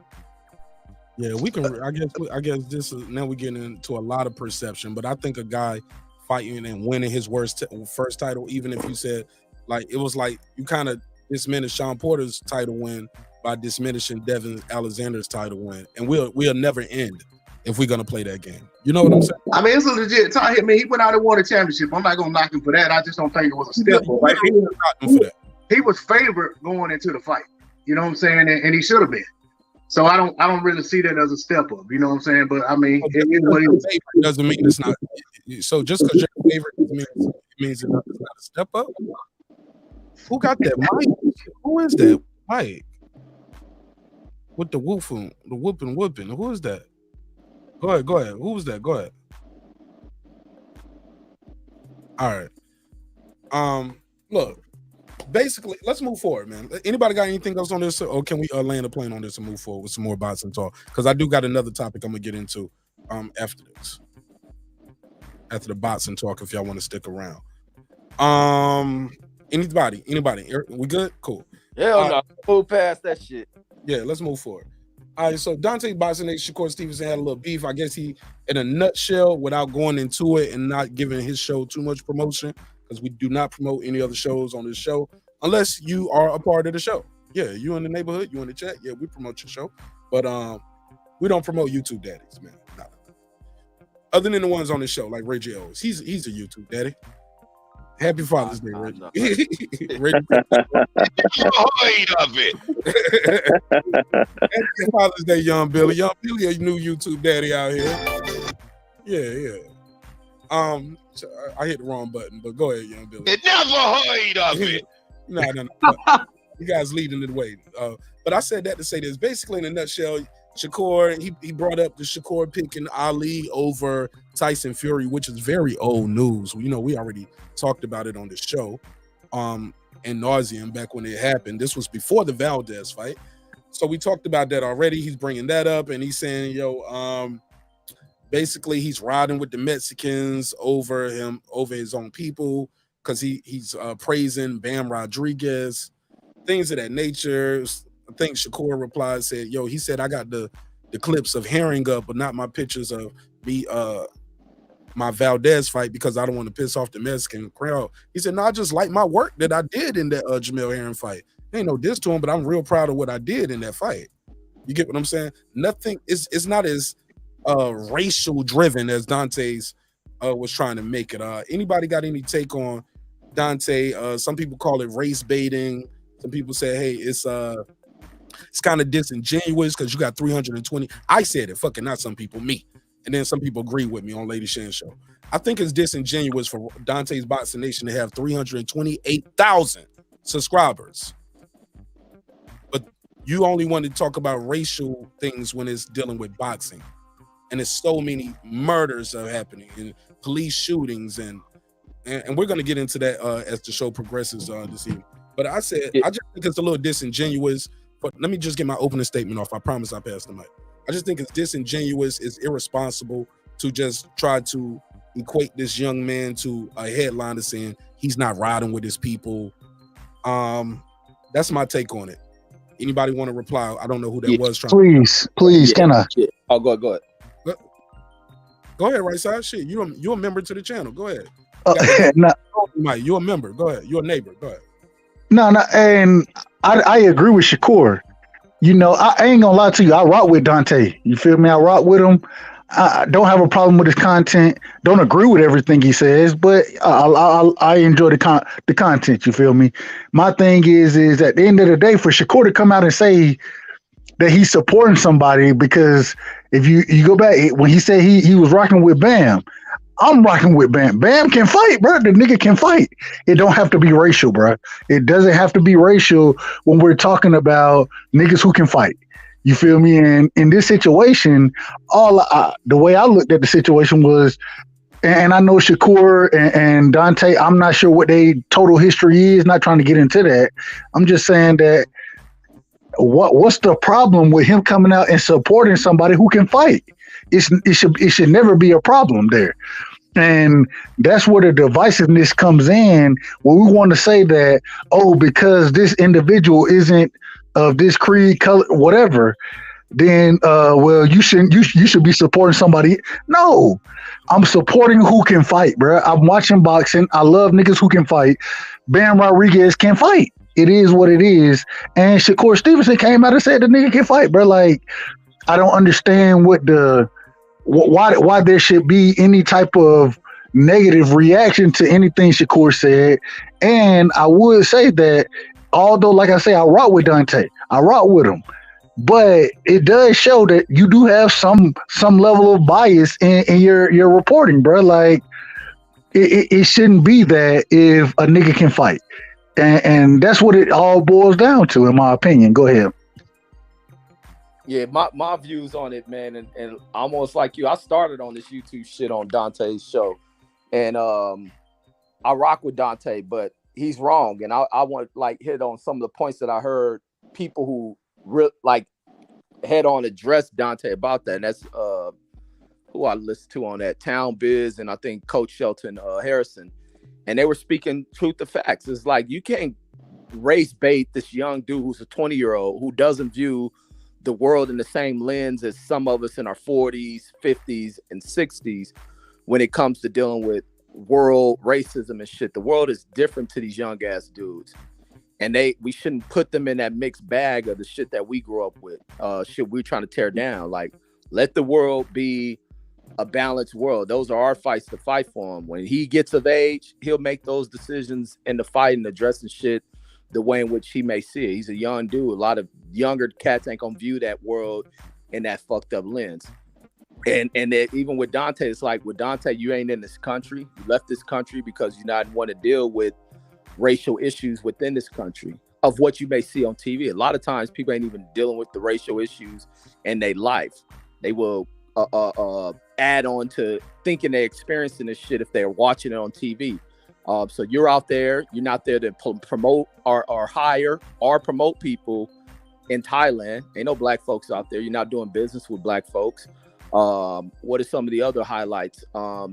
Every fighter you're picking in the fight ain't gonna always be black. And I don't think a lot of people will start to introduce that shit because they may see black people left off a fucking pound for pound list, not being mentioned by a white writer. Well, that's why your black asses have fucking platforms that can highlight the black fighter rather than want other people to kiss the ass of a black fighter, because you're still looking for acceptance from white people. It ain't their fucking job to have to praise your fighters. And these young dudes can pick whoever they want. I'm gonna pick at 175. You ain't gonna find me pick one black fighter to beat better beef. That ain't about to happen. I ain't playing the race shit with that. You ain't gonna see me do it at heavyweight with Tyson Fury. I don't see a black fighter at heavyweight that's gonna beat him, and I don't like any of them more than him as a boxer. Not outside the ring. He defeated Wilder. I don't see anybody beating him. Where else you may have a white motherfucker dominant? You don't have too much of that shit. You may have Latinos that are good. If they're the better fighter you see, you like them. Him as a fighter may have personal relations, whether than you being a media person looking from the outside and making it to where, oh yeah, go with the black guy. These fighters grew up with a lot of these dudes. They've been in amateurs with a lot of these dudes. They have probably stayed with a lot of these dudes. So they have developed friendships. That racial shit doesn't play into the dynamic of that shit. That's old age bullshit that people of my age can address. And I speak on a lot, but I don't push that shit with my kids. I don't push it with nephews and none of that other shit. That's my fights to fight. In the world in which they live, the circumstances are different. You see the way younger folks interact with one another. Race don't plays a part. The use of the N-word ain't the same as it may be for people older than me who take fucking slight to the word. So, I mean, he's wrong, and you're really out of the American picture when it comes to a racial dynamic. So I think he should apologize to the young dude, but the young dude got a lot of learning on shit. And the world of black and white racism ain't the world in which he sees it as. Plus, he dated a girl outside his fucking race. But that's my point on that. All right, shout out to Reggie. Anybody want to take a tackle at this topic? Thank y'all I for do. Go ahead. This is Brandon Washington. Brandon, did Dante Washington? Did Dante Boxing, do you think he was race baiting Shakur Stevenson? Yes, and I'm glad he did it. Kudos to Dante. Keep up the good work, Dante. Let them know that whenever they get out of pocket and forget who they are, just kind of nudge them a little bit. Do I think Dante went about it correct? Oh shit. Probably not. But what he did. Let's go, Brandon. Brandon said keep his foot on their neck. Yeah. Damn, Brandon. Yeah, because what he did was basically remind him, I see you posting a little bit too much, homie. You leaning a little bit. Let me tap you back to this way. Even though, and it forced Shakur to defend himself. Hey, bro, I post this. But guess what Shakur gonna do? Consciously, it's gonna be in the back of his mind. He gonna be like, man, let me make sure, man. Let me make sure the look is right. You know what I mean? He not gonna go. I bet you he don't go back to the same behavior. So kudos to Dante's Boxing Nation.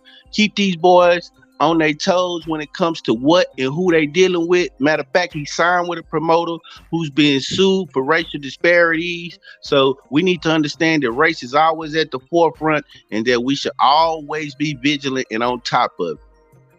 But what did he bring Good him job. to light? What did he bring him to light to? Because you live in that world, Brandon. That ain't the world that these young dudes. No, you live in the world with me, Reg. I've been watching your lives. But no. I live, but you see me address black motherfuckers too. It ain't the world that younger people live in. These niggas fuck with girls of all races. And in our world, our parents didn't accept a lot of that shit, but we break through a lot of that shit. That world ain't that 20-year-old nigga world. It is, because we being targeted every day based on our race. They just confused because they have more access than we had, like you said. That's what makes them confused, because they able to date women outside of their race and it's more freely accepted in certain places. But overall, America is just still, if not more restrictive as far as race than it always have been in certain areas. So he gets confused. How do you address race? By staying to your side, or do you punch racism in the mouth? How you address? I think the changes that have addressed the biggest changes in racism is addressing it head on, rather than talking about stepping aside from it, ignoring it. I think the changes of not being slaves have been from addressing that shit head on, but niggas don't highlight that. I think addressing a lot of segregation that it has occurred in this country has been addressing it full on. Otherwise, not staying quiet like a bunch of bigots would like motherfuckers to. That kid lives in a different world. The world is different for him than it is for us. The world was probably worse than what it was for us, but we have seen it. I think the thing is to address when you see the racial shit. This is boxing too, and it ain't that complex with racism and shit. You get people that don't like you. The sport is about picking and choosing who you like as a fighter, who you win. You see a lot of that same division amongst black fan bases, and one, i.e., being Bud and Sean Porter. A lot of black division is bullshit. So how do you address that as well? Okay. How I address it is you saying that race ain't prevalent, but we all know that anytime the top rank is making a fight, they have a whole division. What's the name of the division, Reg? Come on with it. When they matchmaking, what do top rank do? Say what they do. All right, let me say this. It's the what is that? And after this, I gotta let this caller get through. Yeah. It's called the non-black fighters list. But how was that addressed? Niggas never addressed it, and that's the problem. You address shit. Nobody addressed it. Fair enough. Con Enigma, 2 minutes on the clock. Talk to me, family. Yeah, I just want to speak on that. Hold on. Let me turn your mic up. Talk to me, Con. Let me turn you up. I speak on this Dante and Shakur situation. I'm from the 70s. Ain't no young buck. So I just think that the thing is that Dante wants Shakur to be just like super active and always every time a mic is in front of his face, he will be speaking on racism. But that's not Shakur. He's a young dude. He's not on that tip. Now, don't get me wrong. He knows racism exists, but I guess I feel Dante feel like, well, I gotta let this guy know that racism exists. Come on, man. You know it exists. This guy ain't stupid, man. You can see that. I experienced it. I still experience it today. But that was me. I have to speak on it every time I get a mic in front of me. I think that's what the issue is. I like to get y'all response on that. Appreciate you, Con Enigma. Thanks for calling in, bro.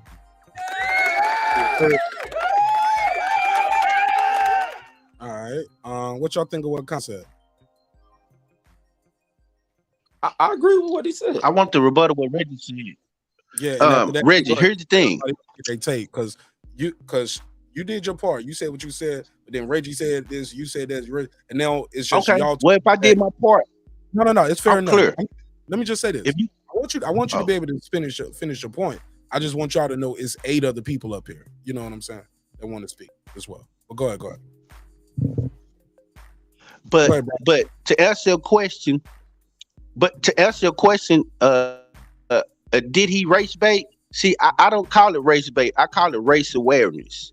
What he did was probably just pull a young man coattail. Just because you not on that tip, Ali was a young man when he got his coattails got pulled. So when we need that type of consciousness in America right now with what's being targeted. So if it take Dante to activate that in him, now maybe Dante didn't take the right approach. He probably didn't, but he got his attention. He got a world champion fighter to respond to him and the things and the view about his take on racism. And he made him think about race and defend that. That's a beautiful thing. And when you say race don't exist, Reg, they think about us daily. They don't make fights based on our race. And we've been told that. So that's the end to that. Wait. Who said race don't exist? When did you ever hear that? No, you were saying that it wasn't a big deal in this circumstance that we talking about. In a lot of circumstances, niggas inject racism in. It ain't racism. But also, who was Shakur raised by to think he don't know about racism? I think he was raised by a grandfather, right? Out of Newark, New Jersey.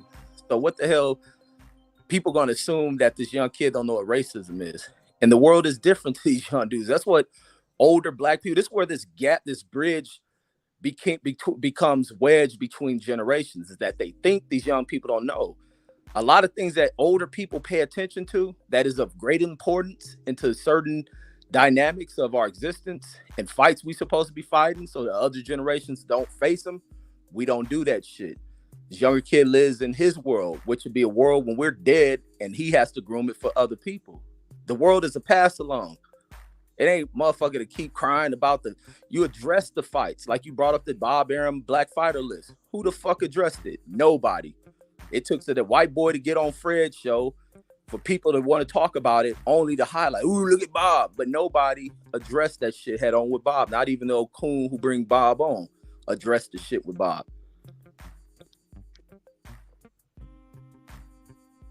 I mean, I agree, Reg, but the only thing I think what Dante did was bring awareness to him, where you were saying they not on that tip. But I think they need to be on that tip with the climate that's going on in America right now. They should be on our tip. All our entertainers, when LeBron James and everybody get in front of a camera, we should press them just like that. And we have. We've seen images of LeBron James reading Malcolm X during the finals, that type of thing. We need to make sure that everybody, this world for us, it's not a pass along. We need to remind our people every day and our children and teach our children every day about what's going on in America and what they up against and why they up against it. Is it fair? Of course not. Is it sad? Hell yeah. But we are not going to remain vigilant, and we're going to make sure that race is at the forefront of everything we do because they do. And I'm not going to let my people be confused. So it's a touchy subject. It's a taboo subject at times, but it's real, and it needs to be brought to the forefront at all times until we eradicate that bullshit. And I agree with that. Brandon, how could he acknowledge that there's a race war going on and then leave in the middle of the fucking war and go to Thailand? That's why I agree with that shit. See, here's the thing. It's global. And not only that, we don't, and I didn't say race war. You use that word. I don't use a language like that. So I didn't heard you say that before, but go ahead. Well, if you did, it may have been in a different context. So I can't say that I've never said it because maybe you have. I just say I try to stay away from that kind of language. I just say conflict. Now, For me, I believe conflict is global. So if he needed to go to Thailand to do whatever it was he needed to do his part, then that's fine. But that still doesn't take away from the facts of what he said. Now, was it ill time? Probably. Was it even ill mannered? Probably. Was it rude? Probably. But at the end of the day, let's look at the facts and what he said, and it brought race to that young man's mind, and I believe that young man is never gonna forget that interaction because he had to defend himself. But look, even that the dynamic of race was dumb in the context of people always bringing up race and boxing. He picked fighters that he favored when asked questions about a fight. That's him. That's his pick. That don't mean he don't know about racism, and that's the problem with a lot of boxing fans. They only inject racism. Now, if you ask them a societal question, then you see how he responds, not because he picked a fighter who may not be black. Like, that's dumb. I mean, just because white people do it, so what? Blacks got to fall along and tag along the asses of white people because that's the way we see some of them picking. Not all white people think like that neither. I'm not about to pick every black fighter I see on the fucking boxing match and pick him because he's black. If he's not a fighter I rock with, then I ain't. Like I said, 175, I'm rocking. At 175, I'm rocking with the motherfucking white boy, Beterbiev. Canelo picked all Hispanics. So all Hispanics have a code. Most of the time. Wait, no, I'm talking about the code that Hispanic fighters have. Haney his props. Canelo gave Haney his props. Nobody was trying to pull his card. Exactly. So now we got to kiss the ass of Mexicans. So we got to kiss the ass of Mexicans because Mexicans said, I'm going with the brown. So we got to tag along. We need to be on code. We need to be on old people say, man, that code shit is for monkey ass idiots. Let me tell you this about what is the code? About explain code. That to me, man. What is the code? I don't know what the fuck. If you let me explain it, I'll explain it. If you let me, I'll explain it to you. If you will let me. What the code is? The code is black people trying to tag along what they see racist white people doing. That's the code, because ignorant racist ass white people think staying on code by saying white is white, and they always get proven to look dumb as fuck. The same examples I make with Hitler trying to be on code, teaching his stupid ass people they dominant, they superior, and then go to the Olympics and look like shit. Ain't none of that shit. Results is what you see. Like, they can pick that shit all they want. Canelo can pick every Mexican he want, go in there, watch a Mexican go in a fight and get his fucking ass whooped. Him staying on code did what? Saved this fighter from getting his ass whooped. I think a Mexican fighter and motherfucking Mikey Garcia is retiring because a black dude whooped his fucking ass.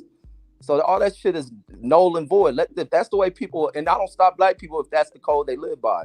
I ain't living by that shit. In a fight for boxing, no. And life is gonna be different. It's a boxing match, a sport, entertainment. All right, Reg. Now let me explain this for Shelton too. What the code is? When you stick a microphone in Canelo's face and it's a Hispanic fighter going up against, let's say, any fighter, championship, even if he's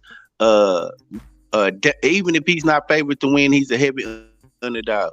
Canelo is going to root for the Hispanic fighter. When you go to Mikey Garcia and you stick a microphone in his face, he's going to root most of the time for the Hispanic fighters. Most of the Hispanic fighters stay on code and they root for each other and they celebrate each other. Why?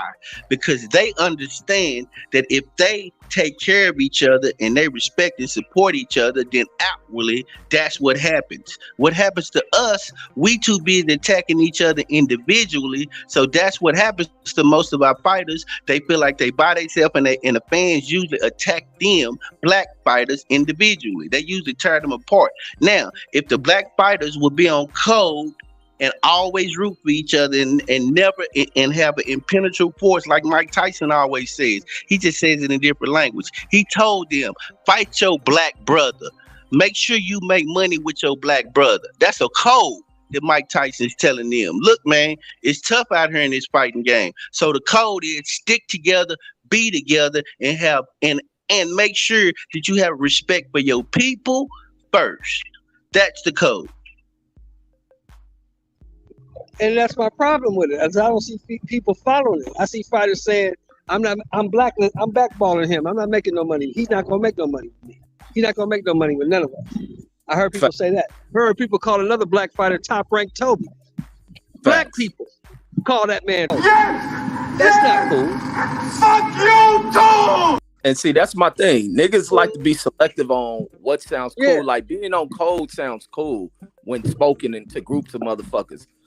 Talking pro-black shit only sounds cool when trying to soothe the feelings, but niggas don't live by that. Same niggas will tell you this cold shit, niggas who come out of prison for doing fucked up shit to niggas. Like, I don't buy into that silly ass shit. Black people love to be Back to soothed. the other Some dude, of Reg. Huh? And to the other dude, Reg. What's the first rule? This is my rule. This is in my opinion. The first rule of being pro-black, you gotta have a black woman in your house, right? Facts. That's what niggas be saying. Okay, Absolutely. So if you don't have a black woman in your house, don't question my blackness, because I got a black woman in my house. Right. So if you married to somebody else, I don't care if it's Asian, Puerto Rican, white, Mexican. If you married to somebody else other than a black woman, don't question my blackness. That's a fact. That's a fact. You cannot sleep another race and talk black. You can't do it.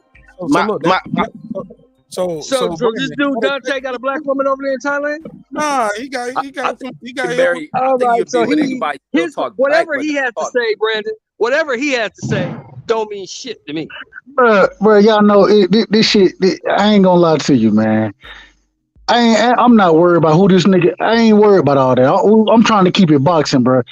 All I'm saying is, at the end of the day, I know we can bring race into any situation that we want to talk about. I got that. All I'm saying is, at the end of the day, what Shakur was talking about had nothing to do with this. What this man got in the fucking house, bro. Like, why do we have to attack the man personally? Shakur wasn't saying that. He brought that shit. Shakur wasn't saying that to him. Let me answer. Right side. We got here because Dante did it. That's how we got here. He brought up Shakur not being down with his people because of who he picked on a mythical boxing shit. Ali versus Tyson Fury. And so because he said that gives us the right to say, because he's over in Thailand and he's sleeping with who he's sleeping with, he's not black now. He's not black because he's got a black woman in the house. Stop. Ain't he questioning Shakur's blackness? Everybody stop. Listen. It's just the opposite, right side. Because who he picked to win a boxing match, Dante is saying his black card should be taken. A mythical boxing match that'll never happen. Ali versus Tyson Fury. Or who he posts on his Instagram. Okay, I posted my win versus Herring instead of my win versus Valdez. I did that because you think I'm scared I'm going to lose my Mexican fans. Dante did this. He brought the race shit in it. So your anger, if you have any anger, should be pointed towards him and be telling him like, yo, you should look in the mirror before you question somebody else's blackness. That's what people are saying. They don't as far as who he got in his house. I get you where you going with that, but that's what I'm saying. You can't throw stones living in a glass house. A dude got a black girl. You know what I'm saying? All I'm saying is, I heard what you said. Let me finish this. But more importantly, if you are so concerned with the plight of black people and really bring, because he's the one that brought the race into the shit. Dante, not Shakur. Shakur just kicking asses, winning belts, posting on his Twitter. And then he look up and Dante is saying these things, bro. You get what I'm saying? So that's where the vitriol comes from, people saying, hold up, what you doing with your 328,000 subscribers? Did you talk about the shooting that just happened? Like, what are you doing for black folks in Thailand? Do you hire black folks in Thailand? How many are you with a black? Because when you start, because you put this out there. So once you put that energy out there on a platform with 328,000 subscribers, you put yourself under that microscope, my brother. And that's where this came from. It's not like we're just trying to pick on Dante, but Dante can't use his platform to tell black people almost like y'all shouldn't fuck with Shakur because he don't fuck with his people. I'm paraphrasing, of course. But don't tell them, you don't know. Well, now we going into the hearts and minds of men because of what he posted on his Twitter, because he gave Ben Rodriguez his credit. Man, like you said, it's boxing. Why did Dante do that? That's what you should be posting on his page. Not bringing that energy to this panel, because these guys are only giving Dante back that same energy that he put out there in the world, my brother. And with that, I pass the mic. Thank you for your patience, right side. And I agree. My thing is the energy Dante gave out was toxic energy. You feel me? And which I'm proud of Shakur for responding to it.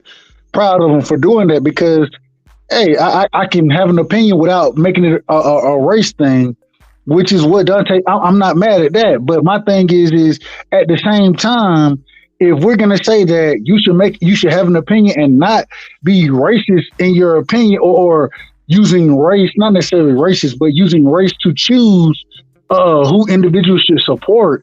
If we're gonna say that of him, why would we sit here and say who do you have in your household? Like I feel like at the end of the day, both ways, you know what I'm saying? Neither way, let me say it that way, neither way is right.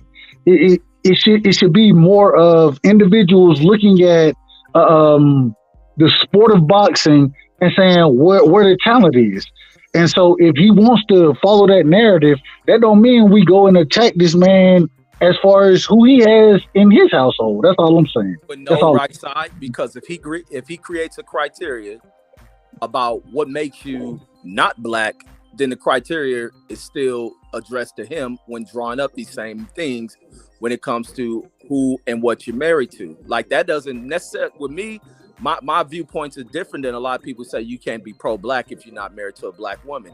I hold different thoughts on that, but many people share different philosophies and ideologies on that, and I can't take away from them because I get their points of where they're coming from. But I don't think a person who may have a white wife, a Latina wife, a Asian wife stops them from being pro-black in their cause. You got to look at the way in which they move and what they don't let their woman, stand in front of them on, or they become, submissive or control with how they speak on things. Like you got to see what that person speaks about, and if he's doing it in certain settings, afraid to do it around the other side of his, around the in-laws, and they don't know that side of him, he's only doing this when he's in this certain setting, then yeah, there's an issue with that type of person. But I think for the most part, people would like to see people married to a black woman making them pro-black, but some people married to black women treat the black woman like she ain't shit. Yeah. Pro-black and they treat a black woman like shit. Like there's many things you factor into that pro-blackism shit. And right side, before you jump in, shout out to Cooking with Sir Senior. I got a cash app. Shout out to the sister, Lady Shan. Thank you so much. She doubled back like a camel, supporting the show twice. Appreciate you. I got 5 on it. Thanks again for supporting the show, Lady Shan. Thanks for the cash app. But right side, that's what we're saying. That criteria you put out. So you can't say the man is less not supporting his people for what he posts on Twitter and Instagram. But you so pro-black. What are you doing? What are you doing? That's all we saying. Like, you got to hold a mirror up to these people sometimes, bro. Like, and I hate to say it, but once you put that energy out, matter of fact, I don't hate to say it. Fuck it, yeah, I said it. Once you put certain things out there, once you get behind this microphone and you put certain energy out there, these words are like boomerangs, homie. You better be careful what you say on this microphone. It'll come back to haunt you. Even myself. Like, I think you started off the statement saying, Marq Nash, you questioned me about my sources, and I was right. I'm gonna have to pull the episode out. So I owe you an apology. I didn't know that. But that we're not trying to target and pick on Dante's Boxing Nation. But he's wrong in this situation. And he does deserve to we got to call him to the carpet and hold him accountable for his statements, but also look at what are you doing with your platform. Again, 328,000. He got over 26 million views, bro. What are you doing before you start attacking this young dude who's everything he said he was, who has accomplished more in a very short time on this earth than some of us will accomplish ever? From the Olympics to being a world champion, then becoming another world champion, then unifying at another division. My G, this kid ain't out here trying to bother nobody. He's trying to do it the right way. Got a girl pregnant, married a girl, black woman. But you trying to question his blackness, bro. He's the one that's not keeping it boxing. And then we the bad guys because we putting them under that damn microscope. Nah, man. I like the word criteria, Reggie said. We got to hold him to his own criteria. I just want to say I want Sir Senior to get his bars off. because pretty much everybody else up here already had to take on this except Champion Heart. So let me go to Champion Heart, go to Sir Senior, and then we can open it back up. And this is a perfect segue to the next topic. Go ahead, Champion Heart. How you doing this evening? Give me your take on this. Did he race bait Shakur, or did you already give me your take and I missed it? We those of us who know boxing know that boxing has always been about race. You can go back to the days of Jack Johnson, so you can't deny that it's not. I think he knew what he was doing by baiting him like that, and it was probably because of I know Shakur took some slack for what he was saying about comparing Ali to Tyson Fury. I don't think he was saying that he was better than Ali. I think he was just saying that his style, was like an Ali type style, and a lot of people misinterpreted what Shakur was saying. Again, a lot of these young cats, and I think either Brandon or Reggie said this, that these cats, that their mindset is different, from the older generation. So how they feel about race is not, it's not the same type of mentality. And Brandon was right about being on code. We are the only people that don't do that. Even white America, they're on code with each other regardless. Even when they're wrong, they stay on code. You never see them call each other out. I just saw a video where this cat was, this older white dude was what was he doing? He was telling this little kid, he was black. The little boy was black, 11 years old. This is a grown white man pushing him off his bike and telling him to get out of his neighborhood. Now, he was being recorded, okay? And the woman that was recording him, I think, was white. She didn't stop it, even though she knew he was wrong, but she didn't stop it because she was on code. That's my point. Champion Heart, that's not on code because that was his goddamn relative who was recording that white man doing that shit to him. Was that a relative or was that a white lady recording that? His relative recording that shit. And that's the problem with black folks when they're afraid to address white people because they think they suck a premium to them. And then the other side, I know if it was a relative or if it was someone white recording that. Let me just say this about what you said about white people being on code. White people ain't on code because all white people don't share the same ideologies or philosophies. They're divided deeply politically. I don't know why black people buy into black people being all liberal. That's white shit. White people are deeply divided politically, deeply divided on ideologies, deeply divided on policies and all that shit. And they go to war and ready to kill each other. So they're not on code. There is no code. People have different standards of what's of value to them. Life is about what you value and shit. White people ain't on code. Black people think that shit, but they're not. Well, I think they've shown they've shown that more so than we have. Go ahead, Brandon. What were you saying? White code, because I'm a debunk that shit. Hold up.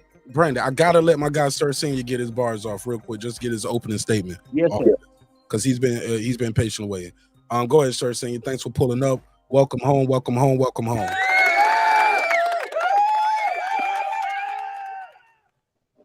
Yes, sir. Salute to everybody. Man, I think that it was good for him to, if his point was to make sure that he's got his foot on the neck, as people say, to all the young people or the people who are coming up now, and let them understand that it is a different world. And just because you're young and you got, friends here and friends there, everybody's not your friend. And everybody who's a friend of that person may not believe how your friend does. Now, if he was just trying to race bait, I say that's bad. That's bad form. I like Dante Boxing Nation, to be honest. But if you wrong, you wrong. It don't matter how much I like you or anybody else like you, or how many subscribers you got, how many followers you got, how much money you got. If you wrong, you wrong. It's a lot of people who will remain nameless that are wrong constantly. They make videos starting off wrong. They'll talk about manliness and being a good father, and men need to be in the house and checking their kids, but they'll put up videos of their kids talking trash to them and them not checking them. So I guess maybe they was in a sunken place. I don't know. But that's a situation I think they need to get out of.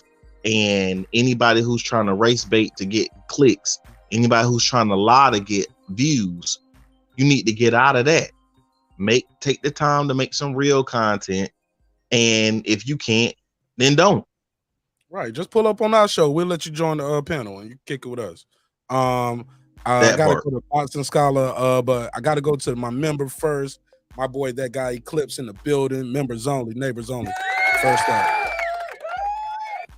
Talk to me, Eclipse. Neighbors, how's everybody doing? Happy Independence Day. Happy fireworks and get drunk day. Yeah, it's a Monday for me, man. It's another Monday. I know that's right. Talk to me, man. What's going on this topic, bro? I Damn, we think ran that- right side off, right side left. Right side, man, fuck y'all. I ain't got time for this shit. Take my ball going home. Yeah, man. I can't ask 1,000 questions over top of your talking. I'm gone. Right, yeah, I like right side, but right side ask a question, but then you want to answer the question. I'm like, was that for us? Because he got cooked. I ain't gonna say he got cooked. We just disagree. There's no right or wrong answer, but yeah, he's definitely wrong about us trying to. No, there's a wrong answer to that one. Let's stop that. Yeah, that was wrong. He was fucking wrong. Yeah, he's definitely wrong. He's definitely wrong. Yeah, and he probably did get a little cooked on that though. But that's still my guy though. He's still a neighbor over here. Still a neighbor, just like my boy Clips. Clips, talk to me, man. Clips, did you see that picture I posted in the neighbors only community tab? Oh yeah, with the Don't the, don't say it, because don't nobody know what it is. yeah, I seen it. Oh boy. Nigga. Wow. Yikes. But Yeah, I I gotta know censor. you But I gotta censor my shit. Right. Come on, bro. Man, it must be white. Must be white. Must be white. But talk to me, man. What's your take on this topic? Did Dante Boxing Nation, was he race baiting Shakur? Did Shakur fall? Shit, are we all falling for the bait right now? Because a lot of people on YouTube were talking about this over the last couple of days. I mean, yeah, and we take it. We take the bait. You know, we'll take the bait. We ain't gonna let them reel us in the boat, but you know what I'm saying, we'll go on and bite. And I think that's why he did it. But I think we're in a time where we've got to be dangerous when you use another man's name so you can chase clout and fame. Because I don't care what Dante Boxing Nation was trying to, his overall point, whether there's validity or any truth to it, or if that's just his perception. When you start using Shakur's name and other people's name, you don't know this man. Like I heard you say earlier, you know what I'm saying? What you leave this young man alone. This young man's out here working, doing what he's supposed to do. All right. And honestly, I've said 1,001 times, like we can make our little funny comments, but really, you know, who and what somebody's got going on in a bedroom really ain't our fucking business, you know, at all. And so to try to judge somebody's blackness, you know, who you fuck should not be a criteria of your blackness. However, I will say on the same token, we do know certain people within our community with problematic behavior. A lot of that comes from, you know, like when you see a black person who hates himself, you can see certain other traits, like a struggle shop guy and everything. You feel me? Like struggle shop. Exactly. Yeah. Avoid of it. Exactly, buddy, fella. Anyway, yeah. So just like, you know, say you see that, but just to say, let's not do that. Now, let's not do that. We ain't gonna call him a rodent. Yes, we are. You know what? I don't say that over here because my sister Lisa Bell, she really gets offended by terms like coons and mamies, and so out of respect for her and girl behind the mic, I personally don't say those terms over here. Now y'all can say what y'all want to say, but just know y'all hurt Lisa Bell. Weasel, like Lisa weasel, Bell said, that like Dr. Wesley called him a weasel. Like and then when you hear Lisa Bell talk, you can hear the pain in her voice you can tell she's sincere. She was like, man, just Man, hurts she me. was just hitting some weed when she said that. But you know what I'm saying? Right. She's like, you know, it hurts me then y'all motherfuckers call each other codes and shit. Hilarious. Yeah. So I would do the Lisa Bell voice for real. She was like, Mark, I don't like that. Lisa Bell sound like that aunt that you could be bumming cigarettes off of. Oh, she sound like that auntie with the Virginia smoked the Virginia Slims. Yeah. She smoked Virginia Slims, but she keep a pack in the porch. Yeah. The aunt from Family Matters. Yeah. No, the aunt from The Simpsons. She got the voice from like the aunt from The Simpsons. Respectfully, Lisa Bell, these are jokes. Don't get mad. She was like, you know what, Mark? Fuck your membership. I'm out of here, nigga. I don't need this shit. She got a smooth. She sound like she smokes cigarettes and drink Hennessy, but she got some good bops. Respectfully. Motherfucker, don't talk about my Yeah, did I say that? I'm gonna cut my camera off. All right, let's get back to the show. But yes, I was saying. Oh, go ahead, Mark. Go ahead, Brandon. Go ahead. Oh, like I was saying, Reggie, I can prove that white people are on code. The majority of them are on code. You said they fight wars against each other. They fight wars for resources to see who's gonna run the world. They fight amongst themselves, and most of the time it's the mostly dominant nation that's white that's doing it.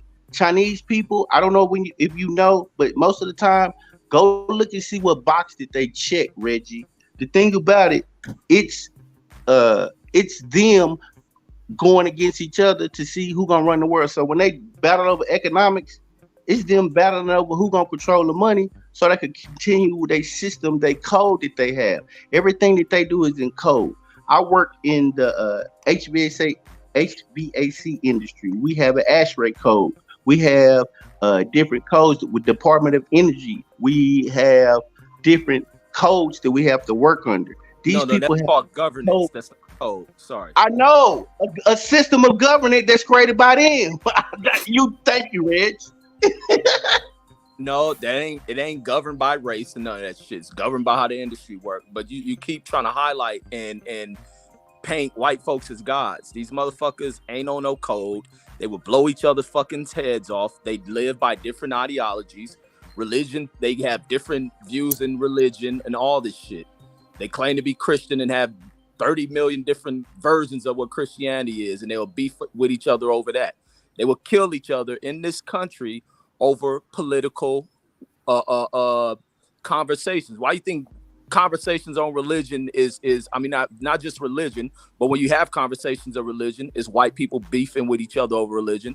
Not so much Muslim and Christian, Catholic and Christian. It's white Christians who will beef with each other over ideologies because there's so many different denominations of the shit. Then you want to talk about politics. They will kill each other over politics. They ain't no code on everything. Oh, that's a code? What are you talking about? They ain't. The whole gay movement ain't a black movement. Okay, let me it's white people versus other white people. They divide. They fight over shit. Y'all paint these white people like they are fucking without fault. These motherfuckers are crazed and delusional as anyone else. And they ain't can I jump in real quick? No. Try not to jump in so much because Brandon was jumping in with like little one-liners while Reggie was talking. Right. That's why I just wanted to say that. I finished my point on that. I'm just saying white people. Let Brandon get his bars off real quick. Like black people think they are because they think white people some special God creations. The motherfuckers kill each other and beef each other because they're divided in thoughts. Go ahead, Brandon. Yeah, so about this code stuff. Brandon, let me address this code stuff before I ain't even got to answer the question, man. You done veered off. This is Brandon's subject. You know how I get about these three things, man. What's the three things? Errol Spence, what black people need to do, and the Nation of Islam. No, Struggle Shop. Oh yeah, Struggle Shop. Oh yeah, I forgot. Errol Spence Crawford. And what black people need to do. Those is three topics. I never heard of it. Damn, wrong drop. I meant to do this one. That's Brandon Watch. Brandon Watch said, now you speak my language. So this code stuff, that code stuff is a myth, man. And I'll tell you why. If you go to YouTube, they have a whole organization dedicated to black people. We call it the LDBC. They have hundreds of thousands of subscribers of black people and support. You don't see that in any other race. It's only black people. It's fair to say in the LDBC, and he's Latino. Well, it's fair to say that a majority of the black people are on code in YouTube. I guess. Even though they let other people into the to the barbecues, a lot of is black people. That's why, Brandon. That's why you're arguing because what's happening is black people have got together and been on what you call code, right? And is the power has went to 4 or 5 channels that have the authority to speak on what's black and what's not. And because of that, they're saying a black man who we say is qualified is not black because this code shit that you're speaking of. No, we should not have 5 YouTubers who speak the authority. And like Mark just said, a lot of them ain't even black. And they have the authority to pull somebody's black card, and you'll have YouTubers going on there defending their viewpoints. That's absurd. That's crazy. But to answer the question about the race bait, because I didn't get to answer the question. I don't like that term race bait because I feel like boxing is racist. That's why you can race bait. If there was no racism in boxing, you wouldn't be able to bait it. If fish didn't like worms, you wouldn't be able to fish with worms, right?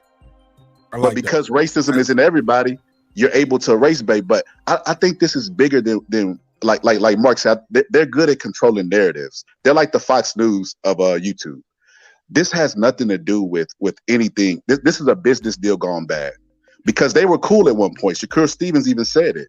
He said, I let you use my videos. We were cool. This Muhammad Ali shit, Mark covered this. This was fucking, months ago? Like, why are they bringing it up now? This is a business deal gone bad. That's what y'all are looking at. Something happened behind the scenes and both of them are lashing out. Because let me tell you what it is. He calling them race baiting. But had he not released that video, they still would be cool. And they still would have each other number and they still would do interviews. Fair enough. Go ahead, Clips.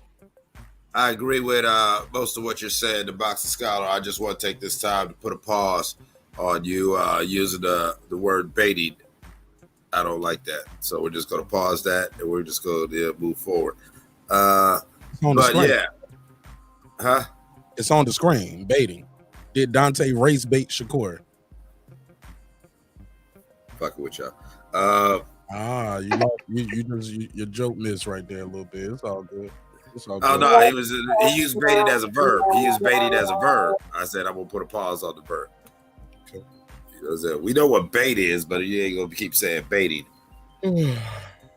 But I don't know.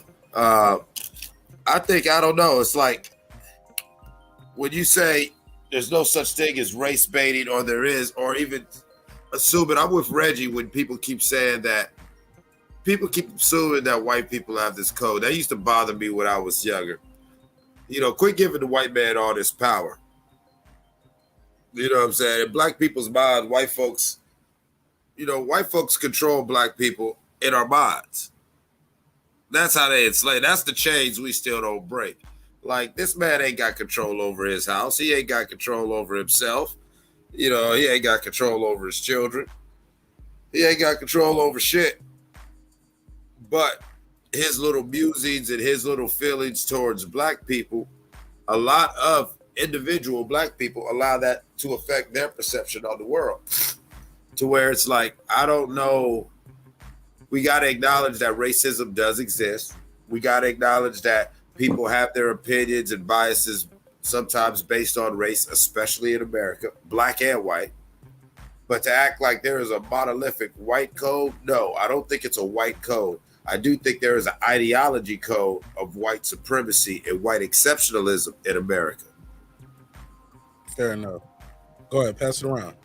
That's a code. That's a code. If you have a code that we are exceptional, and that's our ideology, and that's what we teach to everybody. Not only do we teach it to the immigrants to come here, we indoctrinate everybody with this ideology of the American dream, but basically it is basically indoctrinated with a hint of white supremacy behind it. That's what they teach you in all of your classes. So yes, it is a code. It is a code. The code is we mistreat these people based on what they look like. We target these people based on what they look like. And we do everything we can to make sure that these people do not succeed. Not only that, when we get bored, we make fun of them. When things go wrong, we blame them. When we feel like we want to kill somebody, we go and drag them behind pickup trucks and laugh. That's the behavior. So when you talk about supreme meaning over, meaning they make the decision. I just heard clips say, "Damn, we got acting like they not in charge." We go to them to we use their economic system because there is no other. We work in their jobs because there are no others. I wouldn't give a damn if you create a job. You still got to go incorporate your business, and you still have to use their banks. They control everything. They control your movement. If you want to leave this country, you need a passport, or else you're going to have to get your ass smuggled out of this country. But you got to use some type of mechanism of white supremacy to leave and do anything you want to do. If you want to drive your car legally in this country, it has to be registered. Everything you do is based on them and what they allow you to do. And anybody can prove me wrong, let's go for it. Is that white supremacy, or is that just the law of the land? Like that's China, because China the law you get the land. Hold on. Black people in China, it's a Chinese guy, right? In America, you gotta have a passport to come in his country. No. I'm sorry, go ahead, Reg. There's black people in this system, Brandon. There's black people who are in these positions in this governance, not this white supremacy shit. White people gotta go through the same shit. Now you deal with what you deal with internally in the systems. Now you get some white people in the bank who may give you a loan. If it's a violation of the law, just like Wells Fargo has done, that bank will pay for the motherfucking fine of violating this law by trying to implement some white bullshit. So all this thoughts you got, man, is a feeling that is wrong. Like, we live in a world that's been broken down. We ain't on fields anymore.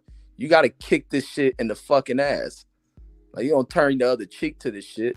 Regardless, it ain't you dealing white supremacy because you got to get a passport. White people got to go through the same shit. And they may deal with a black motherfucker at the window they got to turn all these documents to. So what's the difference? Oh, the black man just in there working under the white man, telling them what time to clock in. So what about the white person in the next window? Oh, it's different? Like, we got to stop this shit. White people ain't that fucking God. Exactly. That's my point, Brandon. It's not like they're not bound for this. You're smart enough to understand what I'm about to say. I often told, when people ask me, why did I become a Freemason? I said, especially with a black man has right knowledge, it's very interesting to get an inside perspective of the very laws and principles that they bound themselves to. You know what I'm saying? They're bound by this shit too. And so just because you say, oh, you got to use their financial and government systems, everybody does. That doesn't give them the ultimate power and say so in everything. The only way that does is if we continue to look at them. That's what Reggie's get at. If we continue to perceive them as this almighty overriding opinion on everything, then yes, they can barge their way into any conversation, whether it's a black conversation, a Latino conversation, or whatever. As black people, we've got to realize, like Reggie just said, we aren't on no plantation no more. And we better take advantage of it before we find our ass back on one, the way the Supreme Court acted. You feel what I'm saying? And the only way for us to really truly claim any true sovereignty and freedom is stop giving a damn about what these people think. Wait, you just said this, so the Supreme Court could put you black on a plantation? They can take away them. They just took away Roe v. Wade. They can't, it'd be hard as hell. Yeah, these are the laws. That's his point, Clips. No, I get it. Checkmate. No, that's no checkmate. I get, but we gotta stop. We gotta stop giving them that power, giving them that deference, where that could be an option they use. Yeah. So you know what the 13th? Do you know what the 13th Amendment is? Yeah, you know what the Constitution is? Same thing. No, it's not. How you figure that? It's the part of the law of the damn land. So they'll have to come up with new amendments with black congressional members in there, black people with rights to vote, and all this other shit. They ain't gonna move. It don't move that swift to make these damn changes. And even with the Roe v. Wade thing, that can be always overturned. Like, y'all move too much at praising white people like fucking gods. Well, you're not praising white people. The fact of the matter is that there has been a system established, you know what I'm saying, against one group of people. So you tell me what Jim Crow system was set against white people? I mean, no, but tell me that. why you fight it. And people who've come before our crying asses have defeated these systems. Well, but there are still effects of those systems, and you got to keep knocking them down. And that's just like you get goofy ass niggas like Fred and niggas that buy into the shit talking liberal Democrat, the blue cities. That shit is fucking. Well, I mean, the liberals are our enemies as well. Malcolm X told us about the liberals. The liberals ain't what Malcolm X lived through neither. Integration ain't what Malcolm X lived through. He ain't lived long enough to see integration. And then you get black people that regurgitate that shit. None of the damn civil rights leaders who spoke about integration lived through any of it. And then you get black folks talk about integration, which we Malcolm X lived with white people and went to school with white people. Red, you know this. You read the book. What are you talking about? He did not live in what was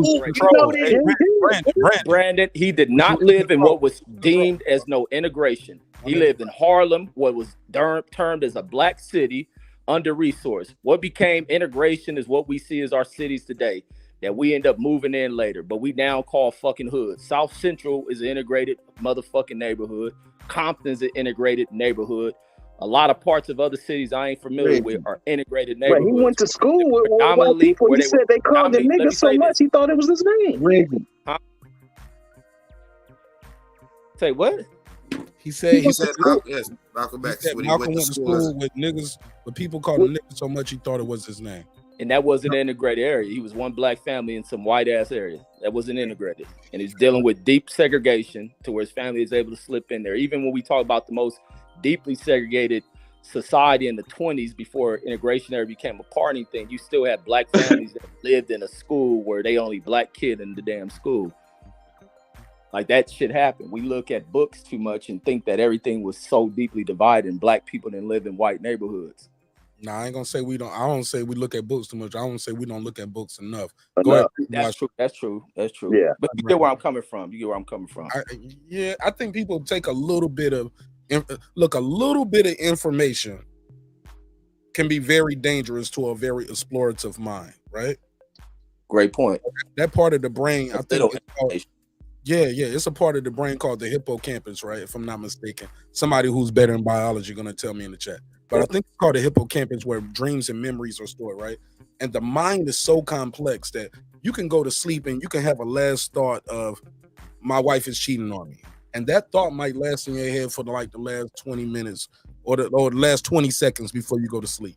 The brain is so elaborate, it would create a whole story. Not only is she cheating on me, she's cheating on me with her coworker. Her coworker look like Mark. He be wearing a red bucket. Your brain will just add all of this to it. And it can be very dangerous sometimes. Go ahead, Brandon Washington. I know you was trying to jump back in.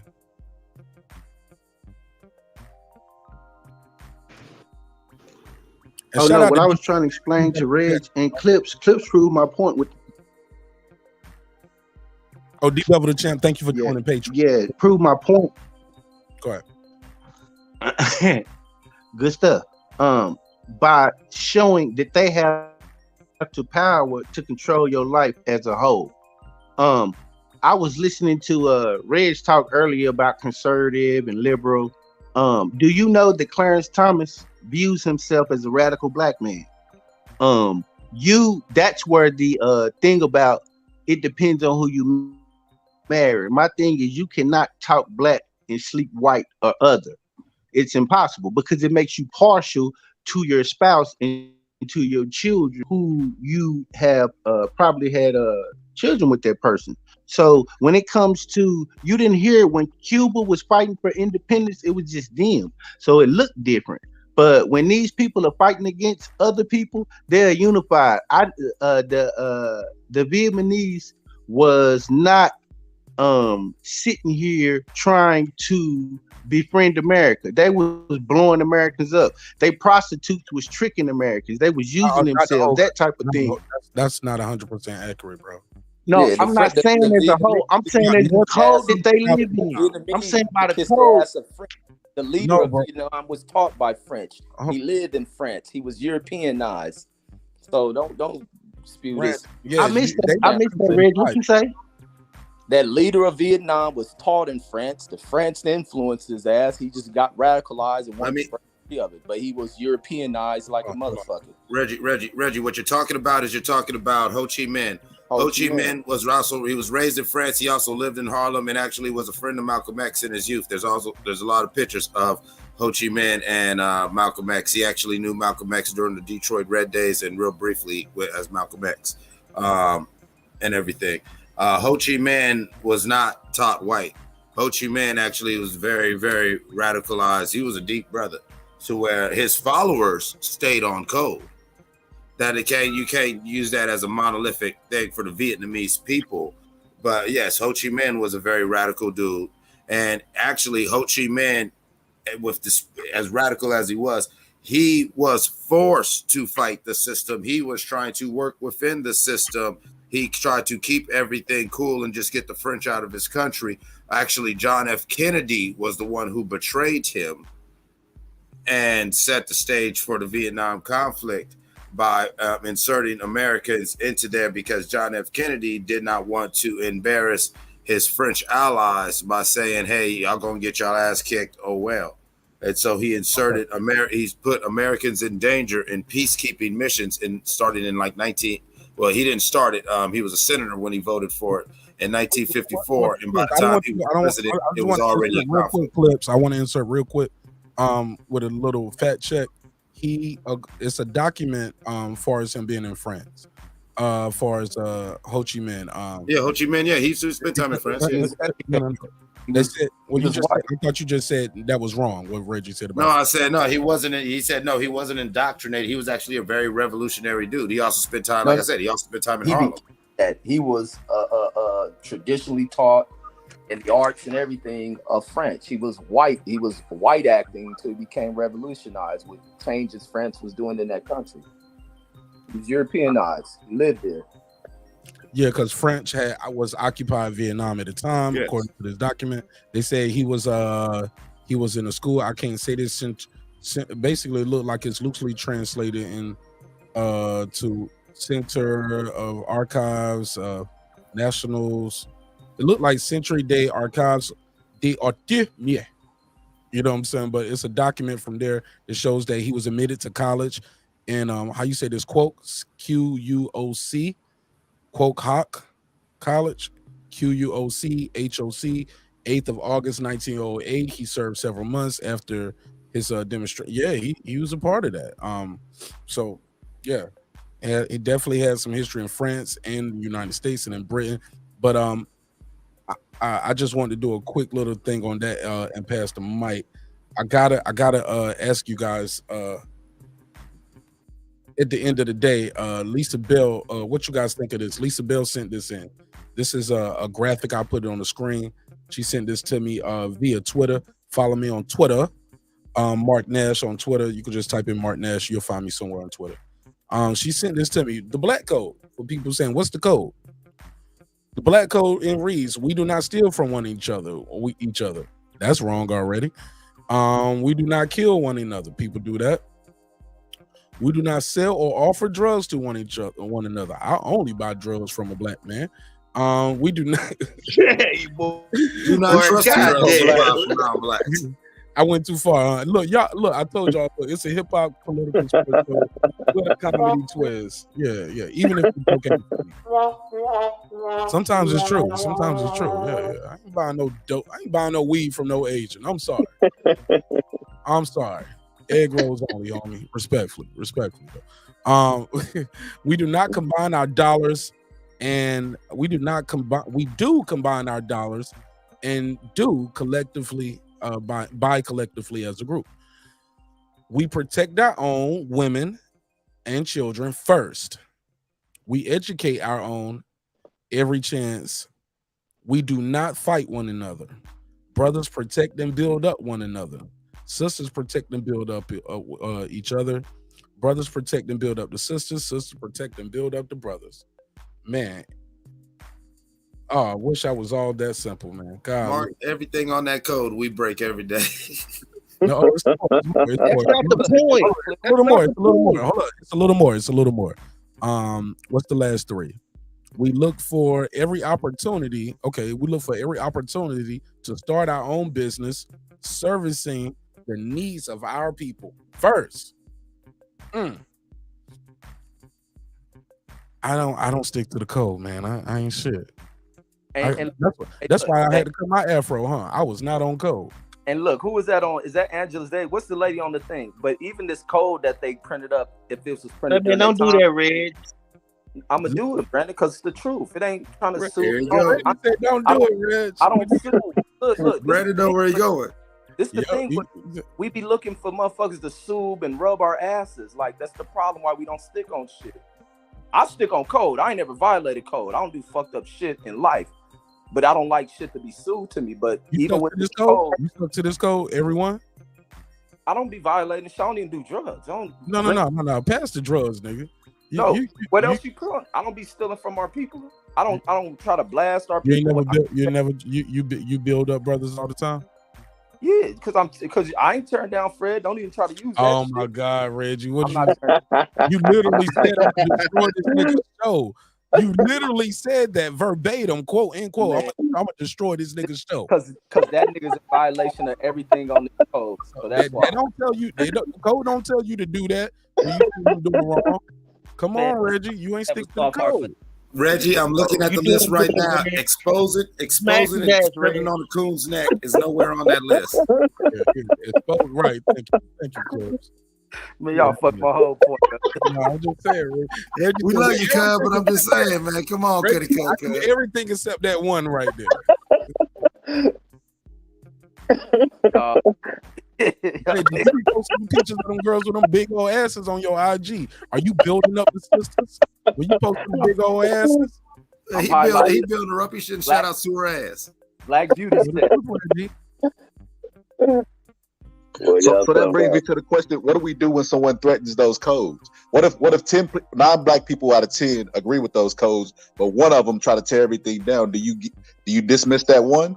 Because then that goes against the codes again. Like Brendan was talking about Clarence Thomas, the Supreme Court guy. What's not true? I ain't even hear it. Brendan wasn't on it. He was like, "No, you ain't gonna use one of my points." He said you go against. I think Brandon got what he said drop over there. That's not true. That's not true. No, what he said was, do you kick them out because that's not against the code? What you do is you teach them and bring them into the code, and if they can't live by the code, then you know what happens. Everybody know what happens. We see it every day. So let's not pretend like that's not. I don't know what happens. You kill them. Well, honestly, not to get too deep, and but I think that's the problem when you want to talk about implementing a black code and implementing a new paradigm for a monolithic Black American state. We're not like that. Like say Mao Zedong during the Chinese Revolution had children marching their parents out into the front yard and blowing their head off for not being on code. I don't think we're not there as a people, and I really don't think that's the way we want to go as a people, as far as enforcing a code where it gets to the point where your children in the world. You broke up, Brandon. Say it again. China is the most powerful, richest nation in the world right now. Say that one more time. The most powerful. Say that again. Whatever the what? Most what?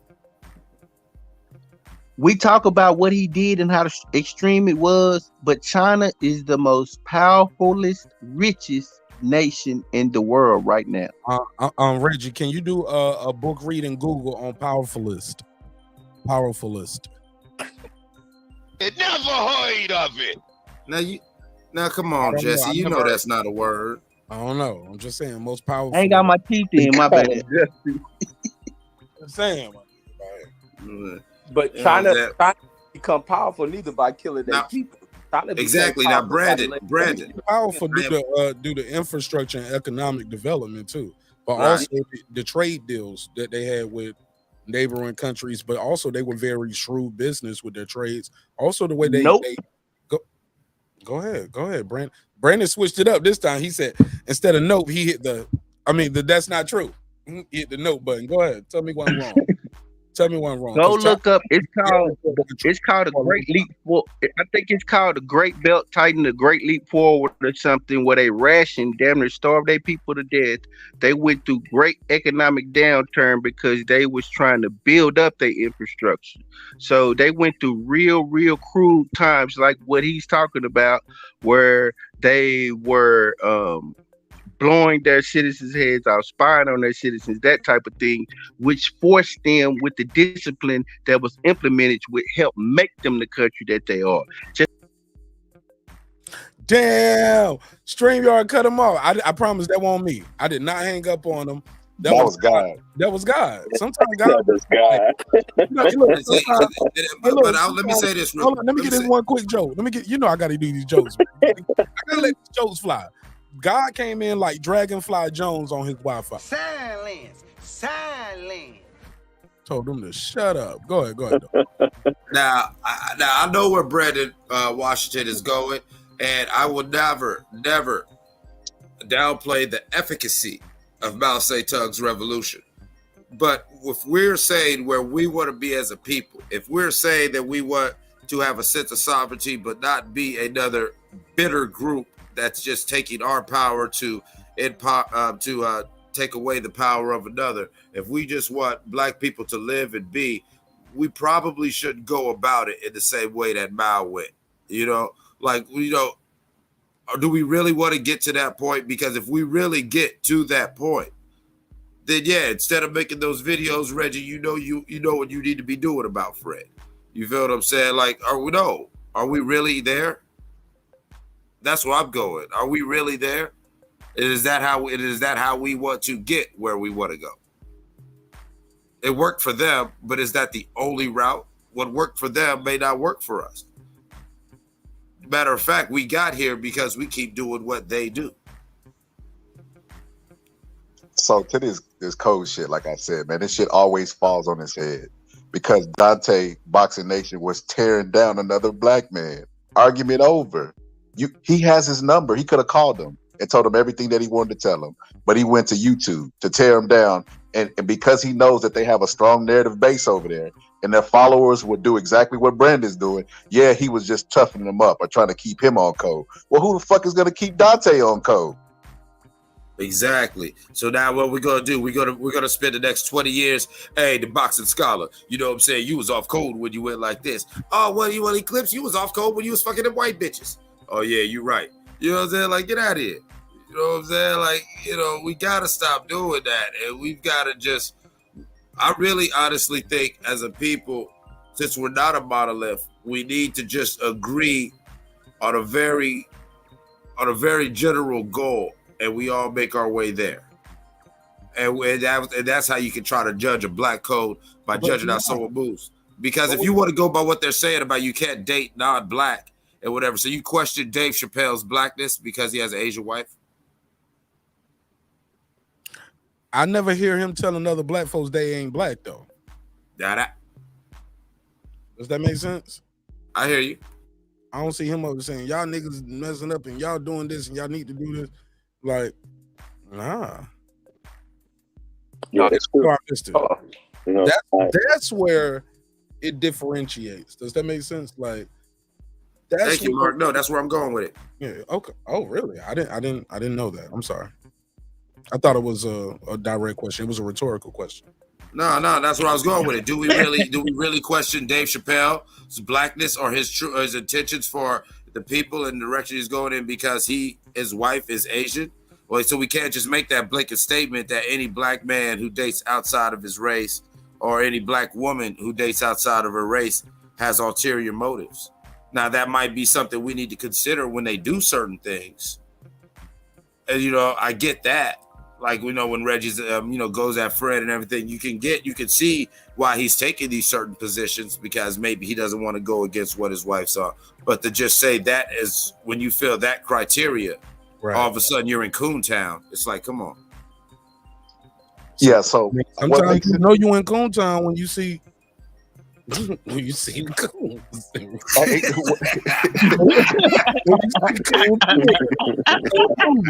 I mean, the Coon Shop, the Coon Groceries. I mean, it's Coon Avenue, Coon Boulevard. I'm just guessing. I might be in Coontown. Could be. It's possible. Hey, what makes him a rodent to me? I ain't gonna say the C word. What makes him a rodent to me, man? Damn, man, y'all don't make me say it, man. Look, y'all don't got me saying it. I'm sorry. You said it, man. Nigga, you just said it over 12 times. Right. Hey, look, once I said it, it just started flowing like I was Lance. Because you've been itching to say it. Hey, look, like I was Lance Myers listening to a DMX tape, like nigga, bitch, fuck. With the hard on. I ain't saying none of the lyrics. I'm just saying the nigga every time he said. Niggas want to try. Niggas want to die.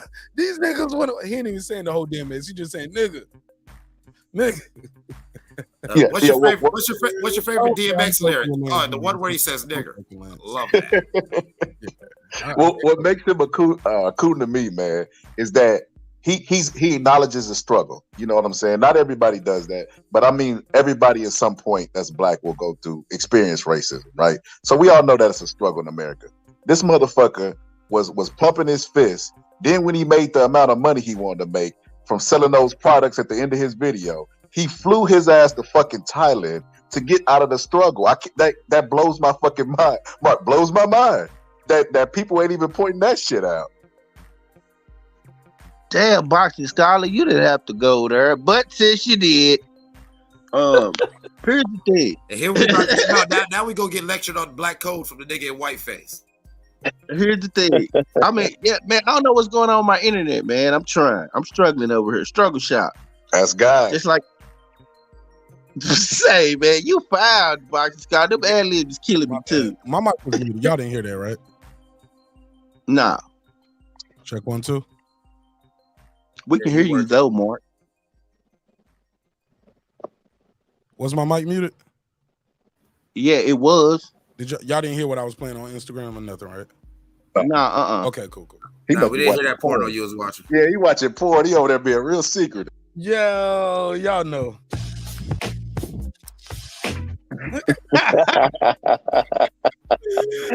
I can't. Nothing get past this king of guys over here.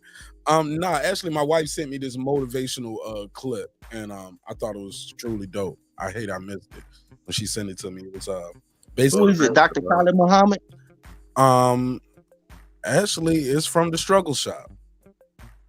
I'm joking. Never heard of it. I'm joking. No. It actually says it's basically somebody saying, hey, you don't like your current life, write on a piece of paper, physically write down, detail how you want your life to be. If you don't like your life, write it down in detail, physically write it down, keep it in your wallet, and literally it's almost like having a vision board.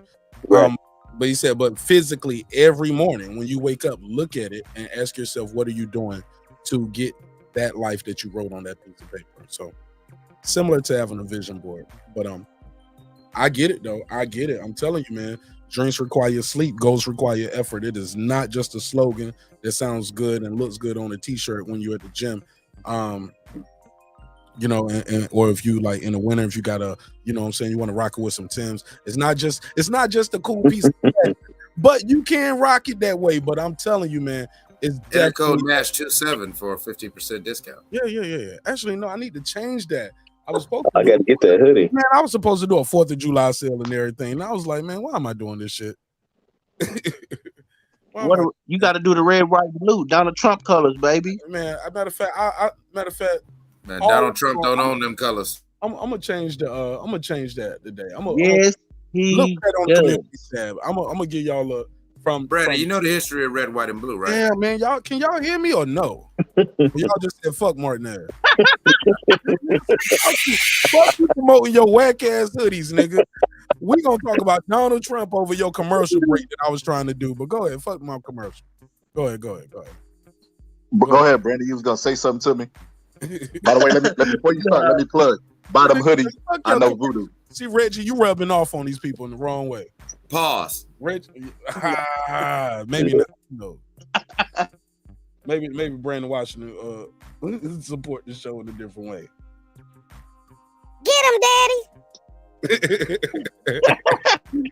Yo, I'm having fun with this. I'm having fun with the new board over here. No pause. But go ahead, Brandon Washington, Boxing Scholar. We got Champion Hart in the building. Man, perfect panel right here. I don't need nobody else to join the panel. This is perfect. How we got it right. Other than girl behind the mic. That's about it. Other than that, man, I'm good with what we got right here. So I don't need to share the link no more. This is a good build right here with what we got. Go ahead, fellas. Go ahead.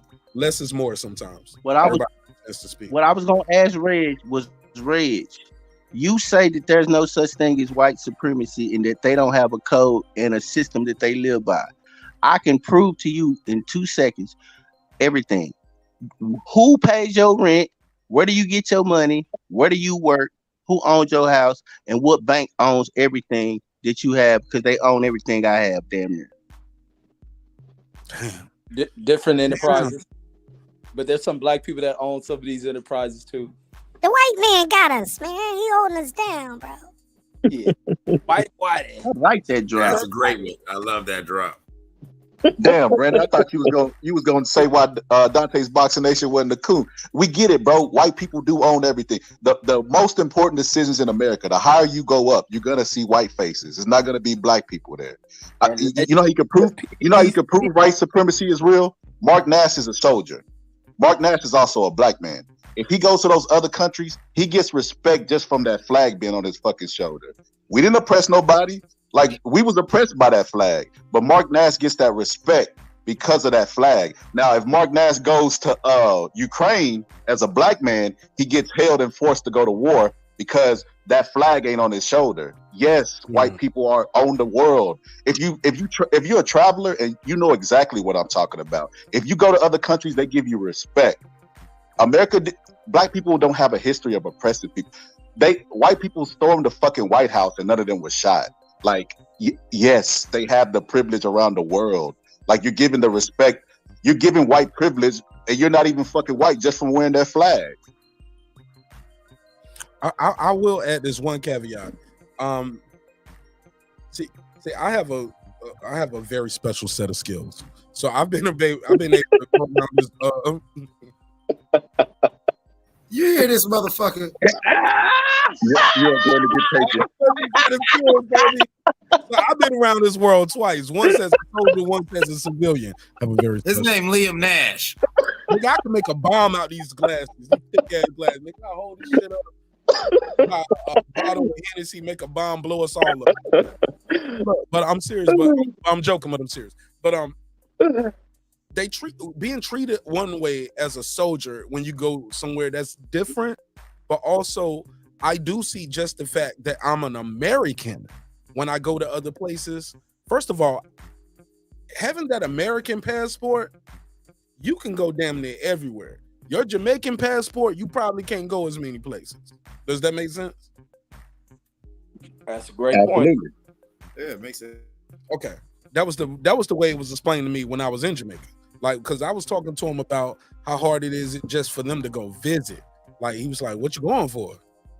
He was like, am I going like for school, for work? Like, am I going for a wedding? Like, who sent for me? Like, what is their position? Like, things matter. And it's a process just to even apply. And yeah, it's just such a big process. But I'll say this though, being American everywhere you're treated different. They don't even care if you're black.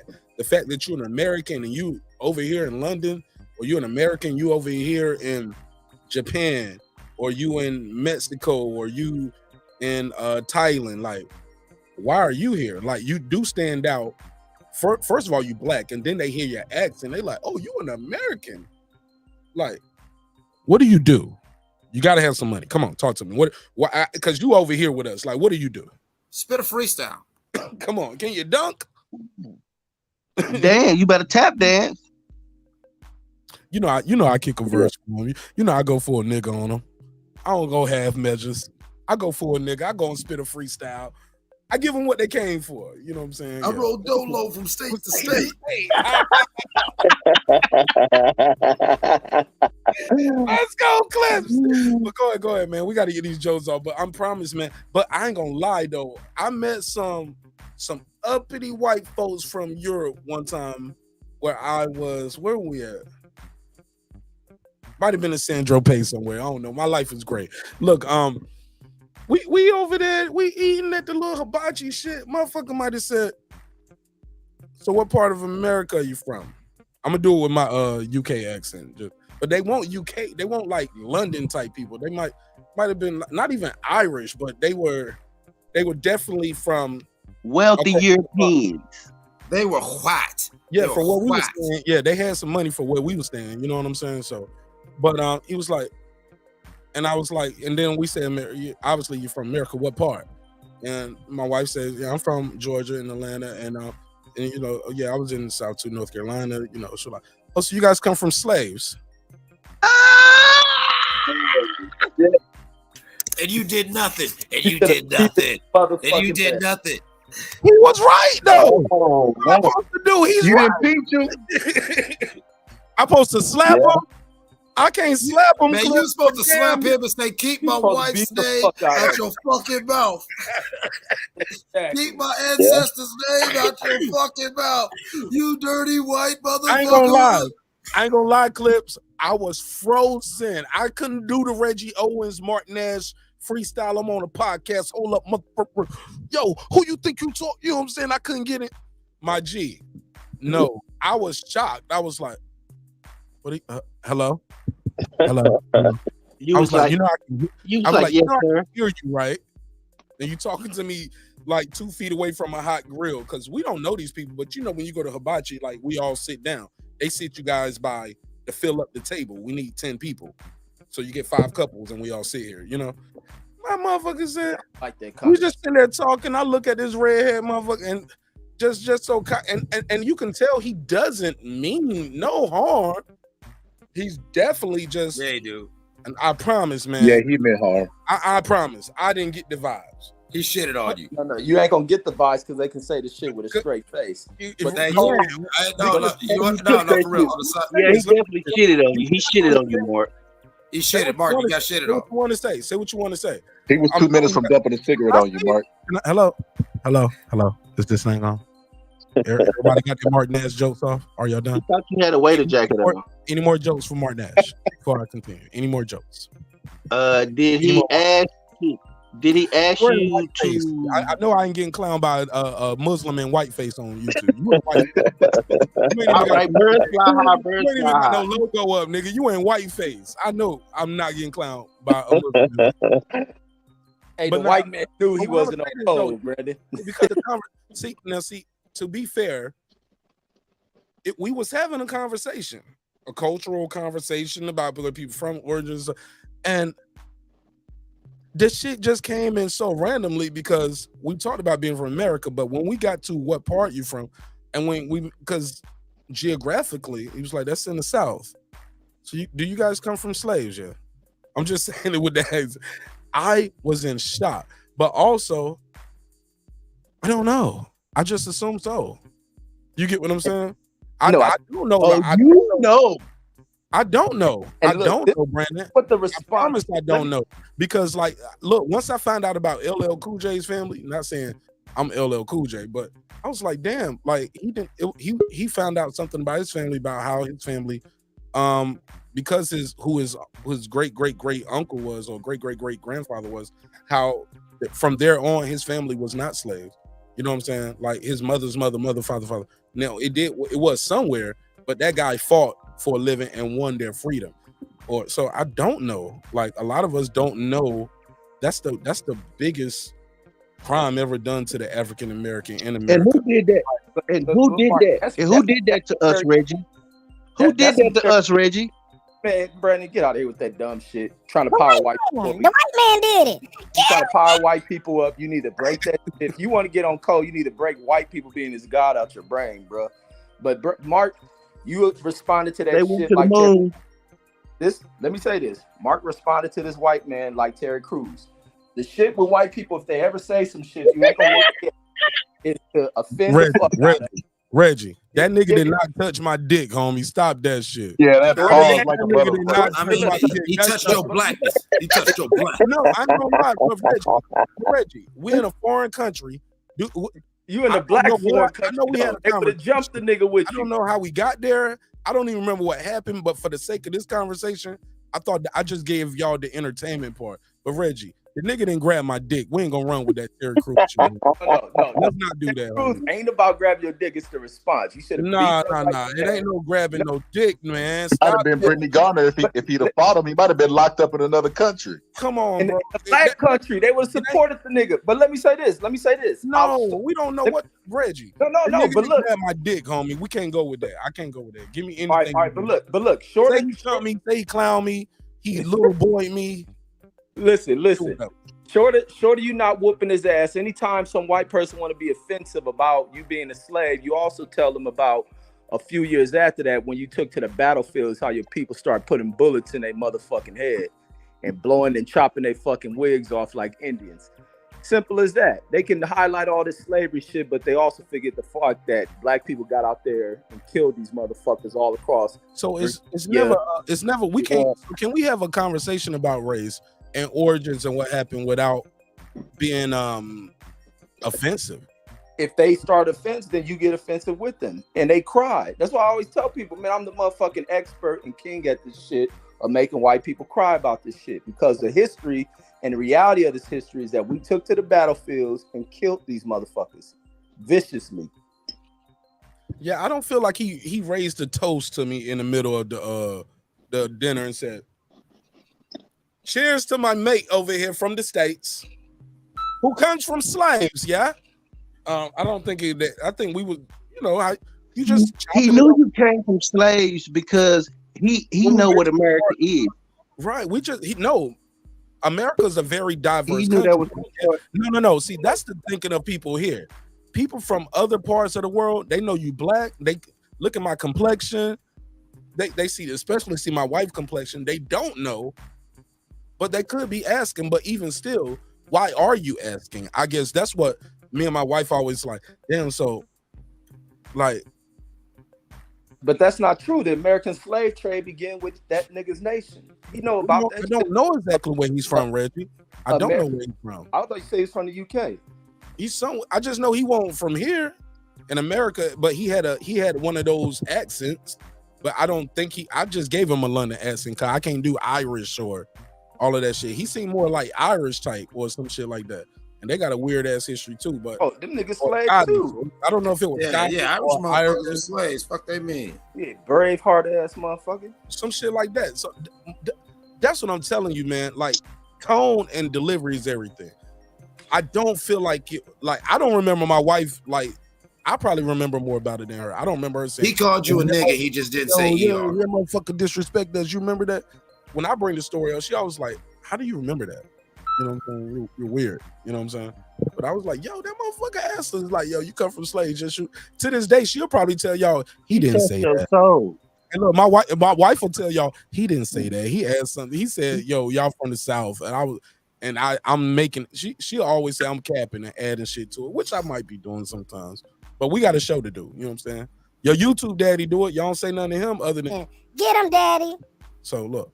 I add a little bit to it, but I don't remember him being aggressive about it. But I can remember his face to the day though, and I remember that bright red. Hey, the English. He was a Conor McGregor. Most type. Europeans are not aggressive. Yeah, they smooth with it, like James Bond. They be like, "Hey, nigger, get on the boat." You know what I mean? So it's real smooth. You know what I mean? That's what I will say, Brandon. To add to that, he didn't seem like he want to hang out with us and be friends. He didn't seem like, oh, my people came from slavery too, and I want to identify with your struggle because y'all the only black people at the table. No, it was just we was already talking about, oh, so where you from? Well, where y'all staying at? Blah blah blah. So how long y'all been here? When y'all leaving? Blah blah. You know, have y'all ate at these spots? You know, people just talking at restaurants. Shit. It's been some years ago, but I'm telling you, man, motherfuckers look at you sometimes from America and other places around the world, and they'll treat you different just because you're an American, and they want to know, what do you do? How are you here? How can you afford it? Or especially because you're black, but also you must, like, people in America supposed to be like the wealthiest people. And then people are intrigued by America. Like I said, when you're an American, or I guess maybe in the UK too, like London or something like that, with the Queen, like y'all can go pretty much anywhere you fucking want to go. Anywhere. The world is your passport. You can go anywhere. And if something happened to you, motherfuckers are looking for you. They're gonna be looking for you. Like, yo, what happened with them? Like, they know. No, where you not you. No, not looking for you. I mean, Brittany Griner. They not looking for her. They know where she They at. know where she at. They ain't got to look for her. They know where she at. Brittany Griner fucked up, so stop it. She on camera. She on camera with the dope, right? I saw the Wait a text. minute, She said the dope ain't her. She said that she had a vape, but it wasn't cannabis. You know, the Russians saying it was cannabis. Wasn't it a vape? She had a vape pen, though, right? Yeah, it was a vape pen, and the Russians are saying that it was cannabis in the vape. She's saying it was regular shit. They fucking her over. My sources say that R. Kelly set her up. R. Kelly set her up. As soon as I heard my sources, I was out. Oh my god. Hey, look, but Clips. So she's saying the Russians lying on it is not vape. It's what is it? Is it CBD? Is it just nicotine? It's a nicotine vape. What go ahead, Clips. What kind of vape she alleging it is? Because this can be full. I mean, decided with an independent lab test, right? Right. You know, hopefully, you know what I'm saying, you know, the evidence ain't already got fucking with. You know, the Russians can switch the shit like they did. That's what she's saying. Last I heard, when they did that little interview with her wife's girlfriend or whatever that chick is. What was that? Yeah, that was Champion Hart. I muted his mic. He sounded like he in there cooking and dropped the pan or something. Out there burning water, but don't nobody care about black people. Hart burning the aluminum foil on them damn peppers, them stuffed peppers. I was like, why you got this picture in his intro with them stuffed peppers? He don't let all the cheese burn out. Thank you. I'm teasing. Fucked up a good meal. Yeah, no. The meal probably good. He just he put the picture up with the aluminum foil with all the shit on with the little burnt marks around. I was like, shit probably tastes good though. You know what I'm saying? Reggie, if that had been Donald Trump, Brittany Griner would have been freed. They say that he threatened Sweden to go to war if they didn't release A$AP Rocky. That's how we get down. We let Donald Trump let Harry O out of prison. He let free Brent Washington. You a Trump supporter? No, I just like digging that Reggie. It's fun. But don't Fred say that? Fred say those same things. Your boy Fred said the same thing. And I know you've been reading his book. Oh yeah, it's fantastic. The only thing Trump would have did suck Putin dick like he been doing, and the fact that this it's true. Trump sucked. Yeah, he a homo. Like a lot of shit. People know Trump a homo, but just like I was saying, this girl fucked up. The only thing Trump would have been fucking sending weapons to Ukraine because he support Putin, because Putin is his pimp. And Brittany go over there at a time. If she did got that shit, this is what I'm saying. People who have these, like to smoke weed and other shit, you can't do certain shit in other countries when they got laws. And now we got this. She caught up in the midst of political shit, and she over there. And if they got the shit on there, if it's banned over there, she fucked herself. And you think Russia about to free her from Biden, who's sending weapons to Putin's enemies? Boom. It ain't gonna happen. It ain't gonna happen. And any other president, it's got to be Biden. You got to do these 20 years for a vape pen. Rich. That's fucked up. I think she about to do heroin time for a fucking vape. Yeah, it's over the top, but she tied in this political shit with that. She's war. A political prisoner. Exactly. Oh yeah, she's Brittany Griner. They're holding her, and you better have a very, very lucrative prisoner swap in mind. You can't just give, Yuri and Sergey. Nah, nigga. You know what I'm saying? Putin wants one of his guys. He's like free the guys. Man, did you all hear that she's claiming sexually assault while she's in prison over there? Did you all hear that? Nah. More than likely it happened. Hold up. Who the fuck is climbing that ladder? They some big Russian bitches or one of them damn guards. They probably just want to make sure she got a pussy. She's so fucking big. Oh shit! Hold up. Now I'm joking, but I'm serious. Now, if she's saying she was grapes, can't say the R word. Is she saying that happened, or has she was it prisoners? Was it by the guards? Like, this is new news to me. Seriously. Yeah, I don't know. I gotta find out if it's true. I just heard it, but I gotta find out if it's true. That nigga think he had Giving the out struggle Marq facts. That's the Marq facts. No, that's 1,000% of Brandon Washington and Reggie Fat. Because I can prove y'all wrong about Fantasia. And I'll never forget, just like 9/11. Never forget. Told y'all she won a Grammy. But look, man, I got another question on the docket since we already in the heat of race debate. We just had another mass shooting here in America for my people across the pond who didn't know. Truly unfortunate, to say the least. I think to say something now is unfortunate when we talk about these mass shootings. It's a misnomer, right? So the question is, do media vultures? I guess that's the catchy headline title that generated, right? Do media vultures perpetuate or perpetrate mass shootings? Anybody up here want to give a stab at it first?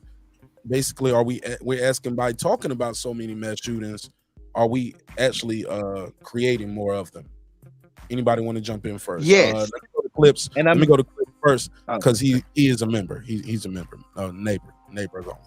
Go ahead, Clips. Exactly, Brandon. Spend that money, you cheap bastard. Yeah. Get your $2.99 worth, Clips. Go ahead.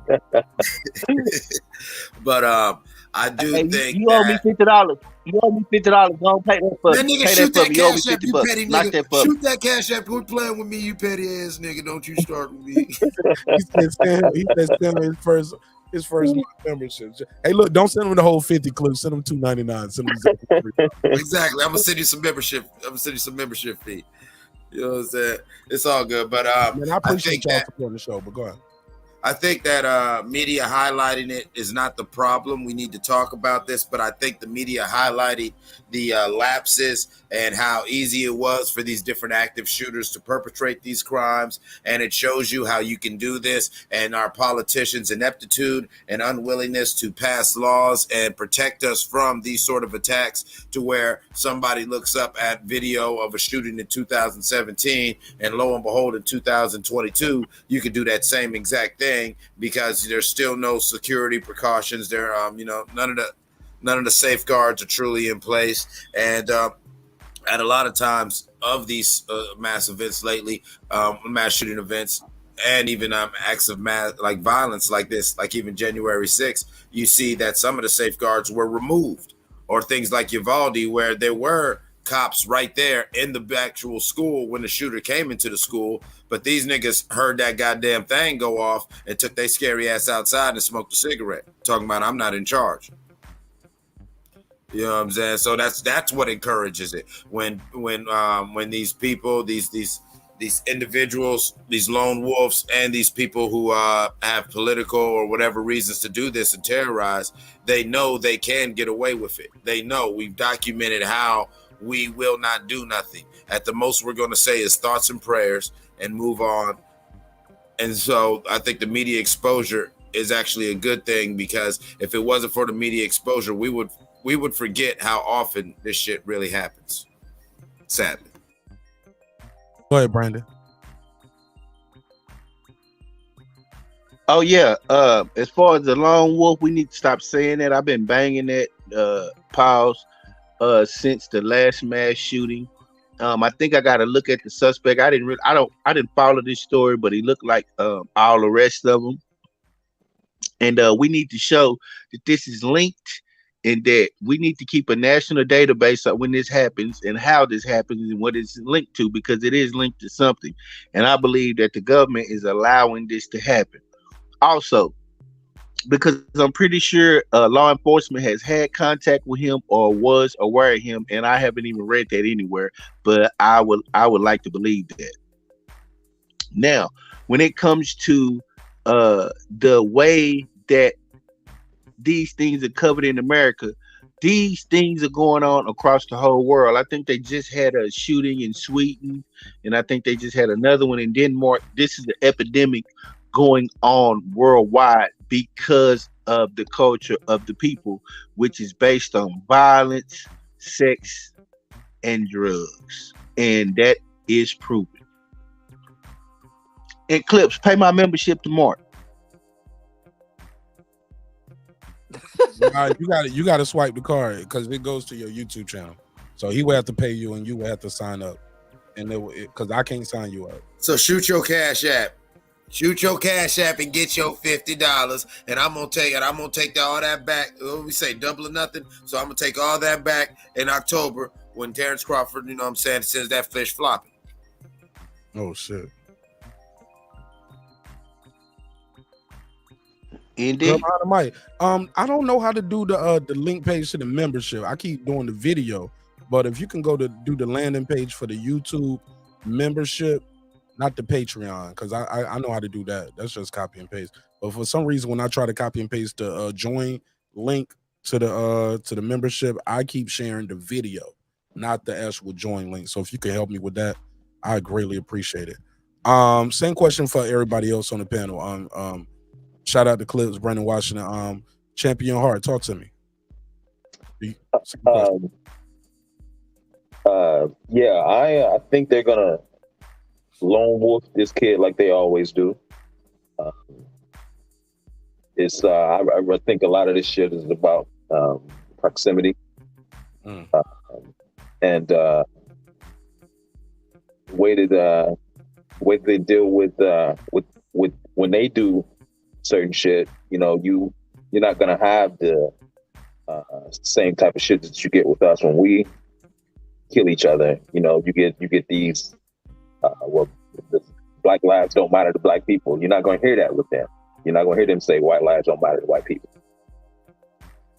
You know what I'm saying? So, right. You know, this is wild.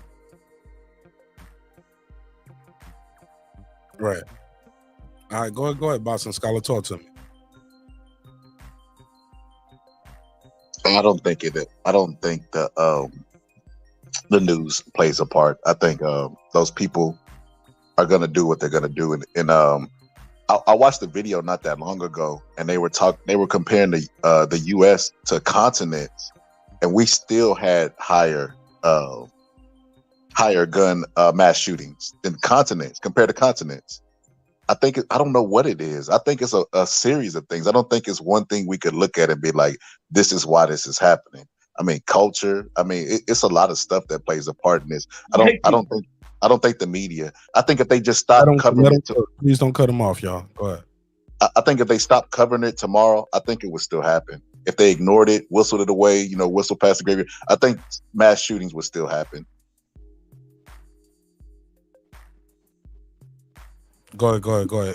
I know somebody was trying to ad lib. Go ahead. Whoever was trying to jump in. I think it was. Oh yeah, white people. That's why all of these things happen.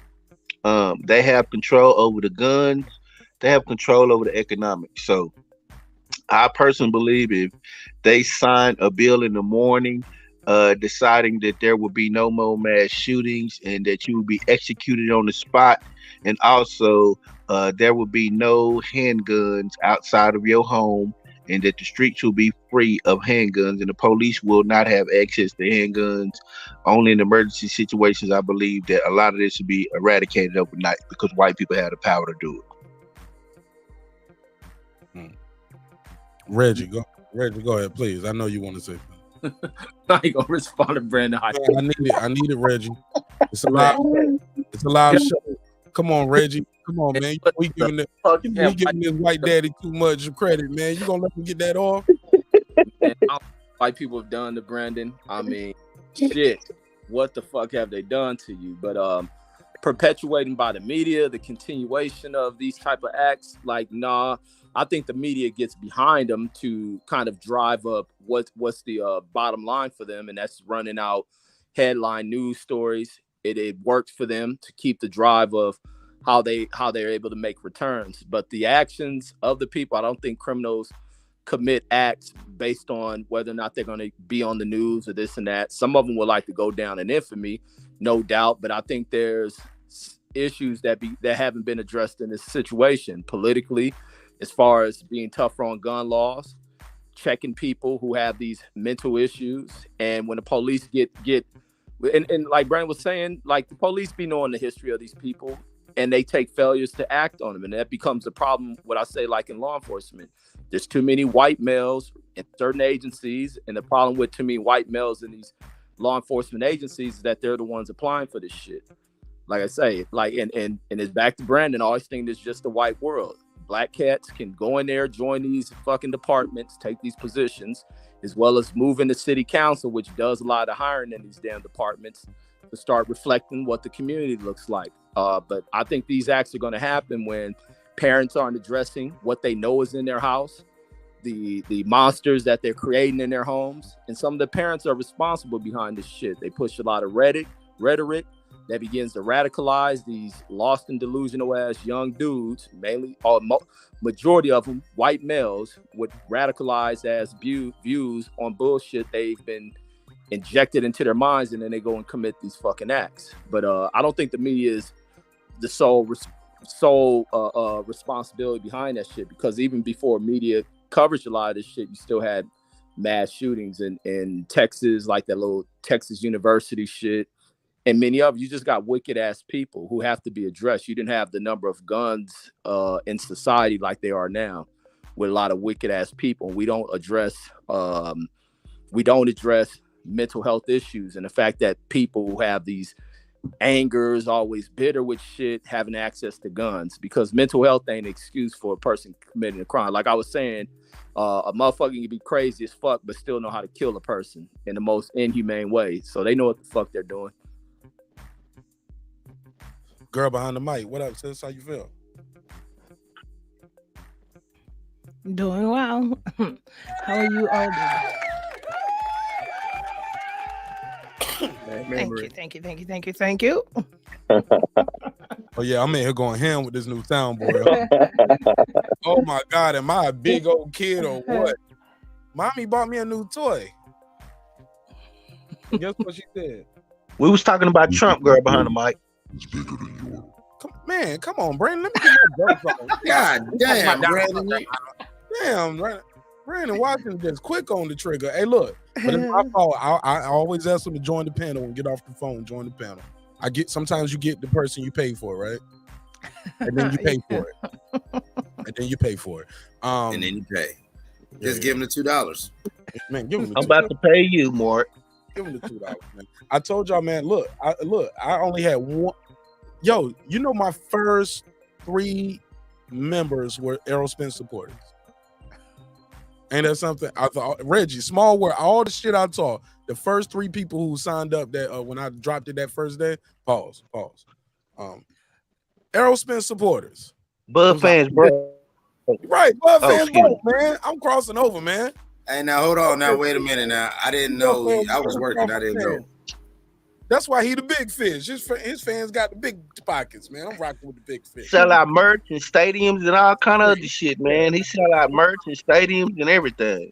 Yeah, man. Hey, look, his Shut that bullshit up. I ain't got one. Matter of fact, I think you was the first Crawford member, Clip. Other than that, yeah, man. Yeah, man. These motherfuckers. Nah, I'm gonna tell you. I didn't even know that you had. I know you said you was gonna do it, so I was waiting. I didn't get the notification. Right. That's why I used to tell my girl. I was like, I ain't know Christmas was coming. No, I didn't. You didn't tell me an actual date. You said when you was thinking about it, and I didn't get the notification until one day I was just scrolling through YouTube at work. Yeah, salute to the big fish, man. Shout out to Errol Spence Jr., the big fish. There you go. See how quick he switched. Yeah, man. Hey, look, I fuck with who fuck with me. I fuck with who fuck 100.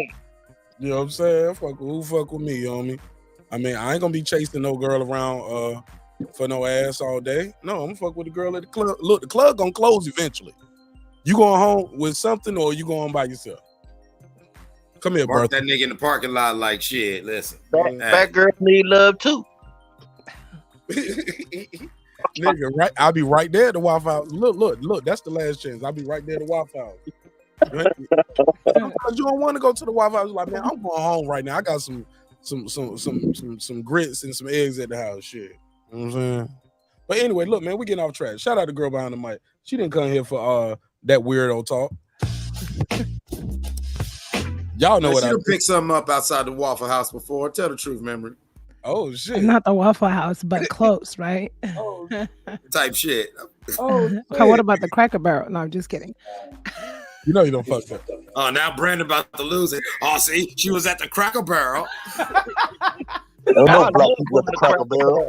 I feel Why proud to you go think to they call it Cracker Cracker Barrel. Barrel? I feel proud.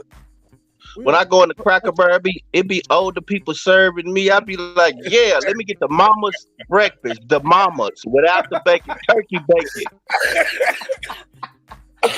You hear me, Cracker? I'm at the Cracker Barrel. Brandon be at the Cracker Barrel thinking he got white slaves. he be working them extra hard. He be like, bring me some water, some hot water. Bring the hot water out to the table. He be like, it's not hot enough. Put a lemon in my ice water. He be ordering shit, sending it back, saying he don't want it. Like he just be ask him for some ketchup. Let him come back. Can you bring me some mustard? Let him come back. Can you bring me some man? And then don't even use none of that shit. And bring me more than goddamn syrup. Can you wear gloves? Brandon knows the waitress's name, but he keeps calling her gal. Hey, gal. And he don't tip him shit. He give him a quarter. And he slide. Hey, look, he don't even hand it to him. He just slide it on the table to him. When he just slide his money on the table. I'll be like, make sure you put that toward Becky College Fund now. We got to get her right. Hey, Man, y'all tripping. Hey, look, this nigga Brandon Washington tip like this.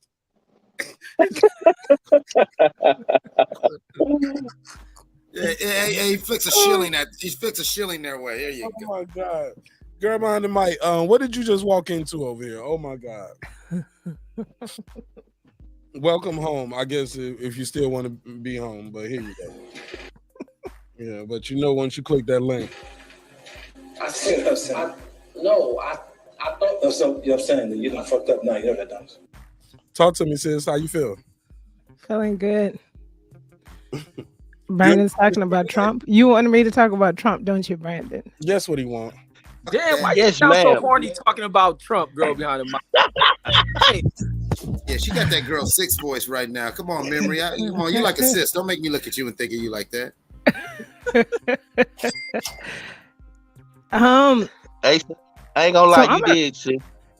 Well, here's the thing. Like I will always say this, right? Even from the mountaintop. Go. I'm sorry. I'm neither Republican nor Democrat. I don't believe in structures, organizations, and so forth, right?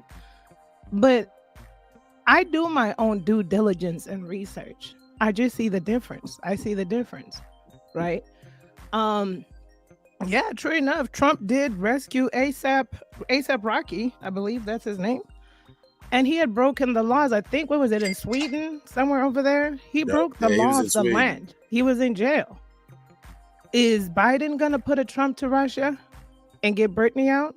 Granted, she did break the law of the land too. But he's not going to bend backwards.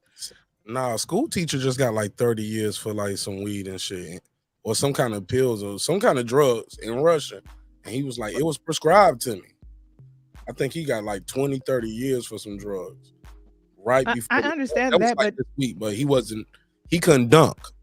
Trump would have still talked to his friend Putin. Okay, that's my point. My case in point is, listen. No, what are you talking about? You can still talk to him.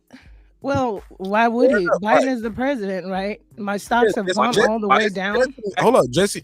That's a good point, Reggie. Why Donald Trump ain't stepping in? He's not the president. Y'all done voted him out, right? No, former presidents. Jimmy Carter does it all the time. Carter did it. Jesse. Well, everybody turned their back on him. So why should he? Why should he do it? America turned their back on him. Because he's still an American. Because he's still. You still that wigger. Nope. I mean that president. I wouldn't do it either. Because people voted, they turned their back on him. Like the economy was doing well. Not do it. Maybe, hold up, girl behind the mic. Conspiracy theory. I got a conspiracy theory. You ready? What if he's waiting for her to get Senate, see whatever happens, then he flexes his political power? Anything is possible. Right? But he planned on rerunning, right? If he's still alive, right? Like people talking about Trump 2024, right? What if he gets her out like he's doing low key? He got my vote. Low key. Who the fuck said that? Brandon Washington. Hey, look, but Brandon, you said that. If he gets her out during the election season, that'd be crazy, right? Or would the U.S. not even allow that to happen? Biden, like, they would stop that. They can't stop it. I don't think they can stop it, but that'll With be everything interesting. they got going on, would you think people would already say, like, oh man, he shouldn't be trying to reach out to Putin? Like, how does he? You think they just got each other's cell phone number? I think they got contacts for each other. But I don't know. Look, like I said, if I was him, I wouldn't. I'd be at the Gulf, at the Trump Tower, whatever he does. Because here's the thing. It's never been political about me. The first thing, listen, when Trump and when all that stuff came about, I jumped on the bandwagon. And then at some point in time, I asked myself, I was like, wait a minute. I was like, why do I don't like this guy? I was like, I had to check myself. And I was like, I don't like this guy because everyone else doesn't like this guy. So I said, okay, wait a minute. Let me go look for regular footage, unedited footage. And then I say to myself, why does mainstream media hate this guy? Why is this the most hated person past Bush and his daddy, Bush? Okay, 9/11, Bush. Never forget 9/11, Bush. Why do they hate this guy? I just like what you keep saying, Bush. Yo. Real quick before we go, hold on, real quick. I'm gonna let you jump right back into your Bush on Girl Behind the Mic. Real quick, Champion Heart. Yeah, that was. I saw what joke. you did. You see what I did there? All right, Champion Heart. Before I let you go, man, please plug your channel and let people know how they can follow you, man. This is so dope. Thank you for allowing me to be a part of the journey with you, my brother. Most definitely, man. I really appreciate you putting that logo together, man. I got a lot of people are digging it, man. They really digging both logos for real. You all can find me on Cooking with the Champ LLC, and I got a shout out. I actually gave a shout out. I got the next video coming to Marq Nash, so that's gonna you might you ain't got none coming to Marq Nash on me. You gotta relax. You gotta relax. But yeah, I like the video, man. Y'all know I definitely shouted you out, man. So I appreciate you, brother, and salute to all my brothers on the chat in the panel, and definitely my sister Girl Behind the Mic, and definitely go get her book, man. The Agenda. That book is really good. How far are you into it, champ? I'm actually reading it again. Okay, so you finished it once. Yeah. All right. Well, look. Let's do a breakdown. Let's do one of those, and let's record that for the members. Okay. And, you can actually talk to Girl Behind the Mic, and we can have a book discussion about it. Because I sent it to you in clips. How far are you in the book? I got about 30 more to go. I've been busy as hell. So if you want to schedule that for in about a week, I'll be done. All right, cool. Okay, that's cool. Har's trying to get the draws. He said he reading it again. Like, yeah.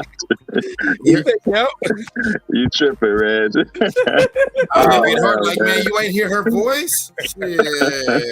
Hey, yo, and she got the new avatar. Look how she pulled up on us. I know. She flexing out here, little baby flex. I see you, Memory. Little baby flex.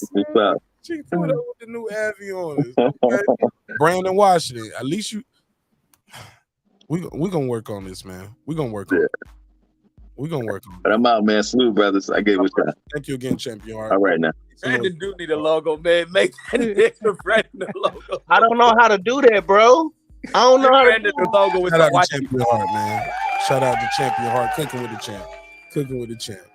Brandon, we can't even load a picture up or nothing. We can't load a picture, nothing. Because he doesn't have one single picture. He's not with a white woman. How do you load up pictures? Still got a logo. Huh? I don't know. Brandon Washington know how to build ghost guns. I'm alleged, maybe. Brandon Washington.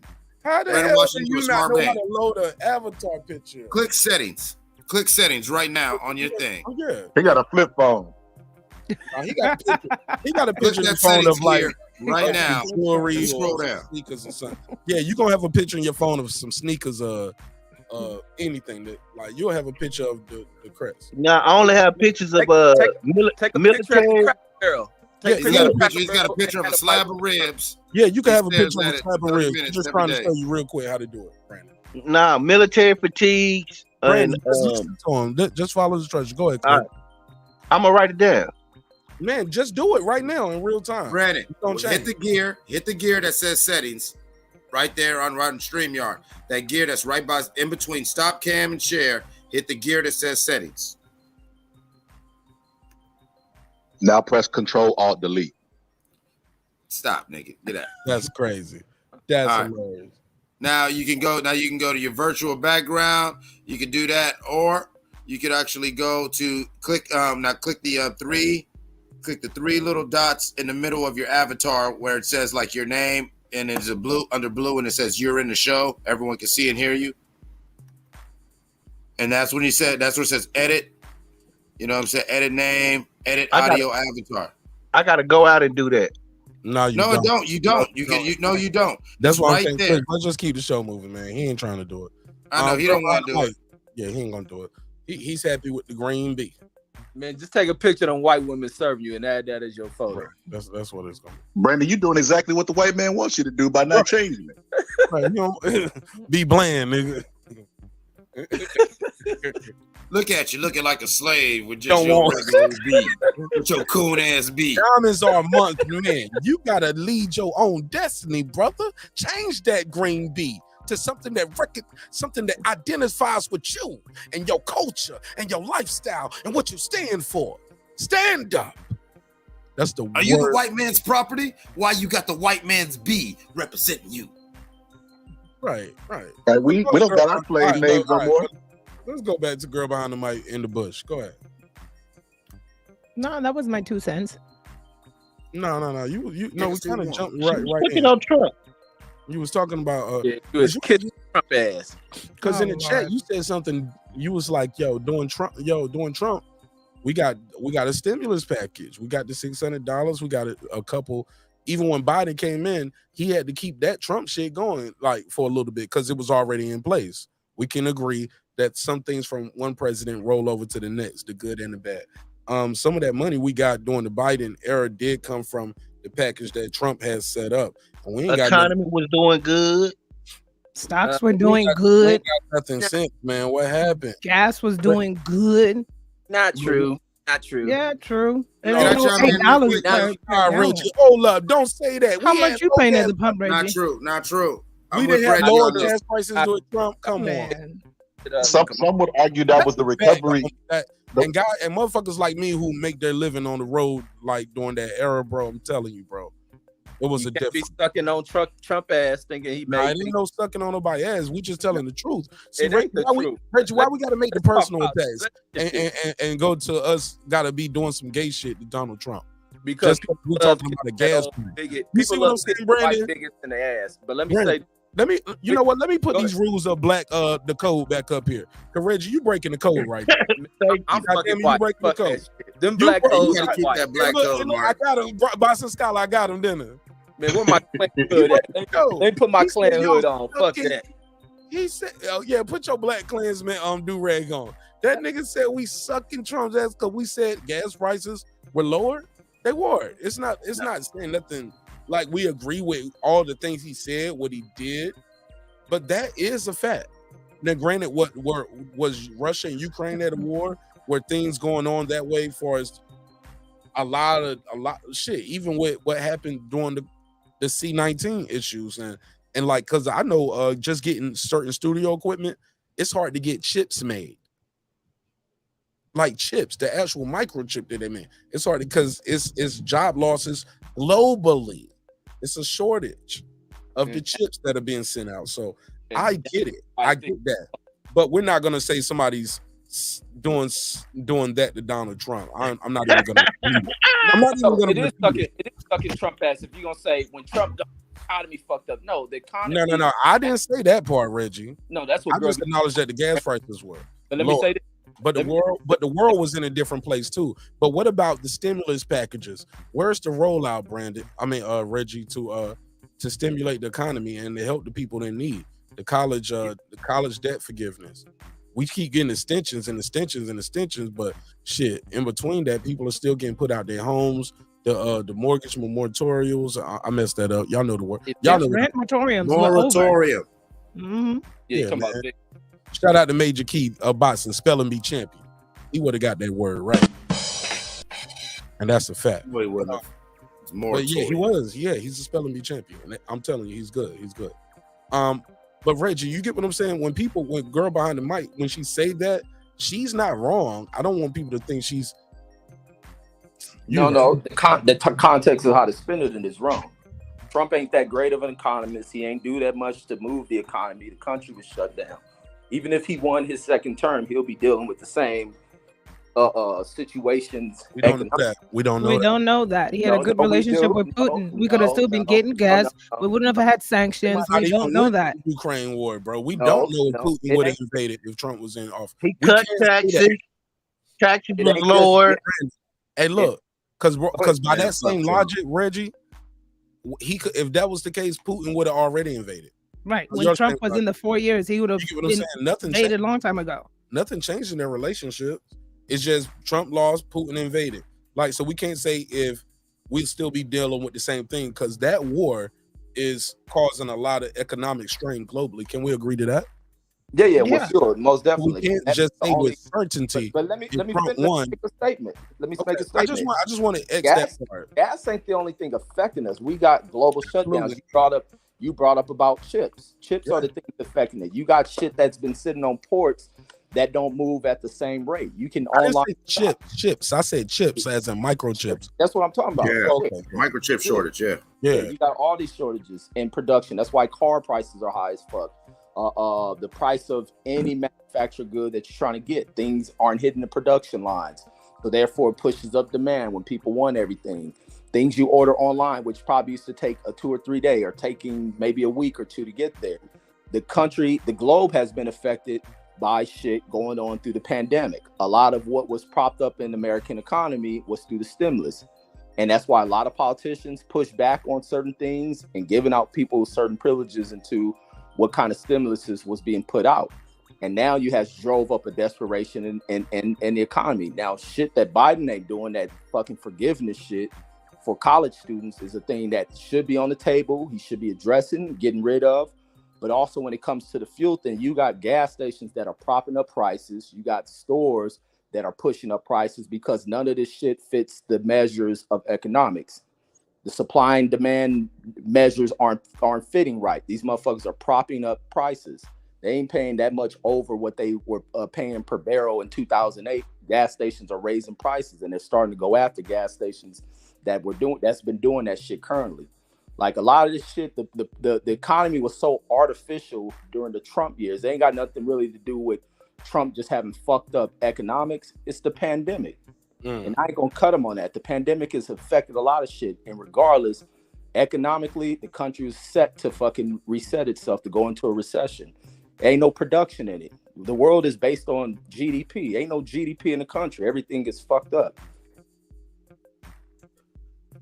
So Biden. Well, I'm gonna tell you what Trump did. Biden Go ahead, girl. Biden is pilfering $40 billion to Ukraine. Americans are being kicked out of their homes. Trump was about America first. What people had a delusion of, what mainstream media, which was hyping them up to think he's this big racist or whatever the case was. I'm not here capping for the man. I followed every single rally because when I first faced myself in the mirror and asked myself why I didn't like him, I couldn't respond. I didn't have an answer. So I said, I'm going to watch these rallies from a different channel that are not edited, that are not geared to manipulate my heartstrings. And I did. And I went to, this is the first president whose whitehouse.org page I went to follow everything that was happening, because I said, I want to be open. I want to see what's going on. I'm not saying he's the best person of all at all.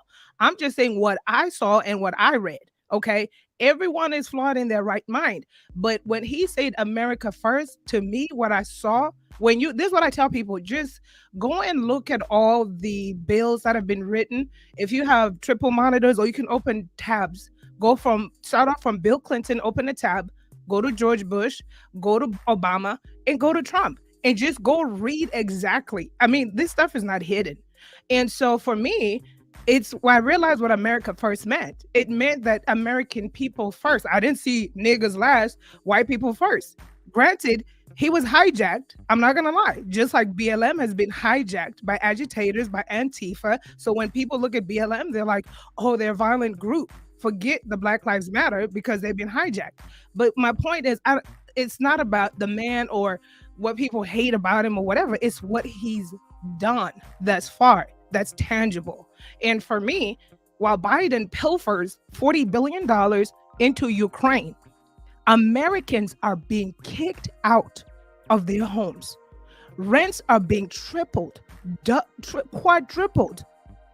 While he sends $40 billion, forget the economy and restarting and reigniting. We got $40 billion.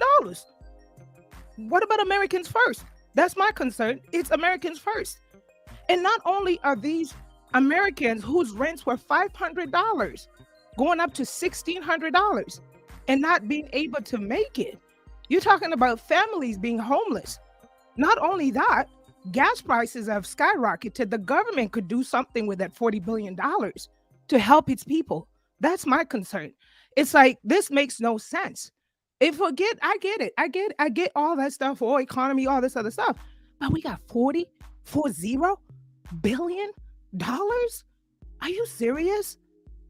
Americans need that. We need that. Ukraine gonna have to wait. They're gonna have to find resources wherever, neighboring countries. You got people being homeless. That's not fair. You got people not being able to go to work because majority of these wages have not gone anywhere. The economy is not comparable to lifestyles anymore because gas prices are $6 a gallon, $8 a gallon. You got people making decisions at the pump versus dinner versus their children. And then you got your own government taking y'all's $40 billion tax money to Ukraine? Are you serious? That's my issue. That's my issue. That's why I say Trump was America first. Get what? I don't care. I've never been the person to ever change anybody's mind because that's not me. I don't care what people think about who, because at the end of the day, politics is politics. It's all the same. That's why I don't belong to organizations or anything like that. Okay. But my whole thing is like, my eyes read, my ears listen. I've read, I challenge people to go and open tabs and read each president's bill one by one. Open your tabs, compare them, and see, and come back and tell me which president. I'm gonna say this. No, tell me which president actually. I want to know which president actually put the interests of Americans, first. Man, that shit sounds. I'm gonna let her. I'm gonna let y'all reply. You know what? Look at my African American over here. Look. Trying to say, look at my the N-word without saying it. Yeah. You know what? Look at my African American over here. Look. Hey, look. Let me say this. Reggie. Go ahead, Reg. Go ahead. No. I lost my spot just that quick. I'm gonna have to rewind on my phone real quick. But she said something right there. It was so funny.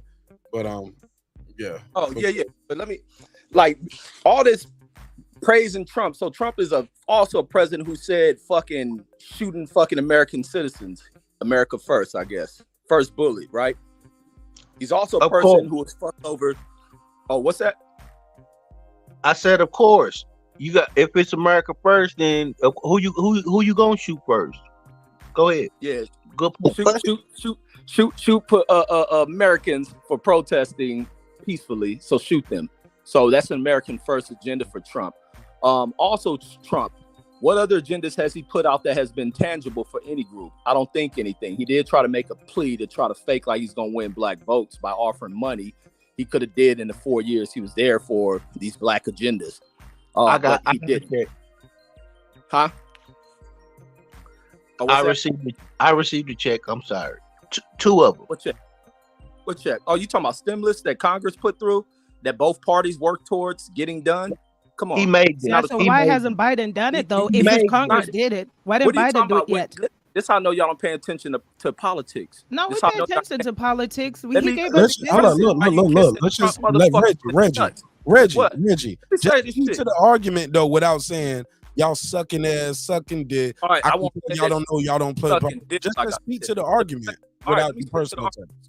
But this shit, so we talking about Biden ain't done shit. When you get stimulus that's put out there and Congress talking about how you gonna pay for it, of course they ain't gonna rush to it. Now you had Biden and his administration putting out a almost $4 trillion goddamn economic development bill that fucking McConnell and them keep knocking down. Have y'all followed that, or it don't exist? And then they push it down to $2 trillion. And then it walks his way down lower than that. And then they walk away from it because other situations have come up. So don't act like they ain't trying to push out a stimulus package. Their point is the point is what? Trump got it done. No. Trump didn't get shit done. The country was shut down. Yeah, they did both, it together. No. They worked both, together with him. No.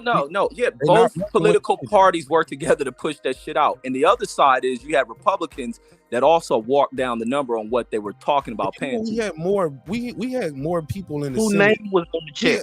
If you want, look, you had more. You got more. You got put it like this: Republicans lost seats, and the Democrats are still getting less done. Does that make sense? You know what I'm saying? These guys lost seats.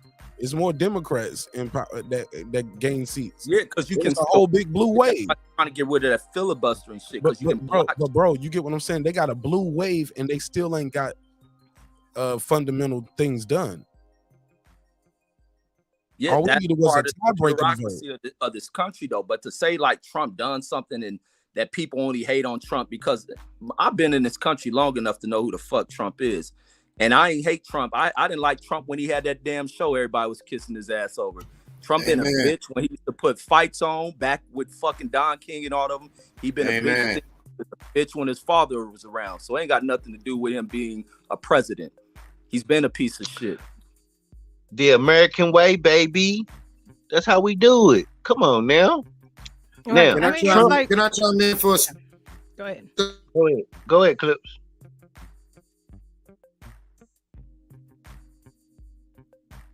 Go ahead, Clips. We can't hear you. I said, listen now. I've been black for over 40 laps around the sun now. I done seen administrations come and go, and I'm tired of these dumbass narratives. Quit acting like you don't know what's going on. Most of these corporations. You staticking or chopping, bro. I don't know what's going on. Most of these corporations. Am I better? There you go. Yeah, most of these corporations are ran by and controlled by people with Republican or conservative leaning views. When their guy is in office, that's when they open up, and all of a sudden you've noticed business is flowing because they're happy. They're politically happy because they are being politically placated. Whenever they feel that they're in political danger, all of a sudden they start tightening up. All right, we've never seen a Republican president where the Democratic Party says, you know, our only agenda is to deny everything he wants to try to do, like you saw with Obama, like you're seeing with Biden, like you even saw with President Clinton. Okay, you keep giving these Republican presidents all this credit for business acumen and all like that, when it is nothing more than no. When their guy's in office, they want to do business. When their guy's not in office, and then like Reggie said, you're giving them credit for all these different bills with the stimulus and all like that. We had no choice as a country, so they had to do something. Okay, right now, because there's a Democrat in office, the Republicans are like, let's wait this out, because regardless, common people are going to give him the blame. Some of the things, I even laughed at the president. And I thought I was gonna let it rock. I thought you was gonna be a little shorter, but we got to get that audio right, bro. It's still staticking. And you wasn't cooking on nothing. But but the point that I was trying to make, and that I believe, girl, but I was messing with Clips. I was just joking, Clips. No, you're not.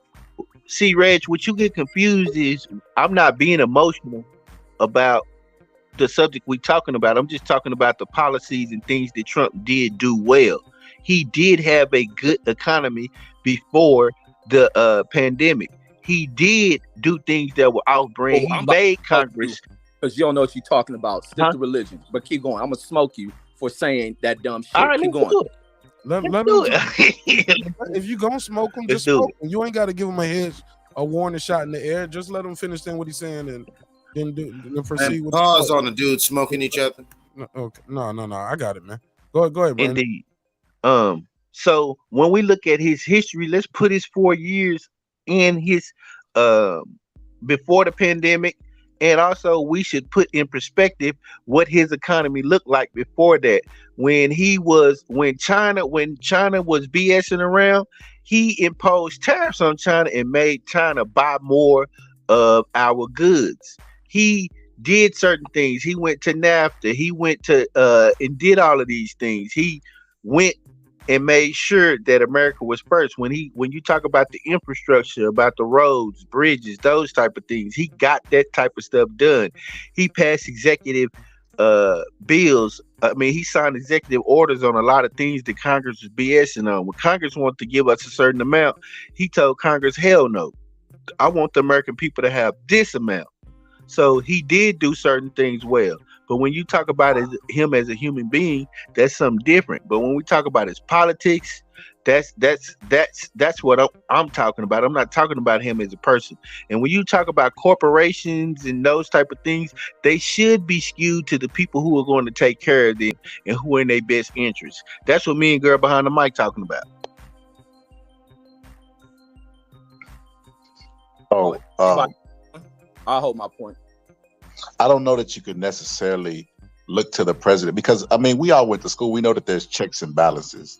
So one would argue that Trump inherited the stimulus that Obama put in place, which is why the economy was doing so good.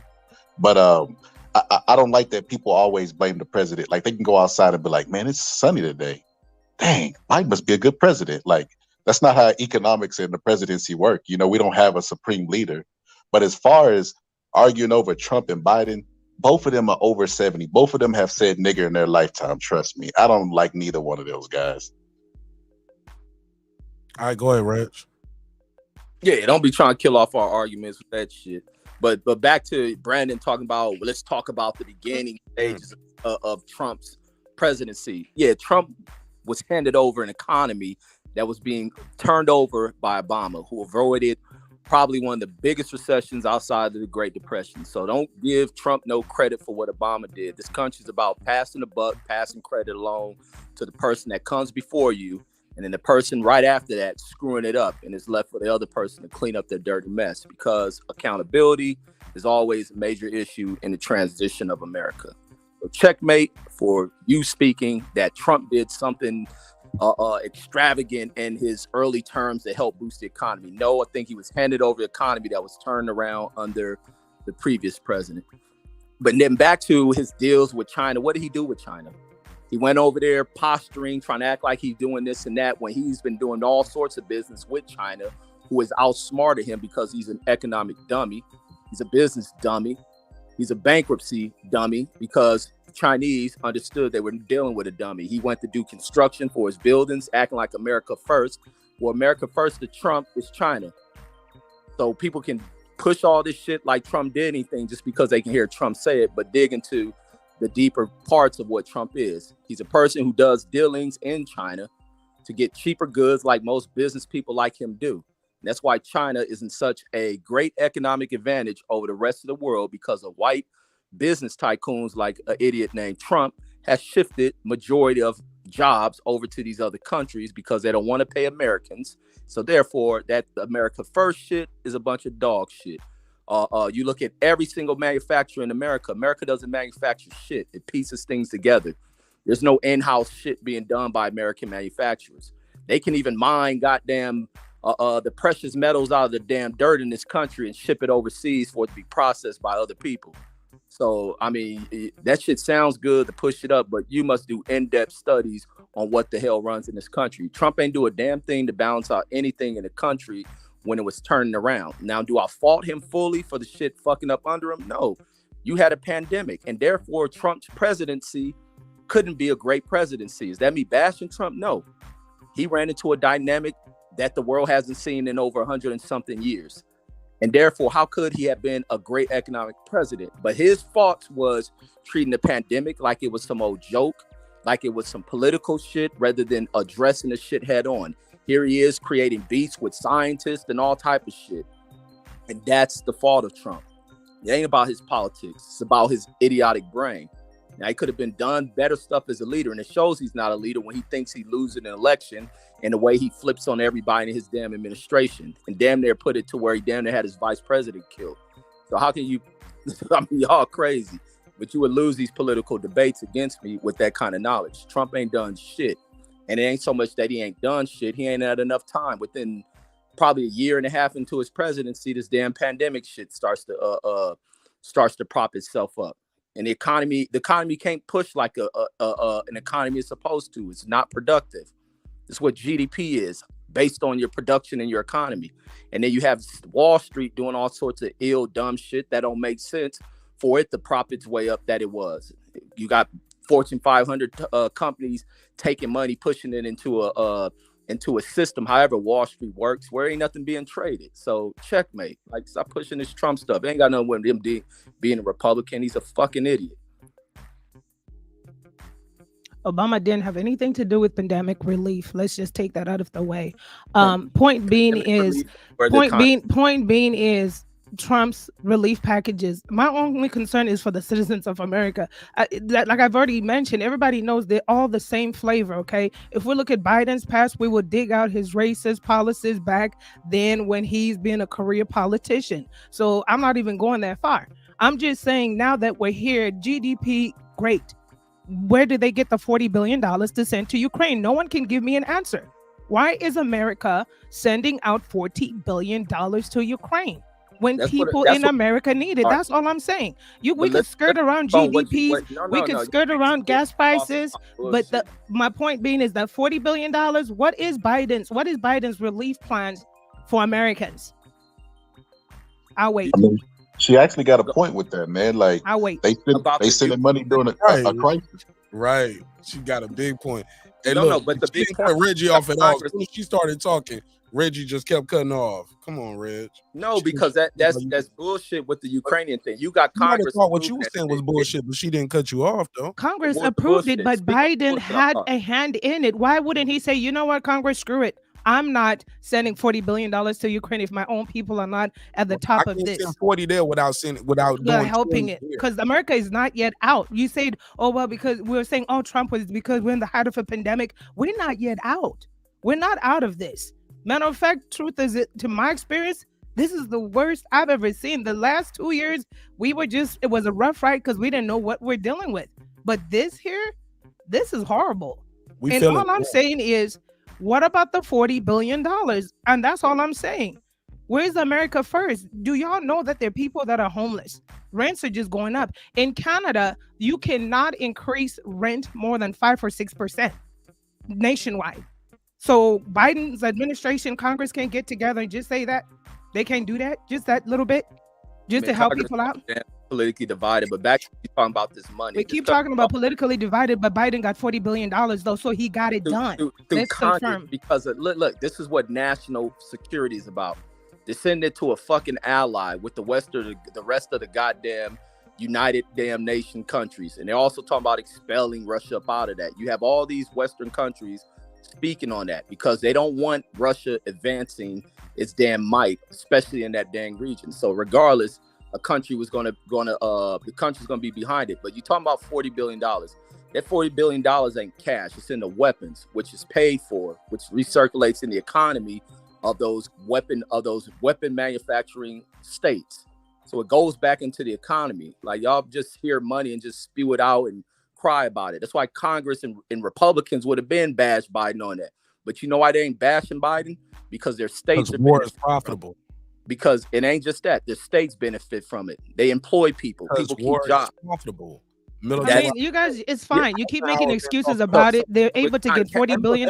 Americans need money. Weapons or not. How come we get $20 billion here, 20 there? I know wars are profitable. I understand the history of my countries. Mike, so don't make it into that. This is a common thing. I know why wars have Bad always thing, been out there. The countries make money, but nobody see this is what we get. This is the political filibustering of what they need weapons but we're not looking at the real reason. Americans are We suffering. need healthcare. You might be That's down comfortable. too. You might be comfortable, but Americans out here are suffering, and and this is what we get, where it's no, it's for the weapons, and then it comes back into the economy, but it's still not coming back to the lady who's getting kicked out of her house with her 3 kids. It's not coming back to her. In those conversations I have, I don't shut down to focus on one conversation when I talk about these things. But this thing you talking about ain't a new thing. It ain't a money sending thing. It's a recirculation of still employing those people. America loves this shit.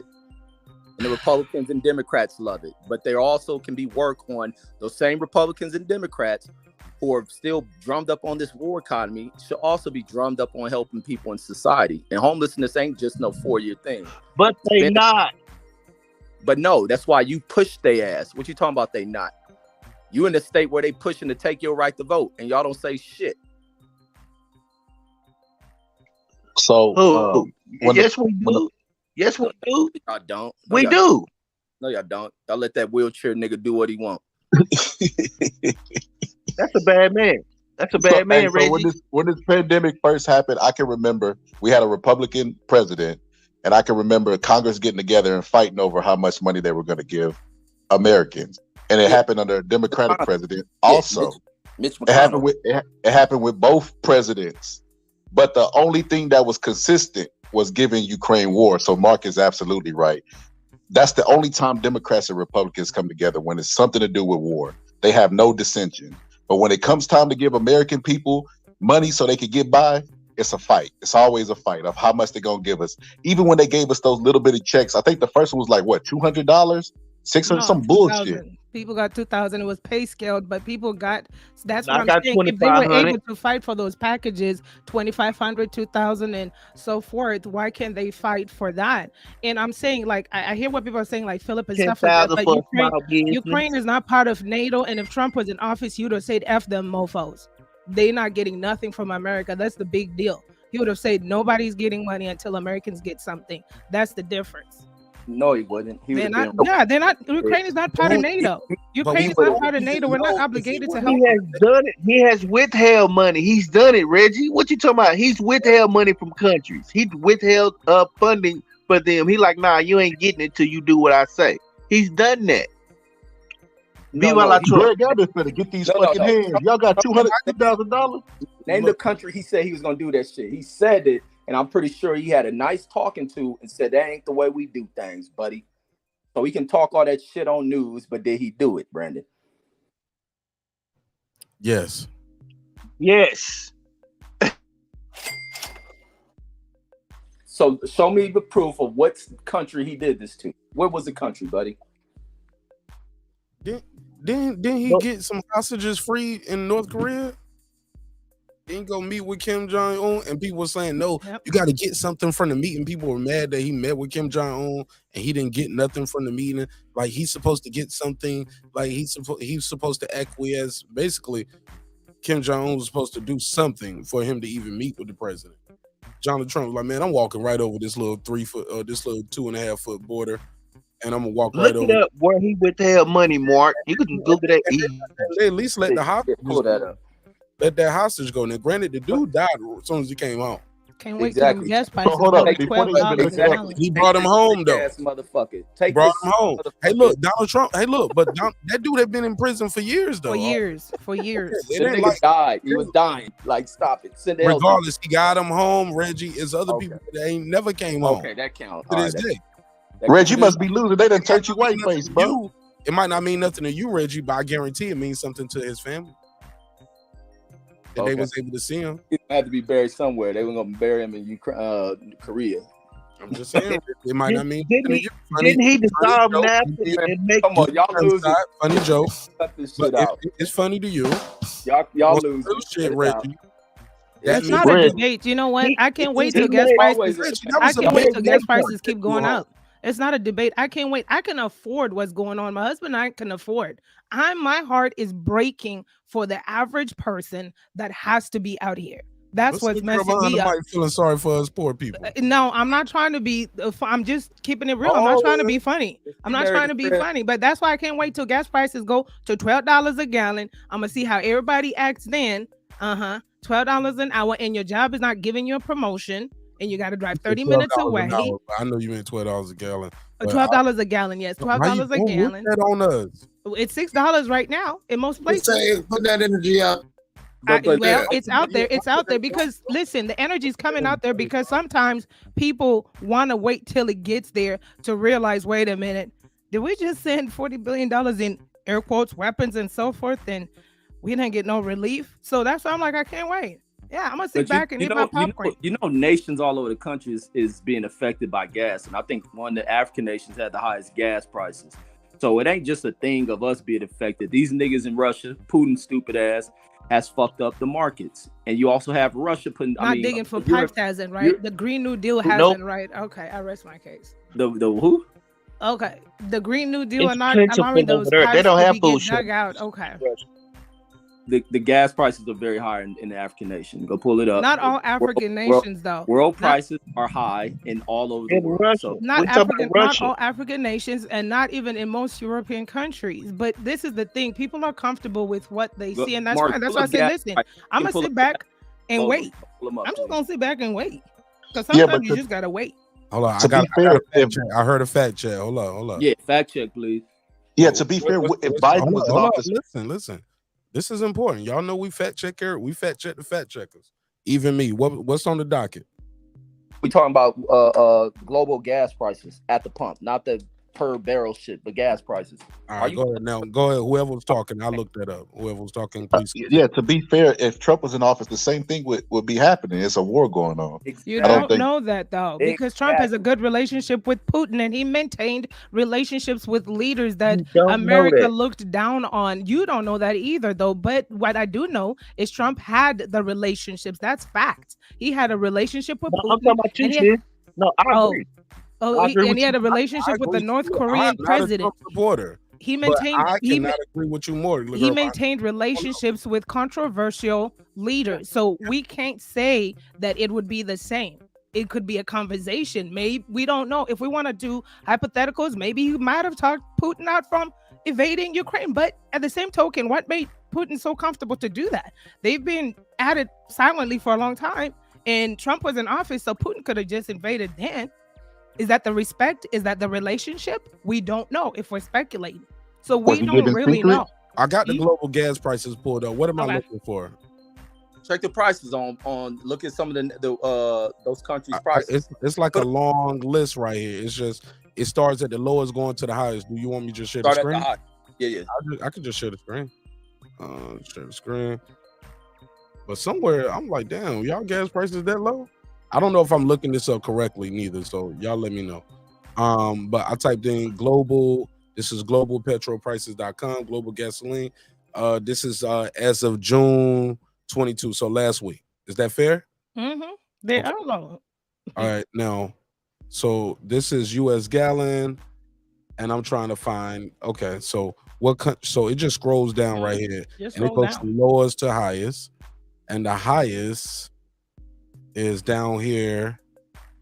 United Kingdom, Hong Kong is the highest. Norway, Finland, Iceland, Denmark. Okay, boom. United Kingdom. Where is America at? Where are we to get it? Where are we?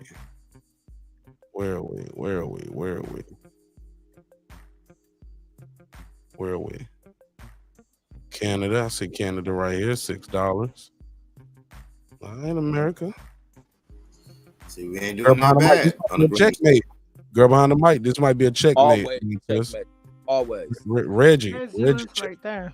Reggie, let's look for Russia. Look at Russia. Look at Russia's. Where's Russia's? Nah, that wasn't what we was talking about. Don't be trying. Well, we look at USA. Yeah, USA is still high. It's going up, but let's go to Russia. But you said it was like $6. gas is $6 in some places. This is an average. They took an average of the United States of America. Here, we're paying $4.59. You see what Central African Republic playing? But the average though is 5 something. So that's the average out of the whole entire nation. that means it's going to be they grading on the curve though, right? Well, so look, my point for pulling this up is just say this ain't an American thing. This is a global thing. So even if Trump was in there, even with him kissing Putin ass, the oil productions would have been fucking interrupted. Things get shipped in trucks. We don't know that. We do know for that. Russia. Reggie, but this is all due to a war too. That's what I'm talking about. The war. War might not have happened, Reggie. That's what y'all trying to say. If the war didn't happen, the war might not have happened. That's what we. Man, put a case on you. You ain't got that part of the message, my brother. That's what we all trying to say. Maybe Trump and he heard Trump and lost his mind. It's like maybe he like them white people with BLM. Boy, you say BLM, it'll set them on fire. BLM. So I wasn't a Trump detractor, but I tell you where I was like, he could never get my fucking vote. Whenever the pandemic happened, because I feel like Obama handled SARS. I remember SARS happened when I was in high school, and he handled it very. He handled it. You know what? Look at my African American over here. He handled it very well. He was in high school during so you young as hell, nigga. But yeah, so Trump during this one, man, he was talking about nuking hurricanes. He was talking about putting bleach inside your body. He had people going up and buying ivermectin. I just remember us running out of masks because my wife's a nurse. I remember them running out of masks. I remember not having enough sanitizer. I remember the world was in we have short memories. The world was in fucking chaos when Trump was in there. And then hold up, the nail in the coffin. Hold up, Brandon. Relax. Brandon, relax. Brandon. Oh, no. Then the nail in the coffin was the insurrection. That had never happened before. You know, that right there was like, I was like, oh no, we can't have this lawlessness. I turned into a white man. Get those people. Get them out of my country. I felt you. I'm 100% with you on that. I think they should have shot them. I think they shot a lot of those people. They shot them. Hey, look, girl behind the mic, Reggie. Clips, boxing scholar, Brandon. I do not promote violence outside of a boxing ring or octagon. But when people are trying to overthrow the government and are storming the Capitol, you got to shoot them. You got to set an example. Well, it didn't happen, did it? So can you pull up that? It didn't happen. It didn't happen. Hey, look, I would have dropped the nuke on they should have emptied the clip. I would have sprayed. I would have emptied the clip. Because you know what?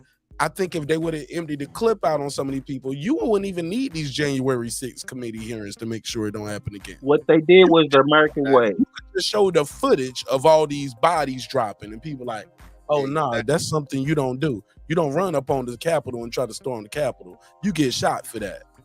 They was on code. You trying to overthrow the country. You get shot for that. Even with these hearings, it's strategic to like they doing an inquest, but it's all smoke and mirrors. Because the people they should really be calling in there, they're not doing it. They're they're just not answering their subpoena, just like Mark Meadows. They called them. These people ain't being subpoenaed, and then what you do?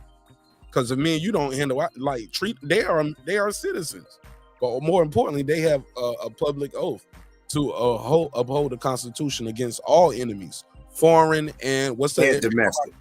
Thank you. Come on, man. They know what they doing, so yeah, man. It is what it is, and it's gonna be what it's gonna be.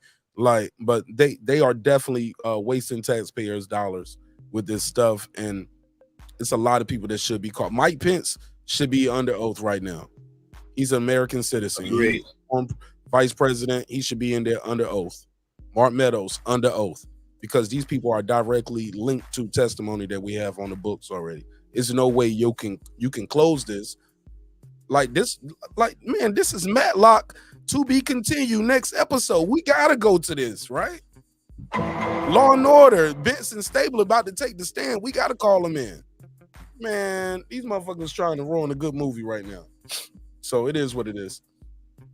But I'll pass the mic. Go Mark, ahead. can you pull up that gas calendar? Well, thingy you and one I more both time? know I that just want to look nothing's at gonna Russia real happen. quick. Nothing's gonna happen. Right, but like I said, if you would have ended that clip, you wouldn't even have to have these hearings. I'm gonna pull it back up. You'll just be able to show the footage. It'll be on CNN. And I promise you would not need no hearings. You wouldn't even need to talk about it. It'll be a bunch of slow songs, a lot of flower bringing, a lot of Boys to Men. How do I? And motherfuckers will know, like, oh man, you just don't run up on the damn Capitol, bro, thinking y'all about to just take over the country, like that, bro.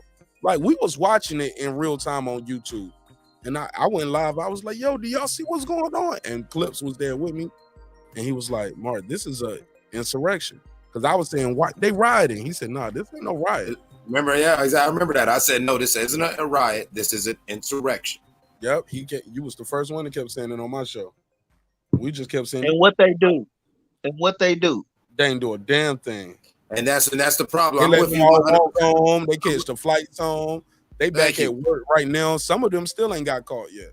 Some of them retweeting the pictures of them. Oh yeah, see, this is me when I have my feet on the desk. Yeah, this is me. Like, you know what I'm saying? Like, even though they went to jail, some of these motherfuckers, they're now in prison living like kings because they're heroes of this fucking extreme right movement.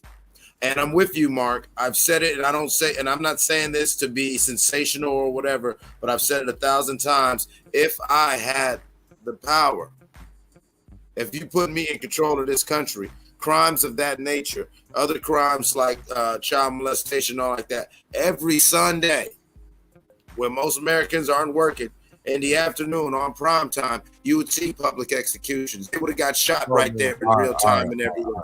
No, so you can see the example. I know. I really believe that in society.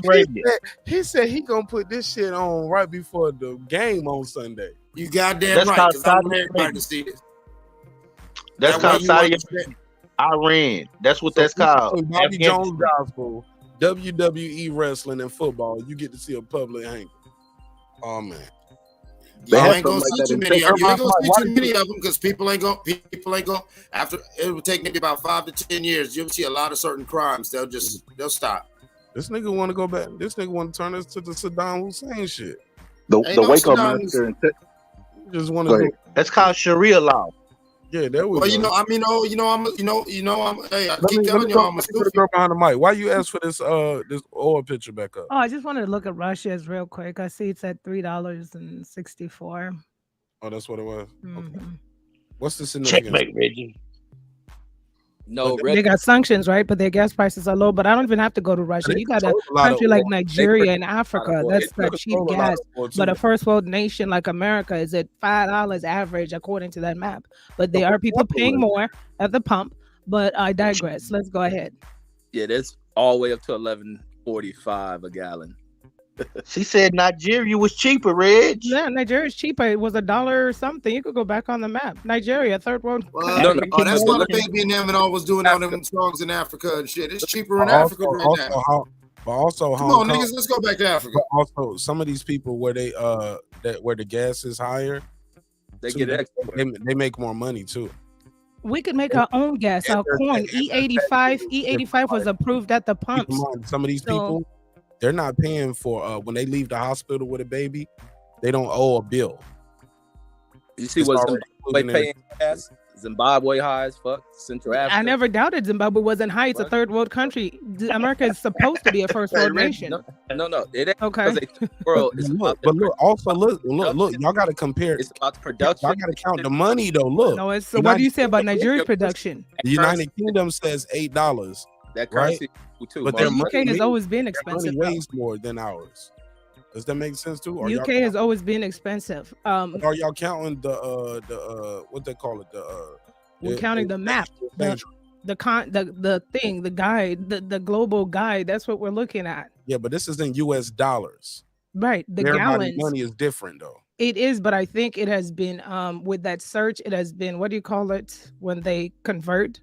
You could mess around with it, but it's in US gallons. Damn it, Mark, remember trying to make a point. You ain't gonna do No, it's not making a point because there's a drop down box where you pick it in US gallons so you can see the equivalents in US dollars. I mean in US dollars per gallon. But what I'm trying to say too is the cost of living. We count the cost of living.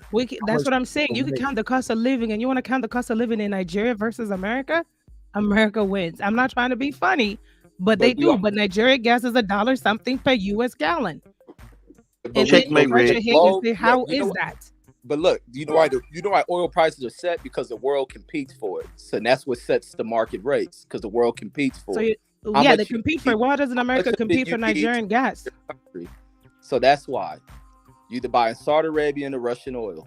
Or we could just use E85 corn gas for cheaper, right? But okay, I digress. Farmers back out there, but I think the production of that shit probably too high, and why they don't make it. They got excuses for everything. It's not the way economy work, girl. Behind but I'm saying E85 is cheaper.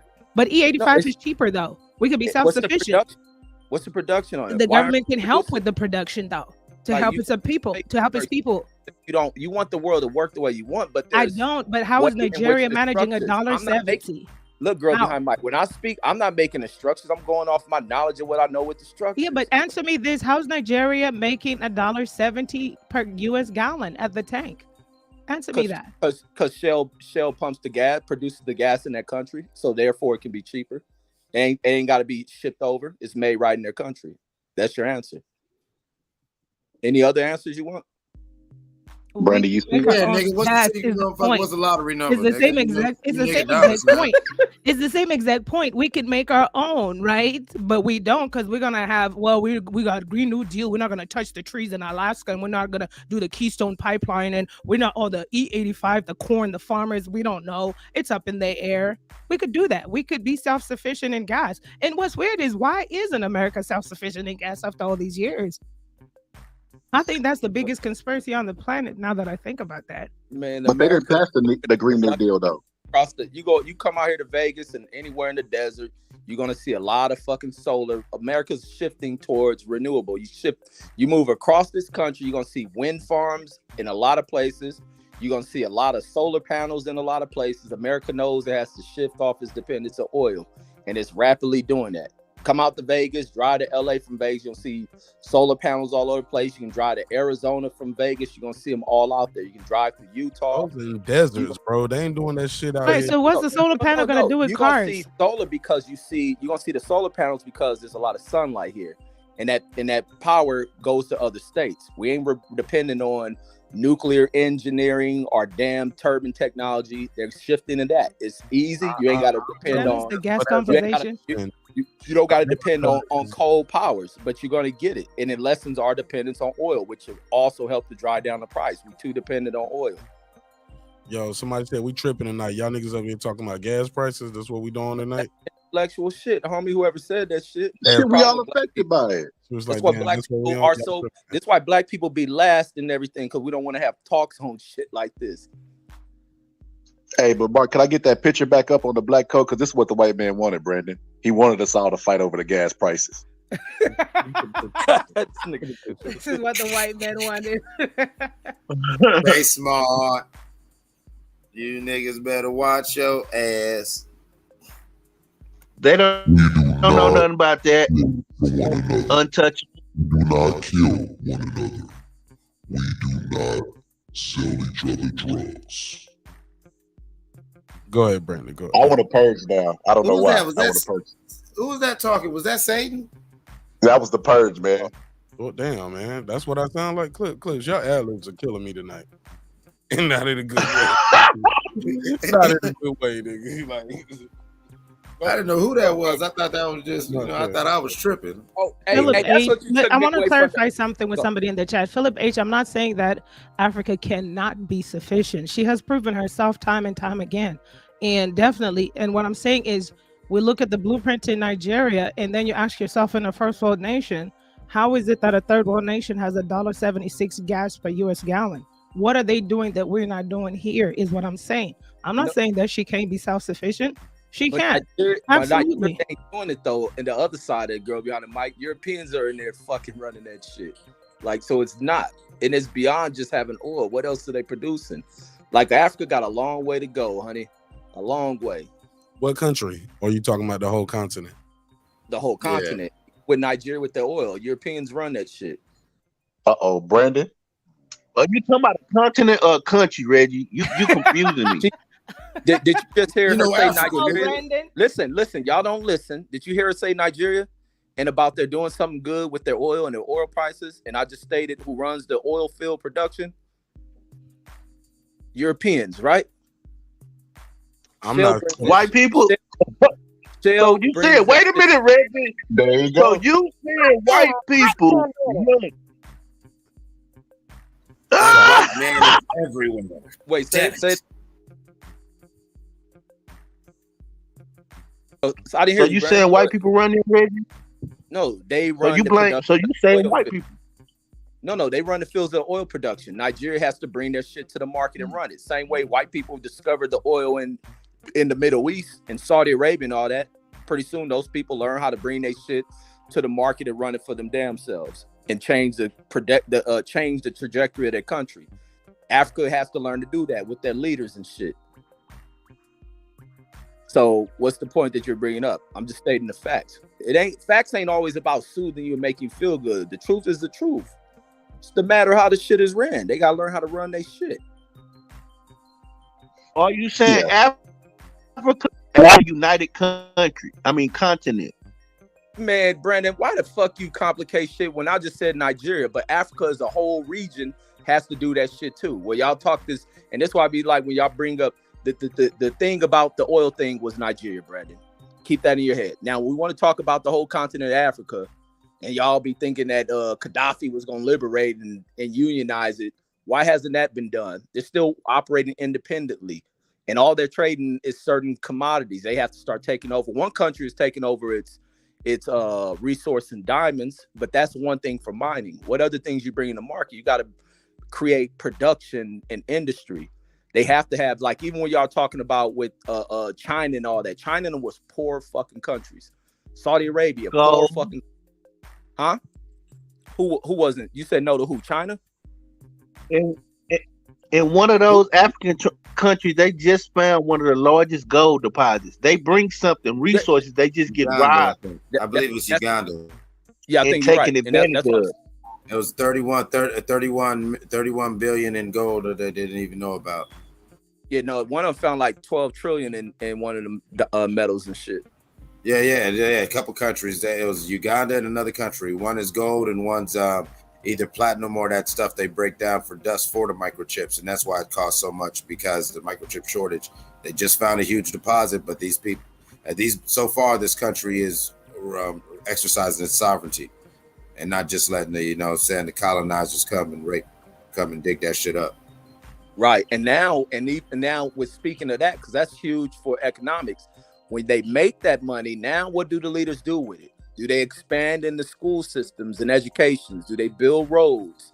Do they do these other reinvestments back into the country? That's what the Arabs have started to do with Saudi Arabia and the United Arab Emirates. Is reinvesting that money. They know that the royal family motherfuckers can't herd all the cash for themselves. They have to develop their people, and that's the key. They cook it like everybody else.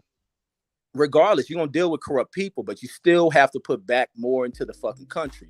Otherwise, you stay in the archaic ass ways that you are. Same way China lifted itself.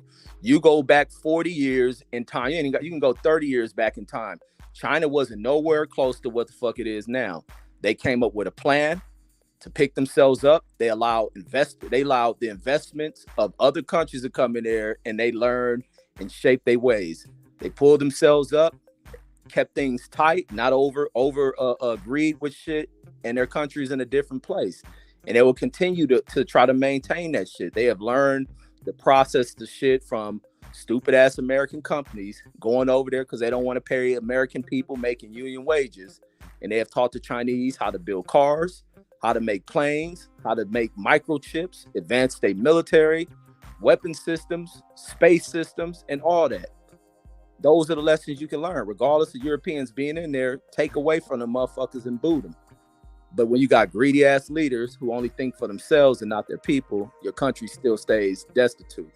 And Africa can change that shit by educating, because Africans are brilliant people when they're educated. They on code red. I don't believe in that code shit. And even that shit, that's the other thing I was gonna say about the code thing, because I thought Brandon was gonna see how our people was back then, but that code back then, them people violated all that shit.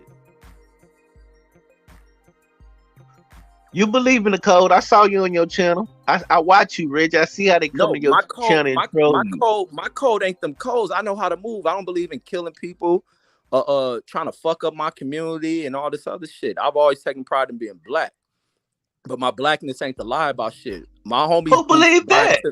My homies who buy into lies to soothe shit are fucked up in life. So you know what that code shit also break down to? I'm gonna speak this into existence because the PBC was in Mark's chat, man. Let's just say Mark makes it on with the PBC, right? And he starts putting people on. The guy that's gonna call Mark a coon is the guy he don't put on. People are only loyal to their opportunities, and that's what I see a lot on YouTube. This shit ain't about no fucking being black and pro-black or none of that. It's about opportunities and making money, and that's all it's about. What can you do for me? People's business decisions go bad, and then they want to go out and name call each other, et cetera, et cetera. But it's all about money at the end of the day. It's not about anything that can stand on real morals. I didn't hear what you said. I said, and that's against the code. If you put the code Mark threw up there, that's against that. So only thing you got to do is follow the code. Everything else will fall into play. If you notice, I don't know if y'all remember Planet of the Apes, the latest version. I think it was the last one, the third one in the series. Once they got civilized, they were. I'm sorry. You mean the one Joe Rogan watch, right? Pretty much. Yeah. Bad so metaphor. what happened? So no, I'm finna explain. In the movie, they was writing on the chalkboard once they became civilized because they had rules. That's right. Come on, Dr. Scholar. So the point that I'm making is they had a code. What do you say? What do you say? What do you say? Apes don't kill apes. Yeah, Caesar's number one rule. The rule that in the first movie Caesar instilled in them when they first escaped. I got it. Clips. I got it, my brother. So the point that I'm making is everybody in every culture has a code. They even established that amongst themselves, that we cannot survive as a culture and as a race of people if we don't have a code established on how we govern ourselves. That's what I'm saying as black people, we have to come up with. We have to have some formal. They tried to do it in the 20s. They tried to do it with the National Pan-Africanist Congress and those type of things. We need to have that. We need to have some type of jurisdiction. The mob had it. They had the commission. They had certain rules. And no matter how brutal and how bad we thought it was, every civilized people had some type of structure. That's all I'm asking for. Brought them white motherfuckers from the mob up, because what was they called? Because they showing killed the fuck out of each other like gangs. And then snitched on each other at the end. But Brandon, explain what they do, though. White people codes, like cut this code. But Reggie, that don't mean just because they fucked up, we got to be fucked up. But we don't have to be codes. We know what's right and we know what's wrong. We know what we shouldn't do with each other. But you keep bringing up other groups have codes. They kill the fuck out of each other. Brandon, explain to me how Dante's Boxing Nation calling out Shakur was on code.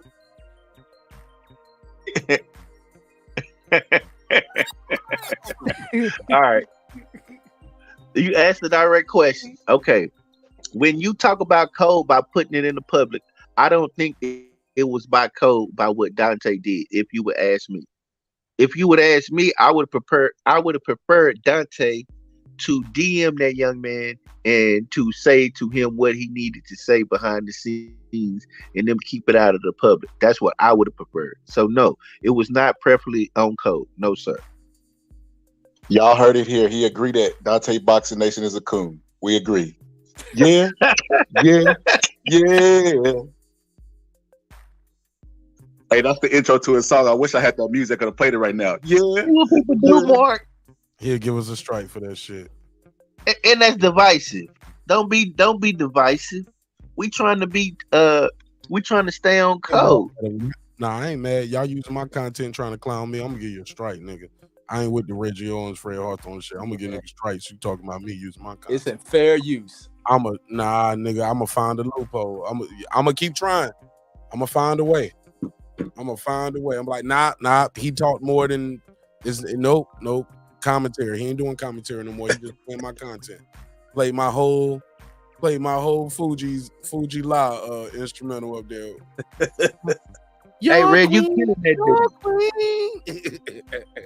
dude. Red, you killing that dude too, man. You killing that dude's show too, Red. That black man. Already know. That black man and his business.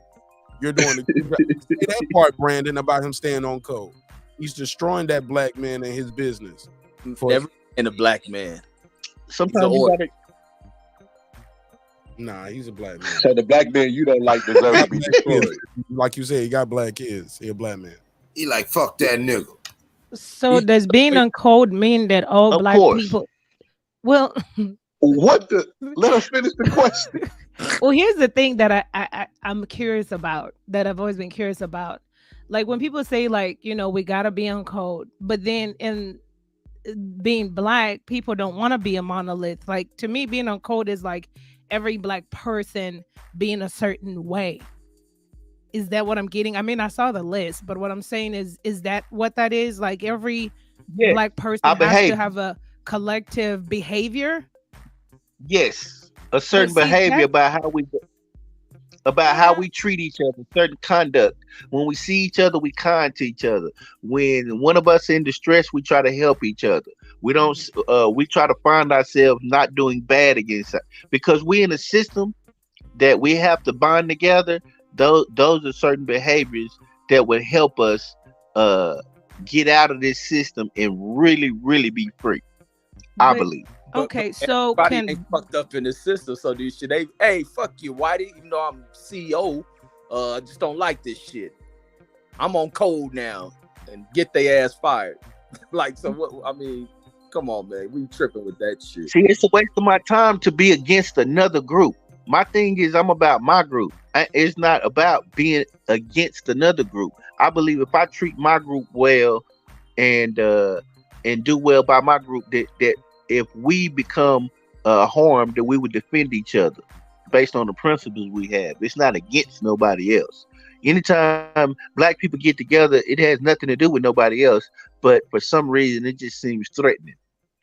I mean, it's a good thought process to be on code, but my question is, why it seems like when other black people, or when some black people live differently or think differently, then they're castigated by black people. It's like you're going off code. That's what any group They're does, not on code. But then it's like people are not signing up to be on code. You know what I'm saying? I don't know if I'm making sense. Like, I feel like listen, I'm all for black community or black togetherness, whatever we're calling it today. But it's like, I feel like I'm being forced to think a certain narrative. So that means my political views have to be pro-black. The way I walk has to be pro-black. The way I dress has to be pro-black.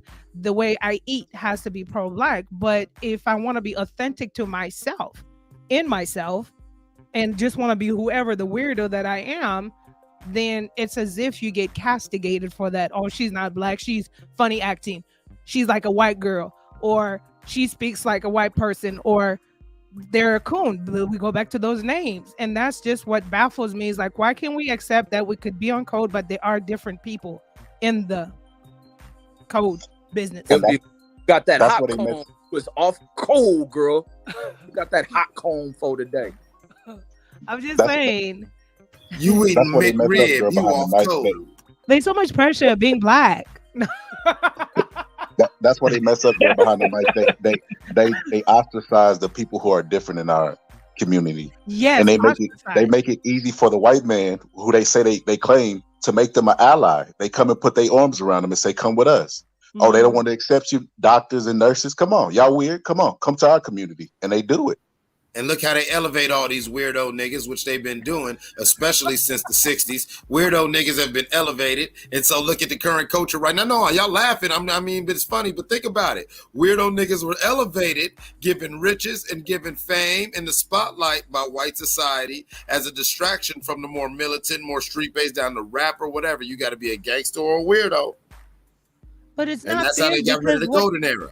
But it's not fair, though, because what if you are just a regular black person and you are within your authentic self in the community or the black code thinks you're a weirdo, like you're a sellout or whatever they want to say. I mean, there's Because a lot of niggas names ain't that allowed to comes be with that. normal. They niggas. Thank you. I was Right. just going to say that But that's there's not no true, black though. person. Yeah, but that's not our fault. That's the way the society has shaped it, and we at war right now. And once we finish winning this war, you can be your authentic self. But right now, we on code. After the war is won, then hey, Get back to being weird. Yeah, you can do whatever weird you want to be. Hey, don't nobody listen to this nigga Brandon strategy. know, right? Fuck Brandon, where's that Dante's shit. Boxer Nation during this war? Thailand giving orders? We need babies. We need babies global. Hey man, fuck Brandon. Demote Brandon from this war, man. Fuck that shit. Take that nigga. Yeah, off we the finna send his ass to Thailand. Send Brandon back to motherfucking R&R, man. Get him off the battlefield, man. Give him a desk job. You need a desk job. Get him Hell off the front. yeah. That nigga need a desk job, man. Fuck Hell that. no, he just gonna write white man on all the papers. We gonna let him throw rocks at the telephone pole. The intelligence gonna be all fucked up because Brandon gonna play. See, the white man is gonna fuck with the weather. Brandon gonna have like that Bunker Hill shit in Vietnam. Yeah, he's gonna use HARP. Yeah, that's right. Look up HARP. Yes, I agree. He does manipulate the weather. Look up the HARP experiment. He took the bait. You see that? He took it. Hey, it's true. But outside of that, we White all man has time machines. I don't know nothing about that. Brandon, you are demoted from the sport, man. Fuck that shit. Hey, but what all You are not seriousness, fit for duties. You are not with all fit for duties. seriousness, man, I see exactly what Girl Behind the Mic says, and I seen that a lot, man. I see people that are different. You know, I'm gonna say the name. You know what I mean? The dude Get the Smoke. Everybody always say, man, he the dude that if we all playing basketball, he come around. He come around, they be like, oh man, this nigga coming around again. That's him, man. But he geeks stuff up. You know what I mean? He's different. Why the fuck you lying? Why you always lying? So Get the Smoke ain't different. Mark, you Oh my God. Stop fucking lying. So Get the Smoke ain't different. Man, Mark killed that dude.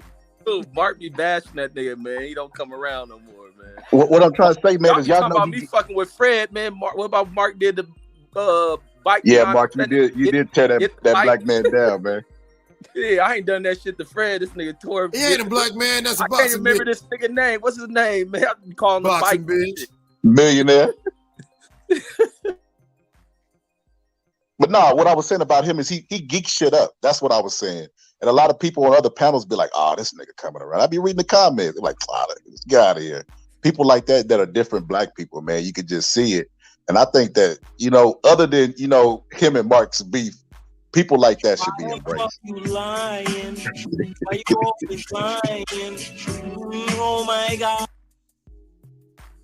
Yeah, those people got to be embraced, man. Those people got to be embraced instead of ostracized, because, I mean, that's how you create coons. That's how you create those Fox News people. They were regular people, man, that the black community just didn't. You said hey, they was regular people that the black community didn't embrace. They was like, this person weird. Why they talk white? Like, so we created the coons. God created the stars and the Girl moon. Behind the Mic is what I'm saying. That's what I say have any validity. No, it does have validity White man got because a it's moon like base, right, Brandon? it's like a pressure point. Like I find a lot of pressure being black. Because it's like these categories and you're like, where do I go? And, you know, when you get around a bunch of black people, then it's like I gotta be, it's like when I get around a bunch of white people, I gotta walk on eggshells, because it's like, okay, what's your manners? You don't want to be the angry black girl. You soften up your face, smile a lot, look friendly. And then when I get around groups of black people, then it's like, okay, we're in code, we're down, what's up, da da da da da. But it's like sometimes I just want to be weird. You know, I just want to be weird and think weird and have my own thoughts to myself. That doesn't mean I don't support blackness, because like I said, I'm weird in the fact that I don't like organizations. That means organized religion. That means political organizations. That means radical groups. And so every time I try to find a place to support blackness, it becomes too radical. And I'm like, oh, I'm not that radical. I don't want to go shoot a white person. And then it's like, okay, let's go over here. Yay, we're black. And then it's like, oh, we're gonna do this. And it's like, oh, that's a little bit too much, you know. And then it's like, you know, then you're like, am I on code? I'm sorry, I was blacked out. What you said about killing white folks? I'm just saying, like, you know, it's like you try to gravitate to blackness person, and then it's like, okay, let's go over here. Yay, we're black. And okay, I'm just making sure I can do this effect too. So in real time, when people saying I didn't say that, I'm gonna just start hitting the mic on certain people when they start talking. Cause they're gonna be like, I didn't say that. Okay, so I know how to do that now on the board. Cool. I mean, what I'm saying is there's some groups that are radical. There's some groups that are rational. So how do we maintain a code between the two and decipher? And then there's the weirdos to the left, to the far left, you know, out of the three groups. I don't know if you y'all guys be thinking too much. Nah, I think a lot of people don't think enough, my sister. We need I don't know that if you conversation like this. And that's the problem with black people who say shit like that. You ain't gotta say black people. It's people though, Reggie. Yeah. You sound like Fred when you say y'all niggas need to do this and black people. No, but when you hear that in groups in our conversations, like we think like always. No, that's what Fred be saying. Y'all niggas like, bro. No, Fred be talking about like black people, this and that. I'm talking about. Bro, you just said you black people. You keep you saying shoot that's wrong, down black the people. ideals of thinking and having intellectual conversations. But it's not a black people problem. It's a people problem. I'm talking about the Pot chat. called the kettle black and cocaine. I got it, Cliff.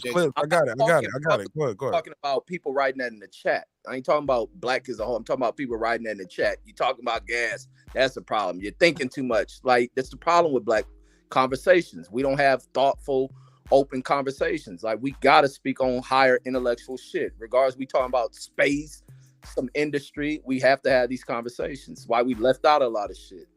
But my brother, when we disagree though, we ain't gotta say, "Oh, y'all sucking Donald Trump's ass and all." Oh, yes, we do. Like, nigga, the image, Reggie, the imagery, my brother. Trump, that shit gotta be said. I'm sorry. I gotta put a case on you. Like, maybe the show too long. I know what most people doing around this time of night, so we can land the plane here and let people. No, hell no. But anytime there, it's Donald Trump is the trigger. I'm telling you. Reggie Owens be looking up Stormy Daniels porn on the hub. Damn. Nah, I look for black shit. I know white girls. I ain't gonna lie. I looked up Stormy Daniels. I want. You hear that? You hear that? Wow, you ain't on code, Mark. You looking at that pro-black porn. I looked at the white woman taking it to the face. Yeah, I was looking at her, and I see why she got paid. But pro-black porn is supporting the degradation of our sisters. Yeah. Right. Thank you, Cliff. I gotta see the black pussy. Man, that's complex. No. He said, "What you say, bro?" That's complex, man. Damn, I ain't thinking about that. Now, now look at him. You're conflicted. That's deep. Hey, what if it's a solo? Oh, she just popping herself off. Yeah. What's up, Pop? She playing with a rose. She playing with the rose and all that shit. Oh, yeah. Fuck it. It's a wild show. It's a wild show. Man, I gotta pay hold on. Home. Damn, Karma. After I took up for you when the dude called you the B word the other day. I'm a whole raccoon in the chat. Call my brother a rodent. He a rodent digging out the trash, but he's smart though. He's intelligent. He can use his thumbs and shit. Damn. Hey, Mark, welcome to the club. Yeah, it is what it is, man. I'll be that. Just pull up on the next episode. Call me a coon again every episode. Damn. But all right, man. Well, shit, man. This has been a hell of a conversation. Final thoughts, man. Final thoughts. Everybody, let's go around and get those final thoughts off. Unless Reggie Owens about to go live. Nah, I ain't going live. Shit's late. I gotta get up and do a bunch of shit. Yeah, man. I was hoping you go for an hour, man. I don't be wanting to set up no show again. You said you was hoping what? That it was gonna go on for like 20, at least 30 minutes. Shit. Another 30. Boxing Scholar, go live, man. Set that shit up. Hell no, Boxing Scholar be, hey brothers, please, man, no beefing. I'm on code. What you talking about? Hey, he on code. I'm on code. Oh, Terry, that shit was funny as fuck, man. I ain't make it easy. Damned if you do and damned if you don't, huh? Yeah, brothers, take a deep breath. We shouldn't talk like that, brothers. Now hold on, bro. That's why I'll be like, hold on, brother. Grab your beating pie. Think about what you do. Damn, Brandon Watson, he talking about you. Shots fired, Brandon. Say white man. Say white man 3 times. Right now. Like say white man 3 times. Brandon will pop up. Damn. White man. God. He was like, the phone going, Mark, I was at work, but you know I had to pull up for this. Let me just get my bars off because I gotta go. Yeah, and Brandon, you ain't got to respond to 2 that. hours later, he's still on the phone. Does Brandon know it's true? Nah, my bad. I've been at home. I've been popping firecrackers with my son tonight. So you were celebrating this pagan worship today? Ain't that about a bitch? You celebrating the pagan This enslavement white of black man men. independent. You gonna light up the shit. I'm putting a case on Brandon. Karma. Now, who's the raccoon now, Karma? Man, the world is falling. What the fuck? Brandon Washington had his bow tie on as he was barbecuing some ribs, lighting it up for Uncle Sam. Stop. Now, we ain't gonna do him like that. He said he never shook a white woman's hand before, but he out there popping firecrackers with that same hand. Brothers, come here, let me talk to you for a second, bro. Man, he never shook a white woman's hand because he always just motorboated them. They were not pigeon. They were not ribs. They were pigeon ribs. He had pigeon ribs. And, Hey, Mark. Chicken back. Mark and Red, just for the record, I'm gonna let y'all have that. But if you Google July 4th and what it means to the Nation of Islam, you'll see what I'm talking about. But outside of that, me and my Did you buy your fireworks? me and at my the boy mosque? lit it up. No, Man, sir. I definitely bought them I'll from the give you Dominant last 20 Society. minutes. Go ahead, Brandon. Go ahead. Fuck it. I definitely bought them from the Dominant Society. Also, me and my son, we lit it up, red, white, and blue. We used those colors. Also, we did Roman candles. Or no? Nah, it's significance behind all those colors. I don't want to sit and break it down. But anyway, so Is the yeah, me white and my blue son. red for blood and the blue for valor, or no? No. Blood, sweat, and tears. But outside of that, yeah, of course, Ray, you don't celebrate with your children, man. Well, we light the sky up, bro. I'm from Texas, so it's different. I don't know what y'all do, but we light it up there in here. I go live on YouTube. Throw black dollars up to exchange it and put it in the white man's hand. Damn, Brandon. Hey, white man, can I have some fireworks? I want to light it up. This nigga Brandon. I'm sorry. I couldn't resist. Damn, Bro, we like the sky. We celebrate. We light it up. I mean, we have a good time. My son enjoy. I invite my little nephews over sometimes. I mean, y'all didn't pop firecrackers when you was young, Reg. We didn't have money, so what we did was wait. Yeah, so we light it up, man. It may be just a southern thing, I don't know, but we light it up there. Yeah, but where your consciousness at? Yeah. I told you. It's a significant. Brandon is saying is it is more important to him to stay on Texas code than on black code. So you're a Texan before you're a black man, huh? Yo, Greg, all praise to Allah, but I'm celebrating 4th of July and popping off these. We're gonna light the sky up. All praise to Allah. Respectfully, though. Respectfully. That shit, that was good clips. That nigga on TikTok.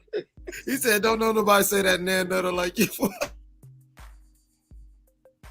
All right, man. Brandon don't got quiet on this. Go ahead, Ray. Nah, man, I'm laughing. Oh man. Oh, let's go, Brandon. Happy 4th, my brother. I know why you celebrate it. I know why it's red, white. That's why I asked you. You know what that red, white, and blue mean, right? Keeping secrets. Yeah, of course.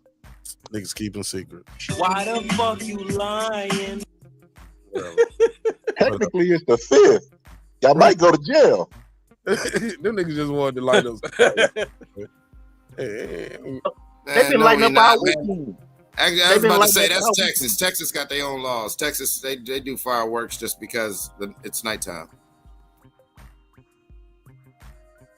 They shooting off AKs. They shooting off AKs and SKSs right now. If I go outside, I'll let you know. which is the dumbest shit Yeah, they ever. shooting out. That sounds about right. So dumb, so dangerous. Sounds Yeah, about that's why I don't celebrate around here because it's not even safe to really. Go ahead. Oh, I'm sorry. No. I was just saying that's why, like, yeah, they said they shoot too much around here, and I don't even like having my kids out late no more. Yeah, what I was gonna say is, look, man. Anybody on this panel on this channel within the sound of my voice, please do not shoot guns in the air to celebrate anything. That's truly irresponsible with your weapon. Those bullets do come back down, and I live in a city in a state where every year somebody's dying from a bullet just randomly falling through a window. So yeah, every year. It's just shit. It probably happened more than that. They probably just like, man, I ain't doing that story again. We just did that last week. Let's talk about this nigga that got shot in Ohio. That'll get him in the room.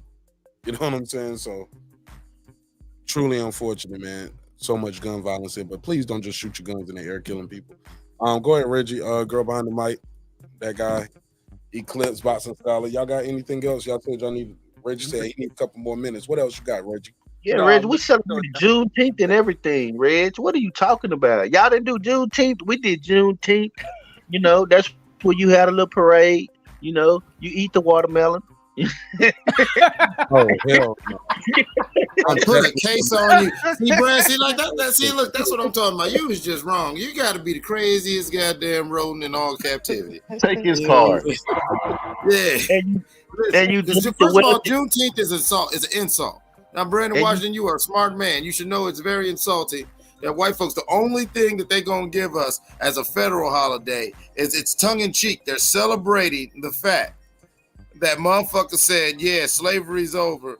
But you know what? Niggas in Texas said, no, fuck that. We got to recoup our money. We lost a lot of money during this war. They said, all right, don't tell y'all niggas for about 3 or 4 more years. Just, you know, it's get some more free work.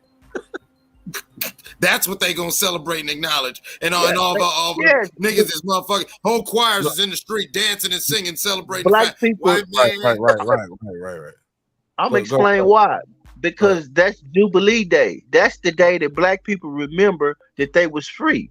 Black people, I said this in the Juneteenth episode. They thought they was gonna be rich like white people. They didn't have no concept of time, money, or nothing.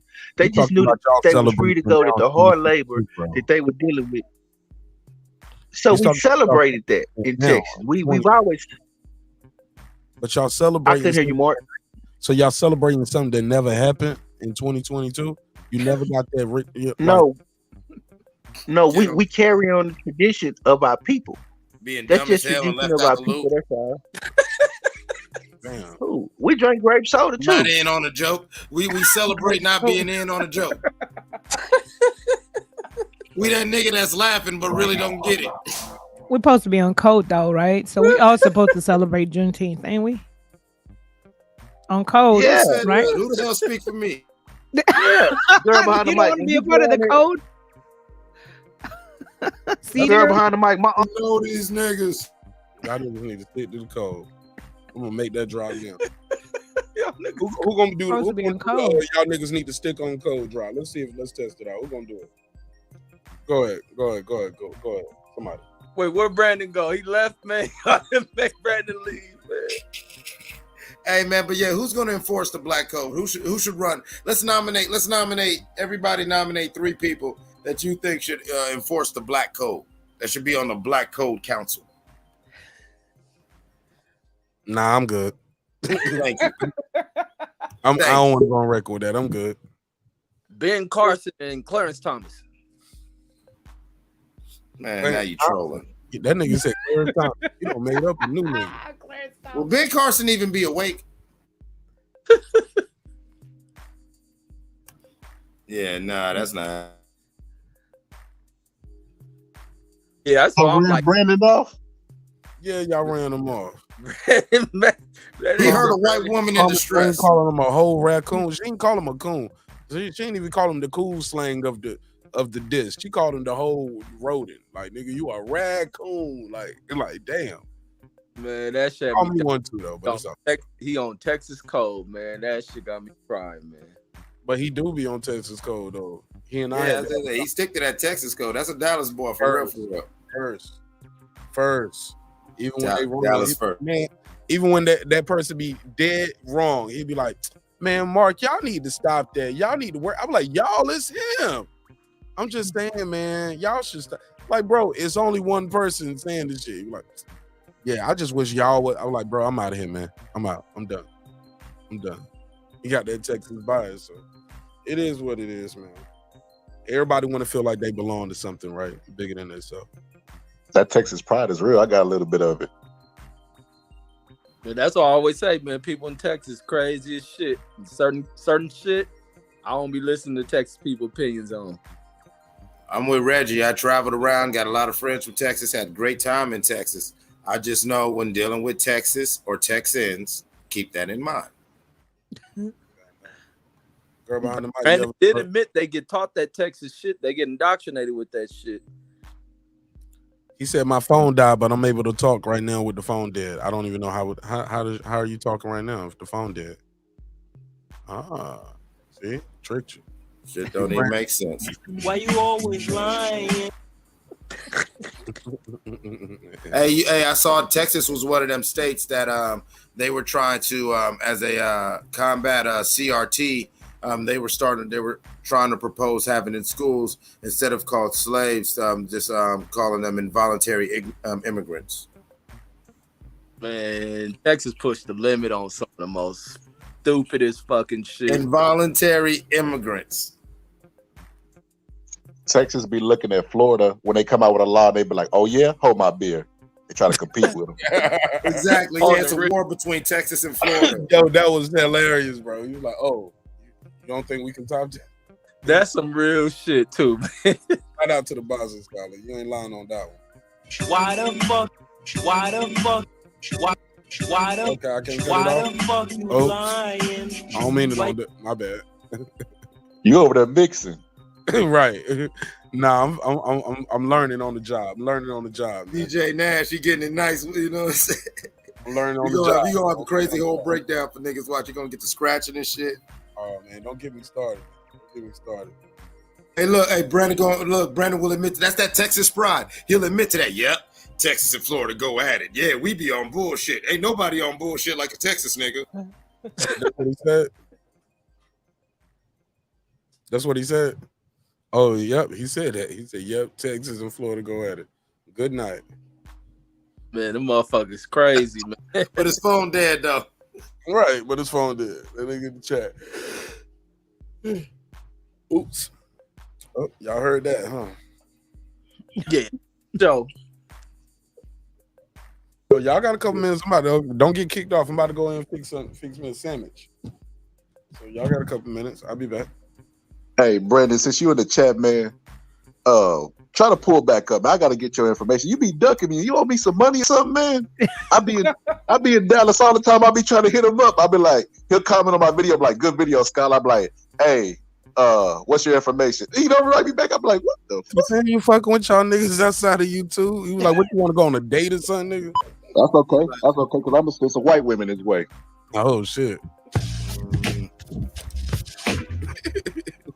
Gonna put you on, my guy. He afraid of the Klan getting his address. That's what he is. He like, I ain't on that. I said some provocative things. You niggas ain't on code. You know what it is? I told him Fred was my uncle. He probably believed Fred really my uncle. He born that smoke. Man, you got them green eyes that like Leonard Thomas kept talking about. I want to talk to the guy with the green eyes. I was like, nigga, who got green eyes up here? He said that dude. Bro, right. You notice I never came up after that day. I never felt comfortable again. He made me uncomfortable. I was about to join the movement. Terry Crews should have joined. Girl behind the mic. I was like, the brother had been on the panel with me for like an hour and a half. I ain't looked at his eyes once. I was like, who got green eyes up here? He was like, him right there beside you with the nice beard. Him with the nice beard. I was like, yeah. Hey, Spence fans, what can I say? Hey, the boxing scholar, did he give you the internet equivalent of that awkward handshake that another man give you instead of like just shaking your hand? He kind of just grabbing your hand softly and let it linger. Yes, that's what it was. Internet equivalent of that, Eclipse. What dude just did? That's the internet equivalent. Like, somebody, like you said, he could have described him any old way. Yeah, him with the green eyes and the nice beard. Capricorn. Yeah, Capricorn. You know, the one that's well dressed, the handsome one. Like, yeah, he could have just described him from the jump, like the guy right there beside you. I was like, he said the guy with the green eyes talking to Thank him. you. He could have said, yeah, the dude who said something about whatever. I'm sorry, I'm about to go off code. But have y'all seen my boy Leonard Thomas acting real? Reggie, he got this thing up there where he look like he's on a date, about to go meet a dude. And they both like he pulls up, and I guess it's supposed to be a blind date. But it's, who? He suspected Mark, stop tearing that brother down. Stop tearing that brother down. Girl, but it's a dude there with the donuts already open. Like he don't ate half the donuts. Leonard pull up with the same matching box, and he got a full dozen. And he's all happy. And he sits on the park bench, and he was like, "What are you doing here?" The black dude who was already. He said, "I'm waiting for somebody." He was like, "She's not coming." Man, what kind of shit is this? Wait a minute. So she had two niggas come. It looked like the intro to some weird ass porn shit I never heard of, and I never watched it. Never heard of it. But I ain't lying, bro. I ain't lying. I'm gonna send you the link. I was like, bruh, what kind of movies you doing, bro? I don't know. That shit is funny. But shout out to Leonard Thomas, man. Keep doing your thing, man, on the acting side of the game. Or the whatever kind of movies you making. That nigga did look like he was on the Weinstein couch for that screening. But I'll pass the mic. Go ahead. Yeah. You're right, Boston Scholar. This is definitely not sticking to code. But it's great entertainment for me, my nigga, because that shit is true and it's funny. You gotta see it. His name ain't Boxing Scholar. It's him with the green. No, it ain't Boxing Scholar. No, it's Leonard. He was Leonard. That Leonard Thomas was like, "What are you doing here?" I seen it. I'm not lying to about Scholar. That's a good memory, huh? It was like an episode of Cobra Kai or something. Man, that's a good memory for me to only seen it 20,000 times on repeat. I just kept laughing. Oh my God. What are you doing here? Only 20,000? Oh my God. I'm waiting for somebody. But she's not coming. But he's like hiding behind like a bush or something. He hiding the donuts. Nigga. Reg, I bet you won't pull it up on your channel. He need to be in 9 chat, yo. Fred gonna hire that nigga in 9 chat. It's gonna be called 9 fat. No, never mind. I can't say that on YouTube. Not pulling no that fruitcake shit up. Yo. Okay, I'll leave him alone. All right, well, yeah, we on bullshit right now. I mean, my face stretching, I'm laughing so hard because that shit's so real. If I didn't think he would give me a strike, I'd play that shit right now. But I know he'll give me a strike because he ain't got shit going on in life. Think you're funny, Marq Nash? Take this strike. I'll show you. I'll hit him with my P32 space modulator. Nah, you know, that last part. Hey, you see what I was talking about? How y'all treat the black people that's different? Oh, nah, it is what it is. Y'all see how y'all treat the black people that's different? You know what's gonna happen? Trump gonna come. Well, I mean, I say Trump. Oh, my bad. White people gonna come and put their arms around them, and they gonna embrace them. And we're gonna have an enemy. Y'all created them. I mean, technically, when you want to get down, so watch Brandon go and join the panel back to this. That is how all this came to be. You know, Yaqub. If you go by the story of Dr. Yaqub, he had a real big ass head, like real stupid big, and everyone used to clown and pick on him, and it brought a resentment into him to where he was a genius, and so eventually he made a homoguli, which became the Pale Man. Hold on, let me test something out real quick. White man, white man, white man. White man, white man, white man. Let's see if Brandon come back. Spence. White man, white man, white man. Hey, yo, play that Spence video. Fred.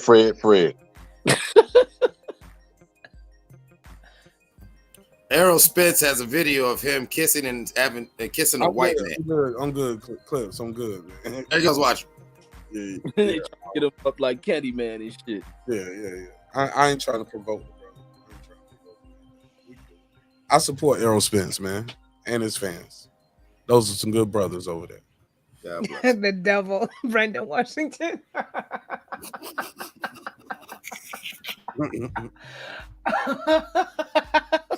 I was about to say something. I forgot.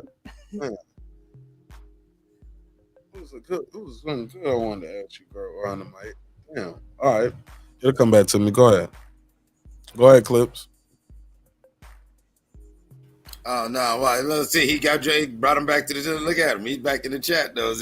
Like, you know, you gotta say them. You gotta say his triggers. He needs his triggers.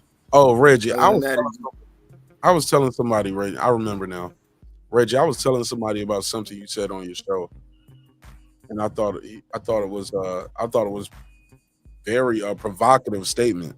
To say the least, it was a very provocative statement. You said all the world's issues come from white people. From endangered species, extinct animals, the ozone layer, climate change, weapons of mass destruction, them being created, them being implemented on Hiroshima, Nagasaki. Like these are all white folks. I thought that was truly provocative, but you actually said some funny shit in there too, though. I'm making it serious, but you said some funny shit. He was like, man, Martians saw white folks coming to the moon. It was like, cut the atmosphere off. He said there's all kind of shit going on the moon. They just cut the lights off and cut all the power off and the atmosphere off. Like, make sure them niggas can't breathe when they come up here. like that shit was so funny, man. But when you word it that way though, like it's a joke at the end, but it was a lot of real shit that you said there. Can you speak to that a little bit more? Yeah, it really come from me clowning them damn white dudes coming there making that bullshit up about why the cops killed that dude, but also them dudes painting what the fools say something about black people have created neighborhoods because they're talking about white folks left the communities we live in because they're worried about the violence that we create. We turned our cities into Lebanon. It's like, man, y'all like the truth is every issue that plagues the planet has been white issues. America no longer have wild bison roaming the damn country anymore because of them coming over here slaughtering shit. Even they talk about the bison you see up in Yellowstone. Those are like hybrid versions of the damn actual bisons because damn near all of them been wiped out. They had to cross the genetics to produce what they have to try to bring back the population. The endangering of African species ain't done by Africans. They done by Europeans coming over there doing ignorant shit because of weapons, bombing of cities, us worrying about climate change because of shit they released into the atmosphere. Remember back in the day where we used to, are y'all old enough to remember when where they was having, like, especially in our schools, they used to have us to ensure we don't have CFCs in the home and shit. Remember the little aerosols that carry CFCs? Right. The ozone layer. Yeah, the ozone. That shit was gonna burn through and just burn us up. Like, yeah. Yeah, and they were pointing at the cancer rates rising because of shit they were just doing to destroy the damn planet. But then you have them to paint like it's a human thing. But even when my kids come back, because they hear about certain things, and I tell my kids, it ain't a human thing. It's a white thing. A lot of the Europeans have created that.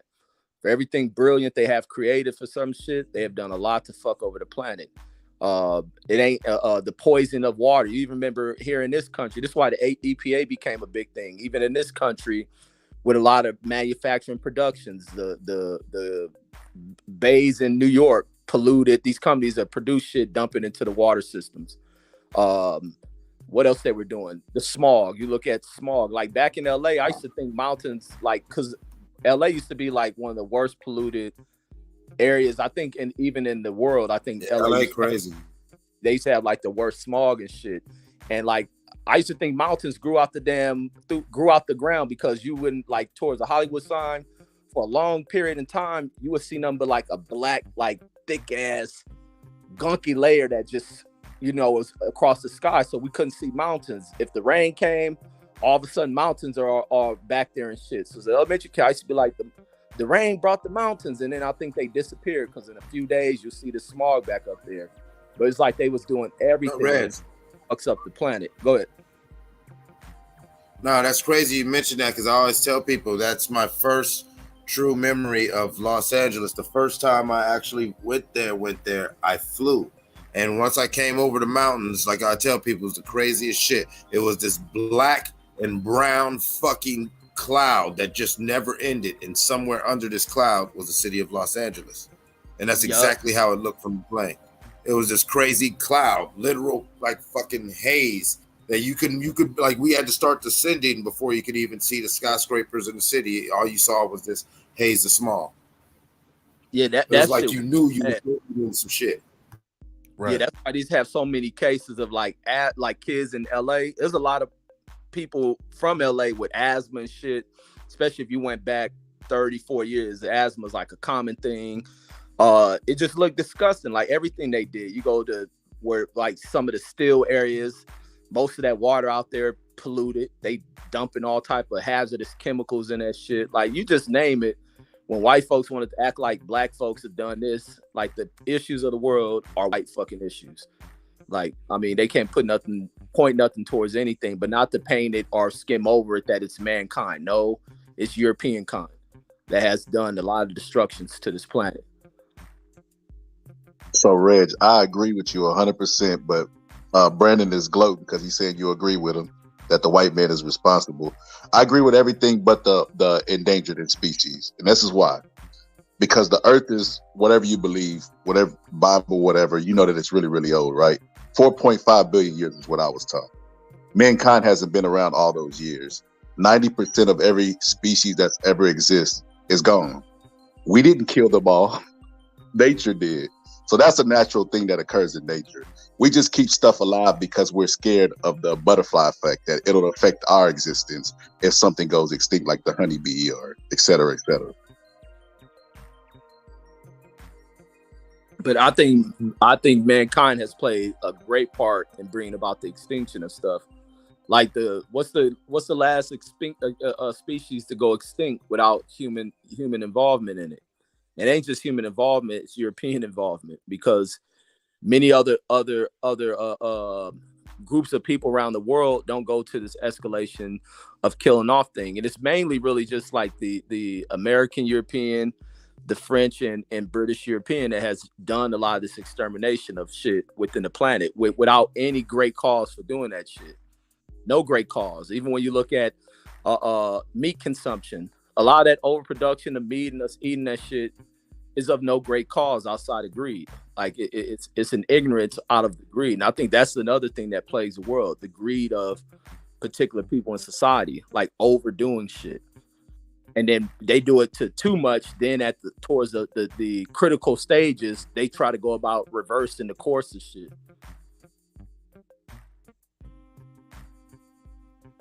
Hey, if it make man, Brandon ain't even up here. I can't even say it, man. I agree 100% with you though, Rick. Oh, now he said drop the link. His phone is ready.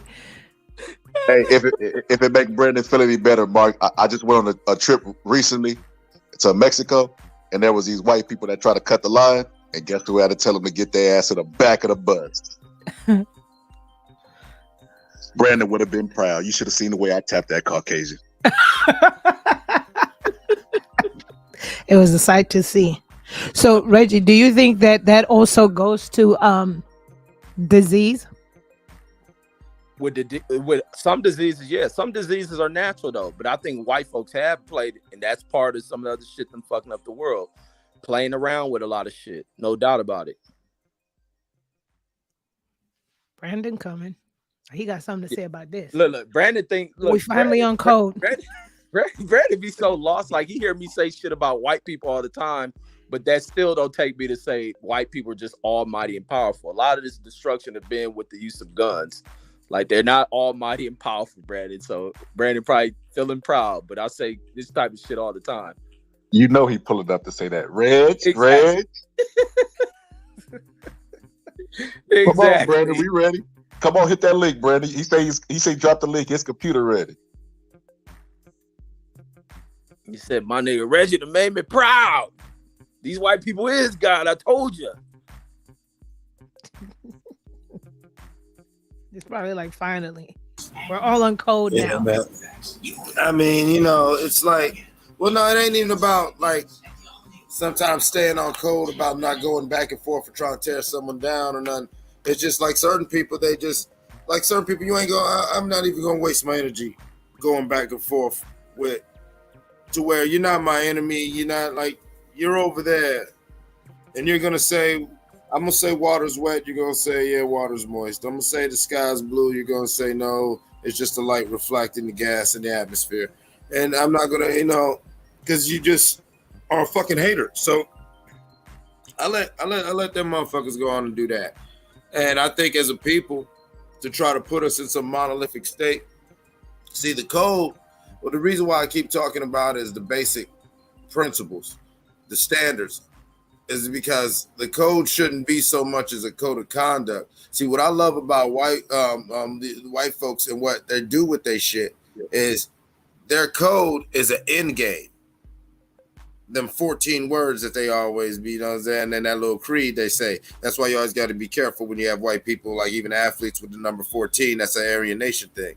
And it's talking about we must preserve the white race and whatever, the end game. And they go in their own bags and all approach it in all their ways.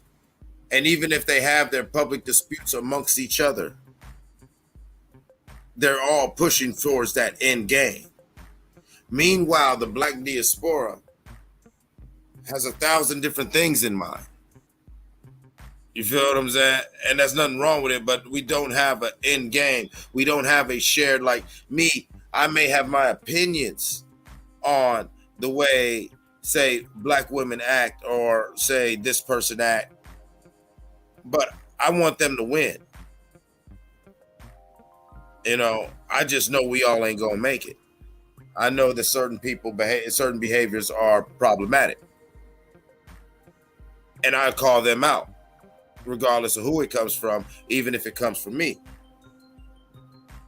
So a big problem that we have that I don't hear a lot of people address is we all are chasing the American dream. How the fuck do you get the American dream and stay on code? Because once you get to a certain status where you start making Terence Crawford and Bud's money, they're going to want you to talk a certain way, dress a certain way, look a certain way.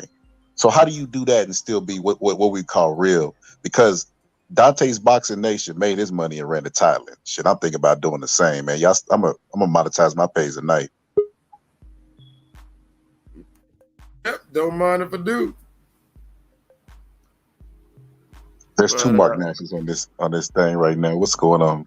We done talked about the white man too much. Here come Brandon. There you go. Let's go, my guy.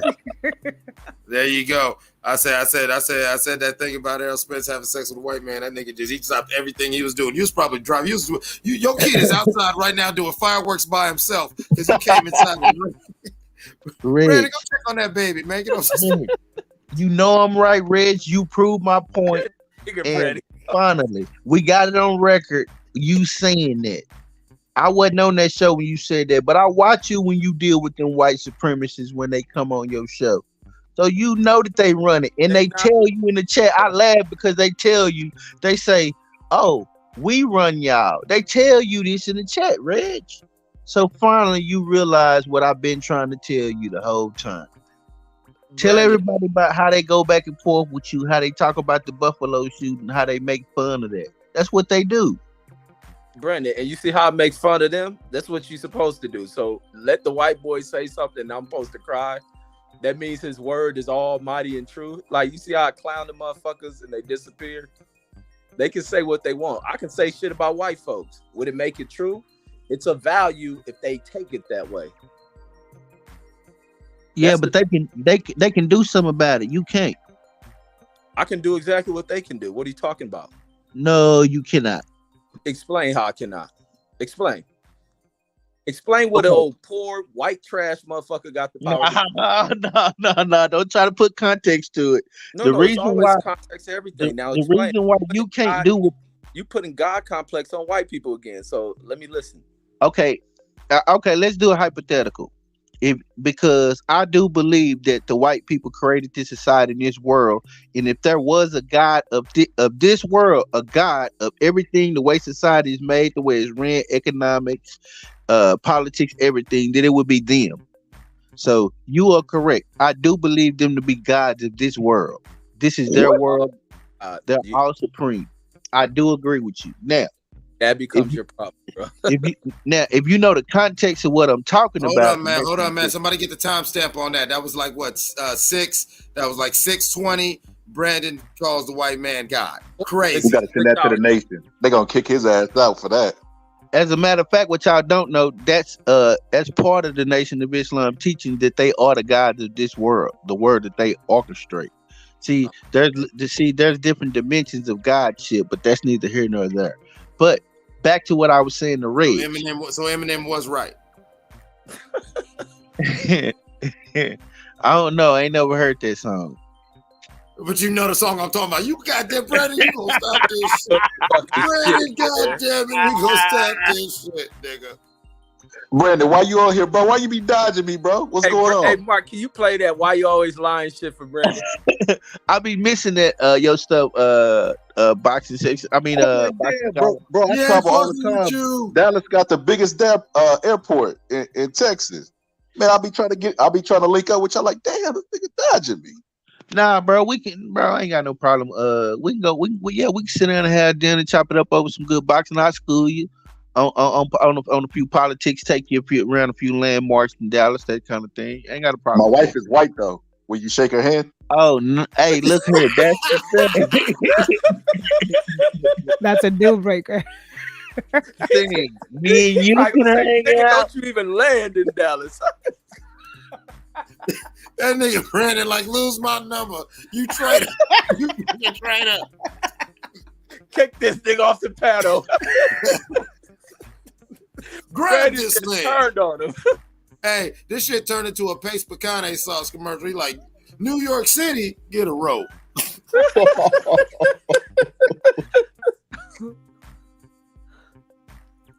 Nah, you said hang out with you. Nah, me and you can hang out. I ain't got no problem with that. Nah, I'm proud, bro. I ain't got no white wife. Come on, man. What I look like?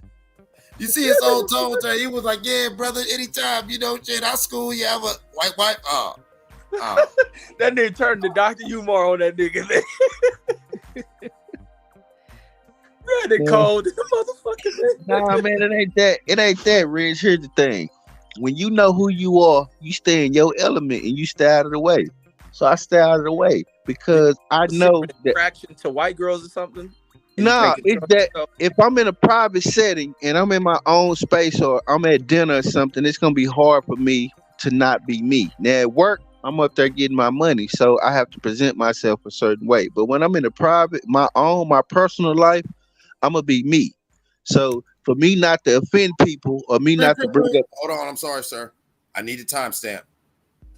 We need another one. You said that you will become a raccoon for the coin.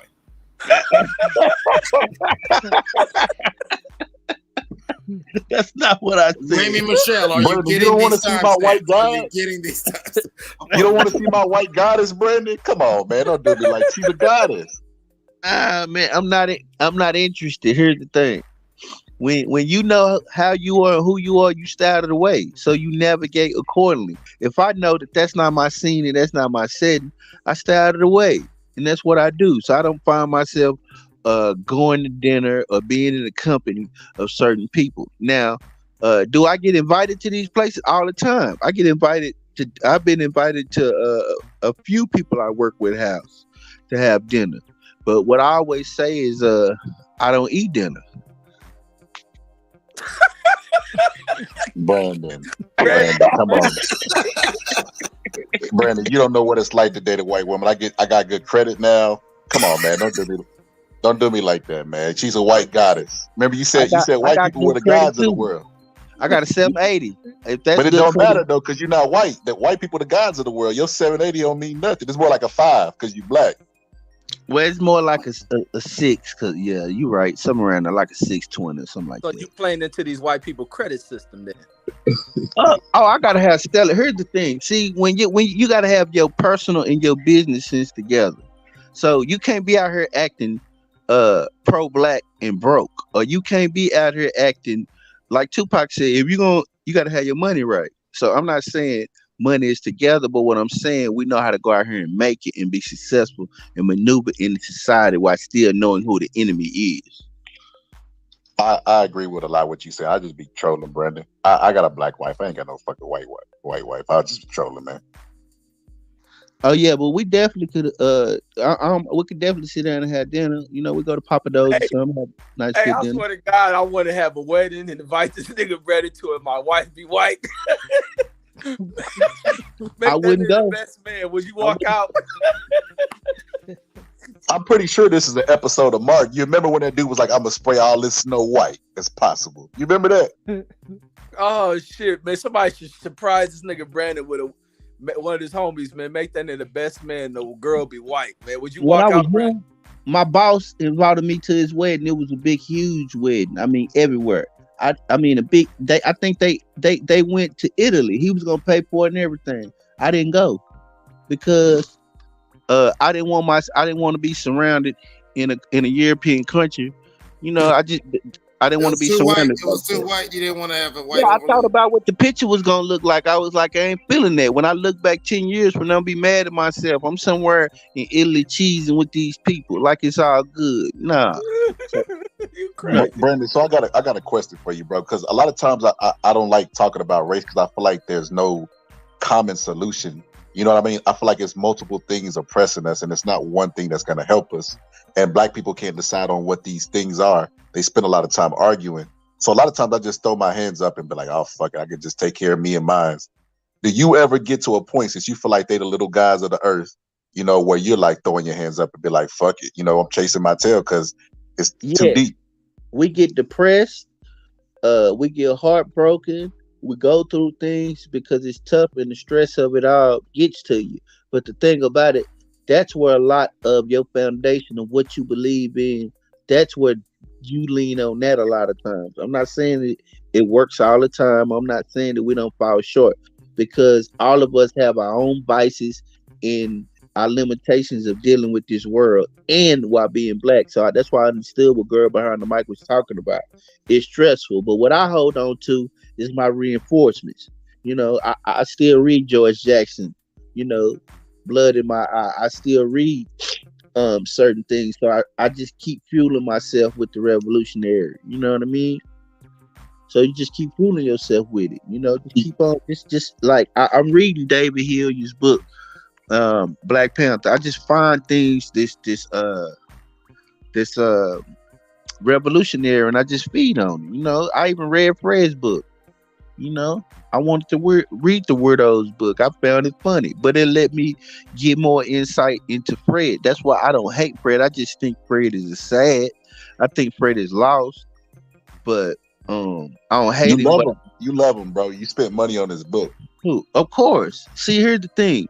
What I know is I spend money on a lot. You know, I don't spend money on intel chasing people a lot of time. You know, people down here spend money on AirPods or the little earth things, and they'll stick them up under your car and follow you home. So it just depends on what you want. I'm not helping my enemies eat. Man, I don't like Hitler, but I read his book to get intel on him. Damn right. Yeah, fuck all that. I'm not helping my enemies eat. Will you read Trump's biography, Reggie? Of course. And I'll probably cuss the whole time I read that shit. I read Mary Trump book on him. His niece book. I read all that stuff because I gotta pay attention to the system that I'm dealing with. It's evolving. Yeah, I can't hate a person if I don't got knowledge of them. Like that's just ignorance. Now listen to what you two brothers are saying, and remember what I just said earlier in this discussion, Brandon, about the one thing that I've always said while people talk that shit about, you know, my Masonic, you know what I'm saying, my Masonic career was like, yeah, you know what I'm saying, if you have right knowledge, it's very interesting to get that insight on how they bind themselves and what really and shit that they really govern themselves by. I don't know if you guys are familiar. Reggie posted this on his page the other day, so I know he knows. He's aware of this guy. It's a guy named Hezekiah News, and he posted like a lot of old clips of white people before Civil War. Yeah, and, I've been watching him for at least. I've been watching him for years. The most interesting thing is the talking points that they said before, when black people really were discriminated on, and they'd be like, they were saying, you know, they have the same opportunity we have, you know, they're lazy. They were saying all the same stuff that they say now. When I hear black people be like, you know, I'm not a victim, we're not a victimhood, like and all this stuff, and it's like they don't realize how much they talking like they're impressive. I feel like racism is subtle now. It's like COVID.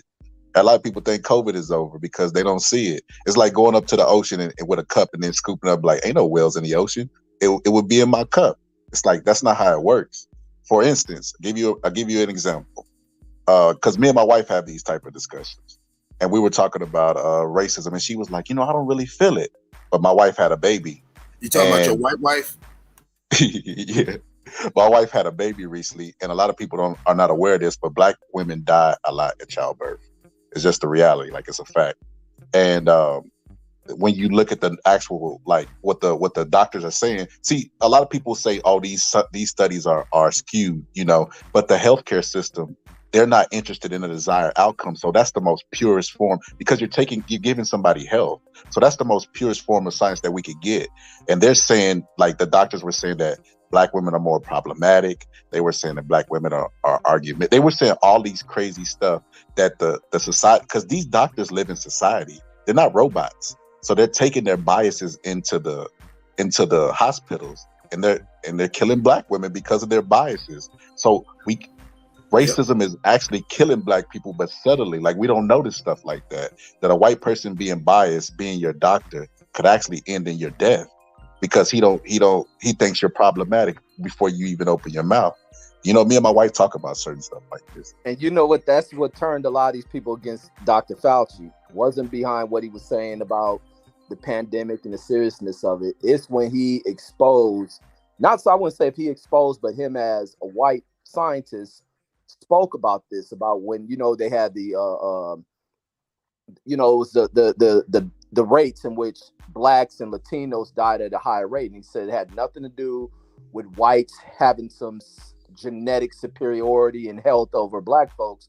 It was all tied into systematic racism in the system, and that's simply all it was. It wasn't that Blacks were unhealthier or preconditions and all that. It was everything to do with the systematic racism as to why there were such variations in a number of deaths, and why Blacks and Latino died at this rate. Like, so them fools turned on that motherfucker over exposing that. Yeah, and that's what we want to add. Brandon, go ahead. No, I was just gonna say, once again, it just shows we should place the blame at the foot of white people. That's why I brought up that's why I'm glad. That's why when we was talking about Juneteenth earlier, they had the power to free us, just like they have the power. That's why I said it, Reg. I just said it in blunt terms to show you how simple it is. If white people decide there will be no guns in America tomorrow, they can pass a law and enforce it and do whatever it takes to enforce that law, and there will be no guns overnight. They can do that. If they had the power to free people, then they have the power to restrict people and their movements. I think we all know that. Like we even, I was even addressing that the other day about even with the drug game. Like, you hear people talk about droughts and all this stuff. There's moments in which they can shut shit down, stop the transporting of drugs into the systems and all that, freeze it out. They can do that when the system works properly to rid of it. And even within the gun thing, they can shut it down. And many of these gun bearing right nuts know that they can shut it down. But it's difficult when you have this division within the government, within the systems, when it's this deep layer division, which is the problem that's going on, which is kind of something been expedited with Trump creating a bunch of this bullshit, that the escalation in this political divide and getting shit done has become like hyperbolic as fuck.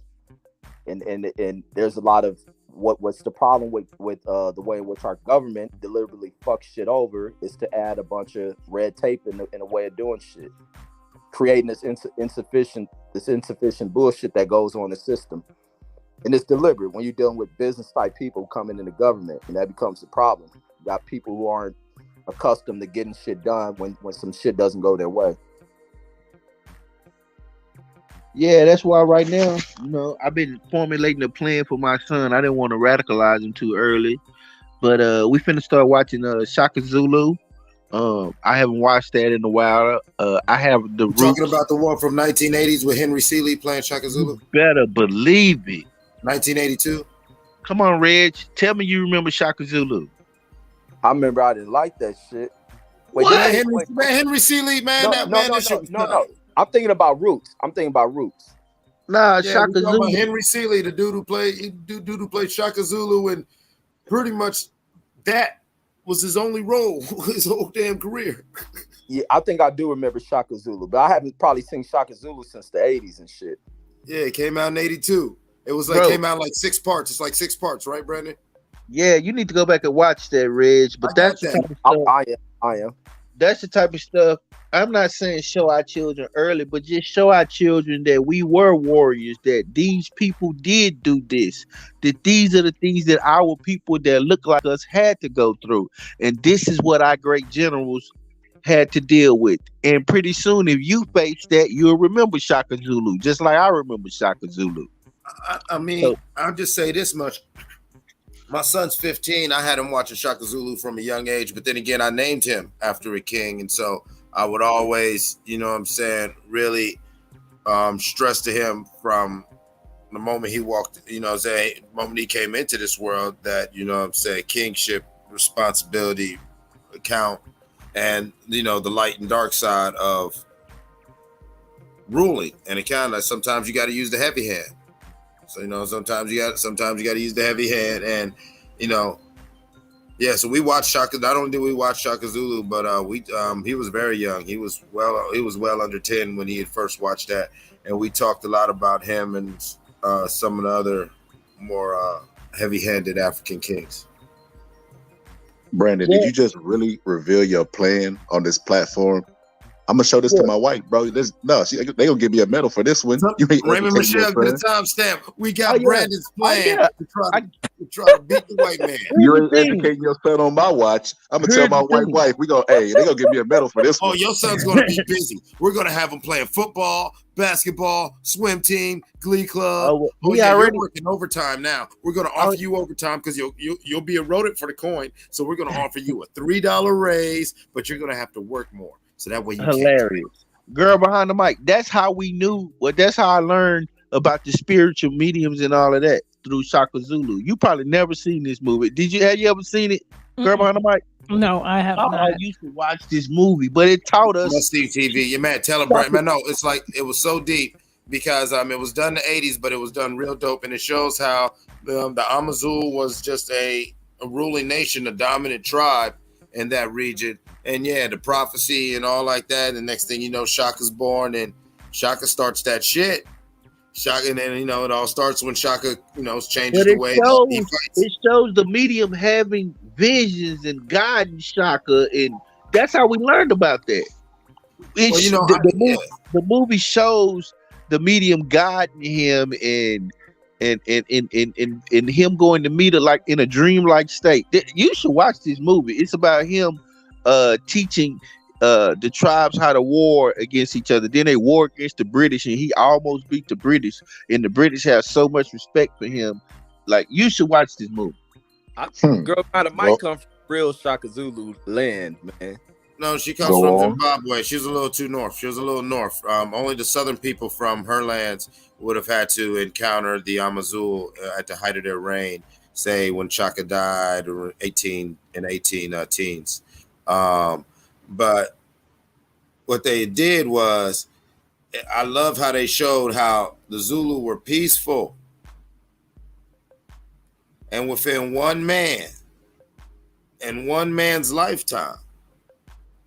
Now everyone around the world looks at this war, the quintessential war, like, because like he was like what Brandon's alluding to, him and the old mother, I forget what her name was. It was the old mother. She was doing visions and stuff, and she is having these visions and personally interceding in both Tashaka's parents' lives, and then from the moment Tashaka was born, she was constantly interceding, and basically through the dreams, Tashaka does this sequence of events where he ends up meeting her first in the dreams, then in real life, and it's like even the British were so enamored with him that the British often called him in real life. They called him the Black King Arthur, because his story literally broke down like the King Arthur story to where what you all think of the traditional Zulu spear, that was never used until T'Chaka designed it personally. And he got special metal to get his one made. That's interesting. But can you guys go into great detail about your plans to help your black children? Oh, you still got to get that file into your boss, huh? Connor Yeah, needs it. Connor needs trying. it on his desk by the morning. I'm trying, but Brandon keeps giving me half-ass. I'm not gonna get promoted this way, man. Give me some full detail stuff. What else you gonna do besides the movie? Oh, now he want to get quiet. You scared of the white man? Man, y'all been having me dying this whole. You know he God. Oh my God, man! This classic motherfucker, man. But what we was touching on a little bit earlier. Brandon and girl behind the mic support Trump. I still fuck with those guys. You could have difference of opinion. I don't like to talk politics just for that reason, man. People just start getting fiery and it ends up divided. But you can still, like, y'all are still on code to me. I wouldn't call y'all coons because y'all support Trump. Support who you want to support. I'll call you a coon. Wait, correction. Here's the thing that most people misconstrue, especially under Trump. When somebody found something like I have done, and with my own eyes and observation, I've always told people that doesn't mean I'm a supporter. No less, no more than if Biden does prevail throughout this whole mess somehow. And I look back in his presidency and say, well, there was a time that Biden did this and he did that and he did that. That doesn't mean I'm a Biden supporter. And it's not got anything to do with, and I appreciate what you're saying. It's got nothing to do with what you're saying, but I found that to be so common. It's for me personally, I like to explain this because the Western ideology, especially in America, it's like you have to belong to something, right? You have to, like, if you say, well, let's say you mentioned one thing about Trump, you're a Trump supporter. That's because that's what used to crack me up about mainstream media, about Trump supporters. I was like, I'm not a supporter of Trump. I don't go to his rallies. I don't have Trump merch. I don't, like, honestly, I don't know the man like that. Okay, what I did was born in the 80s. I know about him. Right, but the thing is, like, once he started, when he was getting this traction and all this was happening, I know as much as I researched. But that doesn't make me a Trump supporter because these things, the reason why I don't belong, I'm an unlapsed human being. The reason why I don't belong to organizations and all this other stuff is because anytime you gravitate to anything, it's got too much radicalness in it. If you lean into being a Democrat, it's got too much. It's stuff that I'm like, well, I don't agree with, this I agree with. If you lean into being a Republican, it's like, this is too much. Y'all want to save the babies, but you want to kill grown men through the death row. So it's like every little organization to me, like, I can't form allegiances. And that's why I always say to America, memory. Exactly. I'm not trying to be funny, but that's America. That is America. I noticed that. With individualism, individualism causes this need for herd mentality, but it's hard for the herd to truly acquiesce because there will be individualities and groups within the herd. It's like we become we're this weird type of mammal that's, we're this type of, we need to be in a group, but we want to express our individuality within the group. And we're so set on that argument within ourselves that those of us who find some sort of comfort where, we sort of dig in and then we start becoming the extremes or the sort of waypoints on the spectrum. Are you a full-on Brandon Washington? Are you, somewhere else on the spectrum of militancy and blackness? But because Black Americans were taken, so much of our culture was taken and denied from us, and we had to get it back through blurred lines and broken memories. It's a deeper thing for Black folks who are born in America. It becomes deeper. It becomes a more rooted thing. And that's why I think it becomes such a difficult discussion. And it especially for you, being a Black African living in America or living in the West, it becomes a deeper thing for you because it's like, no, you have your own struggles with your Blackness. Your path on Black does differ. You don't have those conflicts constantly ingrained in you to where when they're thrown in your face, you deal with them in a different way. Like Black Americans, we're almost numb to it. Some Black Americans almost expect it. And then there's even those other Black Americans who they've seen it so much they subscribe to it. It's law to them. Well, she's right here. Why not let her explain for herself? Go ahead, girl behind the mic. Well, I'm just saying, like, and that's my weird part, right? When we talk about like being on code, and it is because everyone's different, and that's okay. But in my adulthood, I just told myself, and I stick to it. I'm on lapse. I don't want to belong to a thought process and ideology, any institution, any organization, because there is always those blurred lines. And I just like to live in my freedom. And if like I'm the type, like even with my music selection, and listen, I'm learning. Okay, the West is very different from my upbringing. America especially has this romanticism with being fanatical. They're fans of this. They're fans. I've never seen. I mean, I know in Zimbabwe people like soccer, but I never been to a soccer whatever game or whatever the case is. They're soccer fans there too. But it's like that whole romanticism, celebritism, and how people die or stalk a celebrity and stuff. I've never just gravitated. I'm like, no. I might like this about this person or this organization, but I don't have any allegiances to anything. And I think that's where it becomes the like, wait a minute, like that. It's always been the question. It's always been the thing. Like when we talk in public or whatever, and I'll say, well, Trump, this is that. People are like, oh, you're a Trump supporter. And I'm like, no, I never said I support Trump. Not one time did I ever say that. I could find things that I liked about Obama that I don't like, pros and cons. That I'm not a supporter. I could find things. I can't find things yet on Biden. But hopefully when it's all said and done. But like I said, at the end of the day, especially politics to me is the same thing across the globe, across the whole entire world. And so I like to live in a space of freedom and being a free thinker and being individual, far removed from following societal ideologies and how things should conform and how society says you should think, or how. That's why I was like, how does this being on code works? Because I am not the inside the box type of person. I'm like outside the box, way outside the box type of person. You know what I mean? So I'm learning, I guess. But that's my 2 cents. So I get exactly what you're saying, girl. I caught everything you said. It didn't go over my head because I guess I'm weird too. I'm the same way. I don't try to identify with a particular party because you have to accept all the bad shit that comes with that party. They'll be like, oh, well, remember when Obama did this? Or remember when Bush did this in 1990? Man, I don't give a damn about none of that. I voted based off my household and pocketbook, which is what I advise everybody else to do. Don't pledge no allegiance to any party. But when I said Trump support, I didn't mean like you were buying the MAGA gear or anything. I just meant that like you supported him with your vote because technically I don't even like Joe Biden, but I supported him because I went and voted for him. That's all I was saying, but I get exactly what you're saying.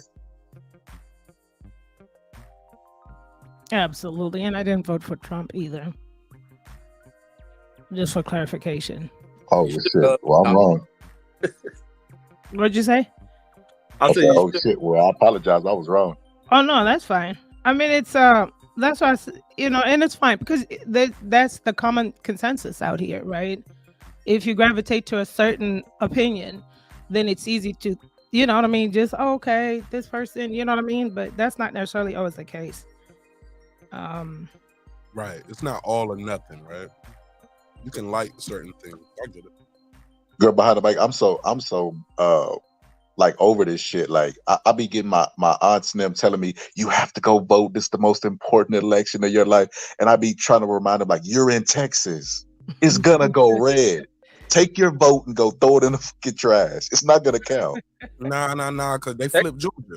Yeah, Texas made Texas may one day flip like a motherfucker. The mindsets of people out there are rapidly changing. We shall see. I don't see it happening anytime soon. I live in Texas. Y'all forgot. Did Brandon just tell y'all they was firing guns on 4th of July? Yeah, but a lot of them. They flipped Georgia. Yeah, a lot of, and this is the thing sweeping across this country is a lot of these traditionally red states, and with the rates of other groups that are predominating the society and their mindsets, it's starting to take a switch rapidly. That's the thing they're trying to check with the Latino communities. They have a rapid growing population, and many of their ways in which they push towards voting is the Democratic push. Black populations, if they can get them out there to turn out to vote, you always got whites divided along the line, and it puts them into kind of a position that it'll change. And like Mark was saying, Georgia even switched. Like a lot of changes across this country are sweeping. And they really want to change that electoral college shit, because it really transitioned this country as far as how elections go for them. They lost seats in Alabama, bro. Like, yeah, you can. Y'all have wishful thinking. Didn't y'all just say earlier in the show that sir, not even just wishful thinking. Like, this literally just happened. That I get it. I get it. So you can't just say throw your vote in the trash. I get you. I get you. But I live in Texas, and I see the laws that they pass, Mark. Let me finish, my brother. Okay, go ahead. It's not wishful thinking if we just seen it happen in our own lifetime. Alabama, Georgia, like, people are winning seats that they never lost. Not even just here in the South. Like, just this is a nationwide thing. I just don't want people to sound defeated, my brother. But go ahead. I'm just saying I vote down here, and I see the voter suppression in Texas, and I also see the laws being passed, and I'm telling you, it's wishful thinking, bro. That's all I'm saying. Yeah, laws can get passed a favor them when they're in power, but laws don't always stay the same, and they ain't always permanent. Big facts. Hey, look, Martin Luther King's dream was wishful thinking at one point. Ain't that something? Facts. It was just wishful thinking. I had a dream that you could be judged by you drink the water and go to school with black children and white children. It was wishful thinking, bro. And even before that, there was probably slaves who had those same wishful thoughts. Man, we gonna never be free. Hilarious. You know what's hilarious about that? You can't even teach that in the school in Texas right now, and you guys are talking about it's not wishful thinking. I'm telling you, but you can't teach it in the house. You would be picking fields in Texas, though. Yeah, who said you can't teach it in the house? Everything don't stop at one spot. It don't stop in the school. Yeah. Okay, I'll come back and say I'm wrong if I'm wrong. Hey, look, I appreciate it, and even if not, come back to the show anyway. Final thoughts. Anybody got anything they want to plug and promote? He said, I'm like, no. Hey, this is a great show, man. Great show. A lot of funny fucking moments. Hell yeah. Tons of fucking shit to laugh at, man. It was funny as hell, man. But that's all I got, man, because I gotta get up in the morning. Don't we all, God willing, right? God willing, we all gonna get up in the morning. Oh, God said you're getting your black ass up. Wake up, motherfucker. On the real. Anybody got anything they want to plug and promote before I let them go? Anybody got anything they want to plug and promote before I let you go? All right. Great show. Thank you for having me. Learned a lot today. And shout out to the chat and panel. Did you? Yes, I did. Learned that I need to go watch Shaka Zulu, the movie from 80-something. 1980-something. I'll have to look for that. Yeah, you'll find it. All right. Well, I appreciate everybody's time and energy. You can follow Girl Behind the Mic at Girl Behind the Mic, Decoding Dreams with Memory. When you gonna drop another episode, sis? Probably August. But if you are new to the podcast, there's like 60-something episodes. Why you always lying? Oh my God. Go replay those episodes. Well, yeah, right. Keep telling people to go wait for the new episode. Right. Watch the old episode. Ain't it right? Get caught up. Right. Ain't even watched the old episode. All right. Hey, Mark, you know what I think I'm gonna do, bro? Hey, you snoring now, but wait till I pull up. I'm finna go get me a dashiki, bro, with the hat and everything. I'm gonna turn into Umar Johnson at this panel, bro. Anytime y'all talk about boxing or anything. Watch, bro. I'm gonna start an argument with Brandon. Me and Brandon Washington just go chime in at anything. See what you need to do, brother. I swear to God, I'm gonna do that. Why the fuck you lying? Do I get a cash app if I do it?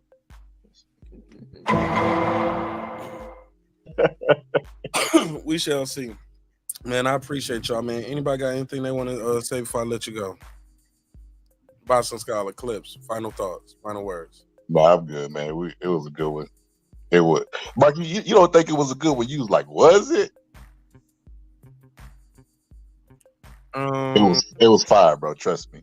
Like even when it got heated, it calmed back down, and then we just kept the flow going. It was a good show, bro. I mean, you always gonna have people cutting people off. I mean, that's just how black folks are. I seen them do it at the cookouts. I mean, it is what it is. All right. Well, if y'all say it was a good show, I guess that's to be determined. I guess. All right. I usually, it was another great episode. It was another episode of Breaking Beats where we break down business, entertainment, art, technology, sports. Shout out to my guy, the Boxing Scholar. You can follow him at the Boxing Scholar, DA Boxing Space Scholar, and got a lot of dope content over there. I'm trying to get him to do some more lives as well. And I don't care what Reggie say, man. Host that show like you was doing. Brothers, settle down now. Settle down. Simmer down. Because at the end of the day, always remember this. I built this shit. Me. Brick by brick. Yeah, man. That's what you got to tell them.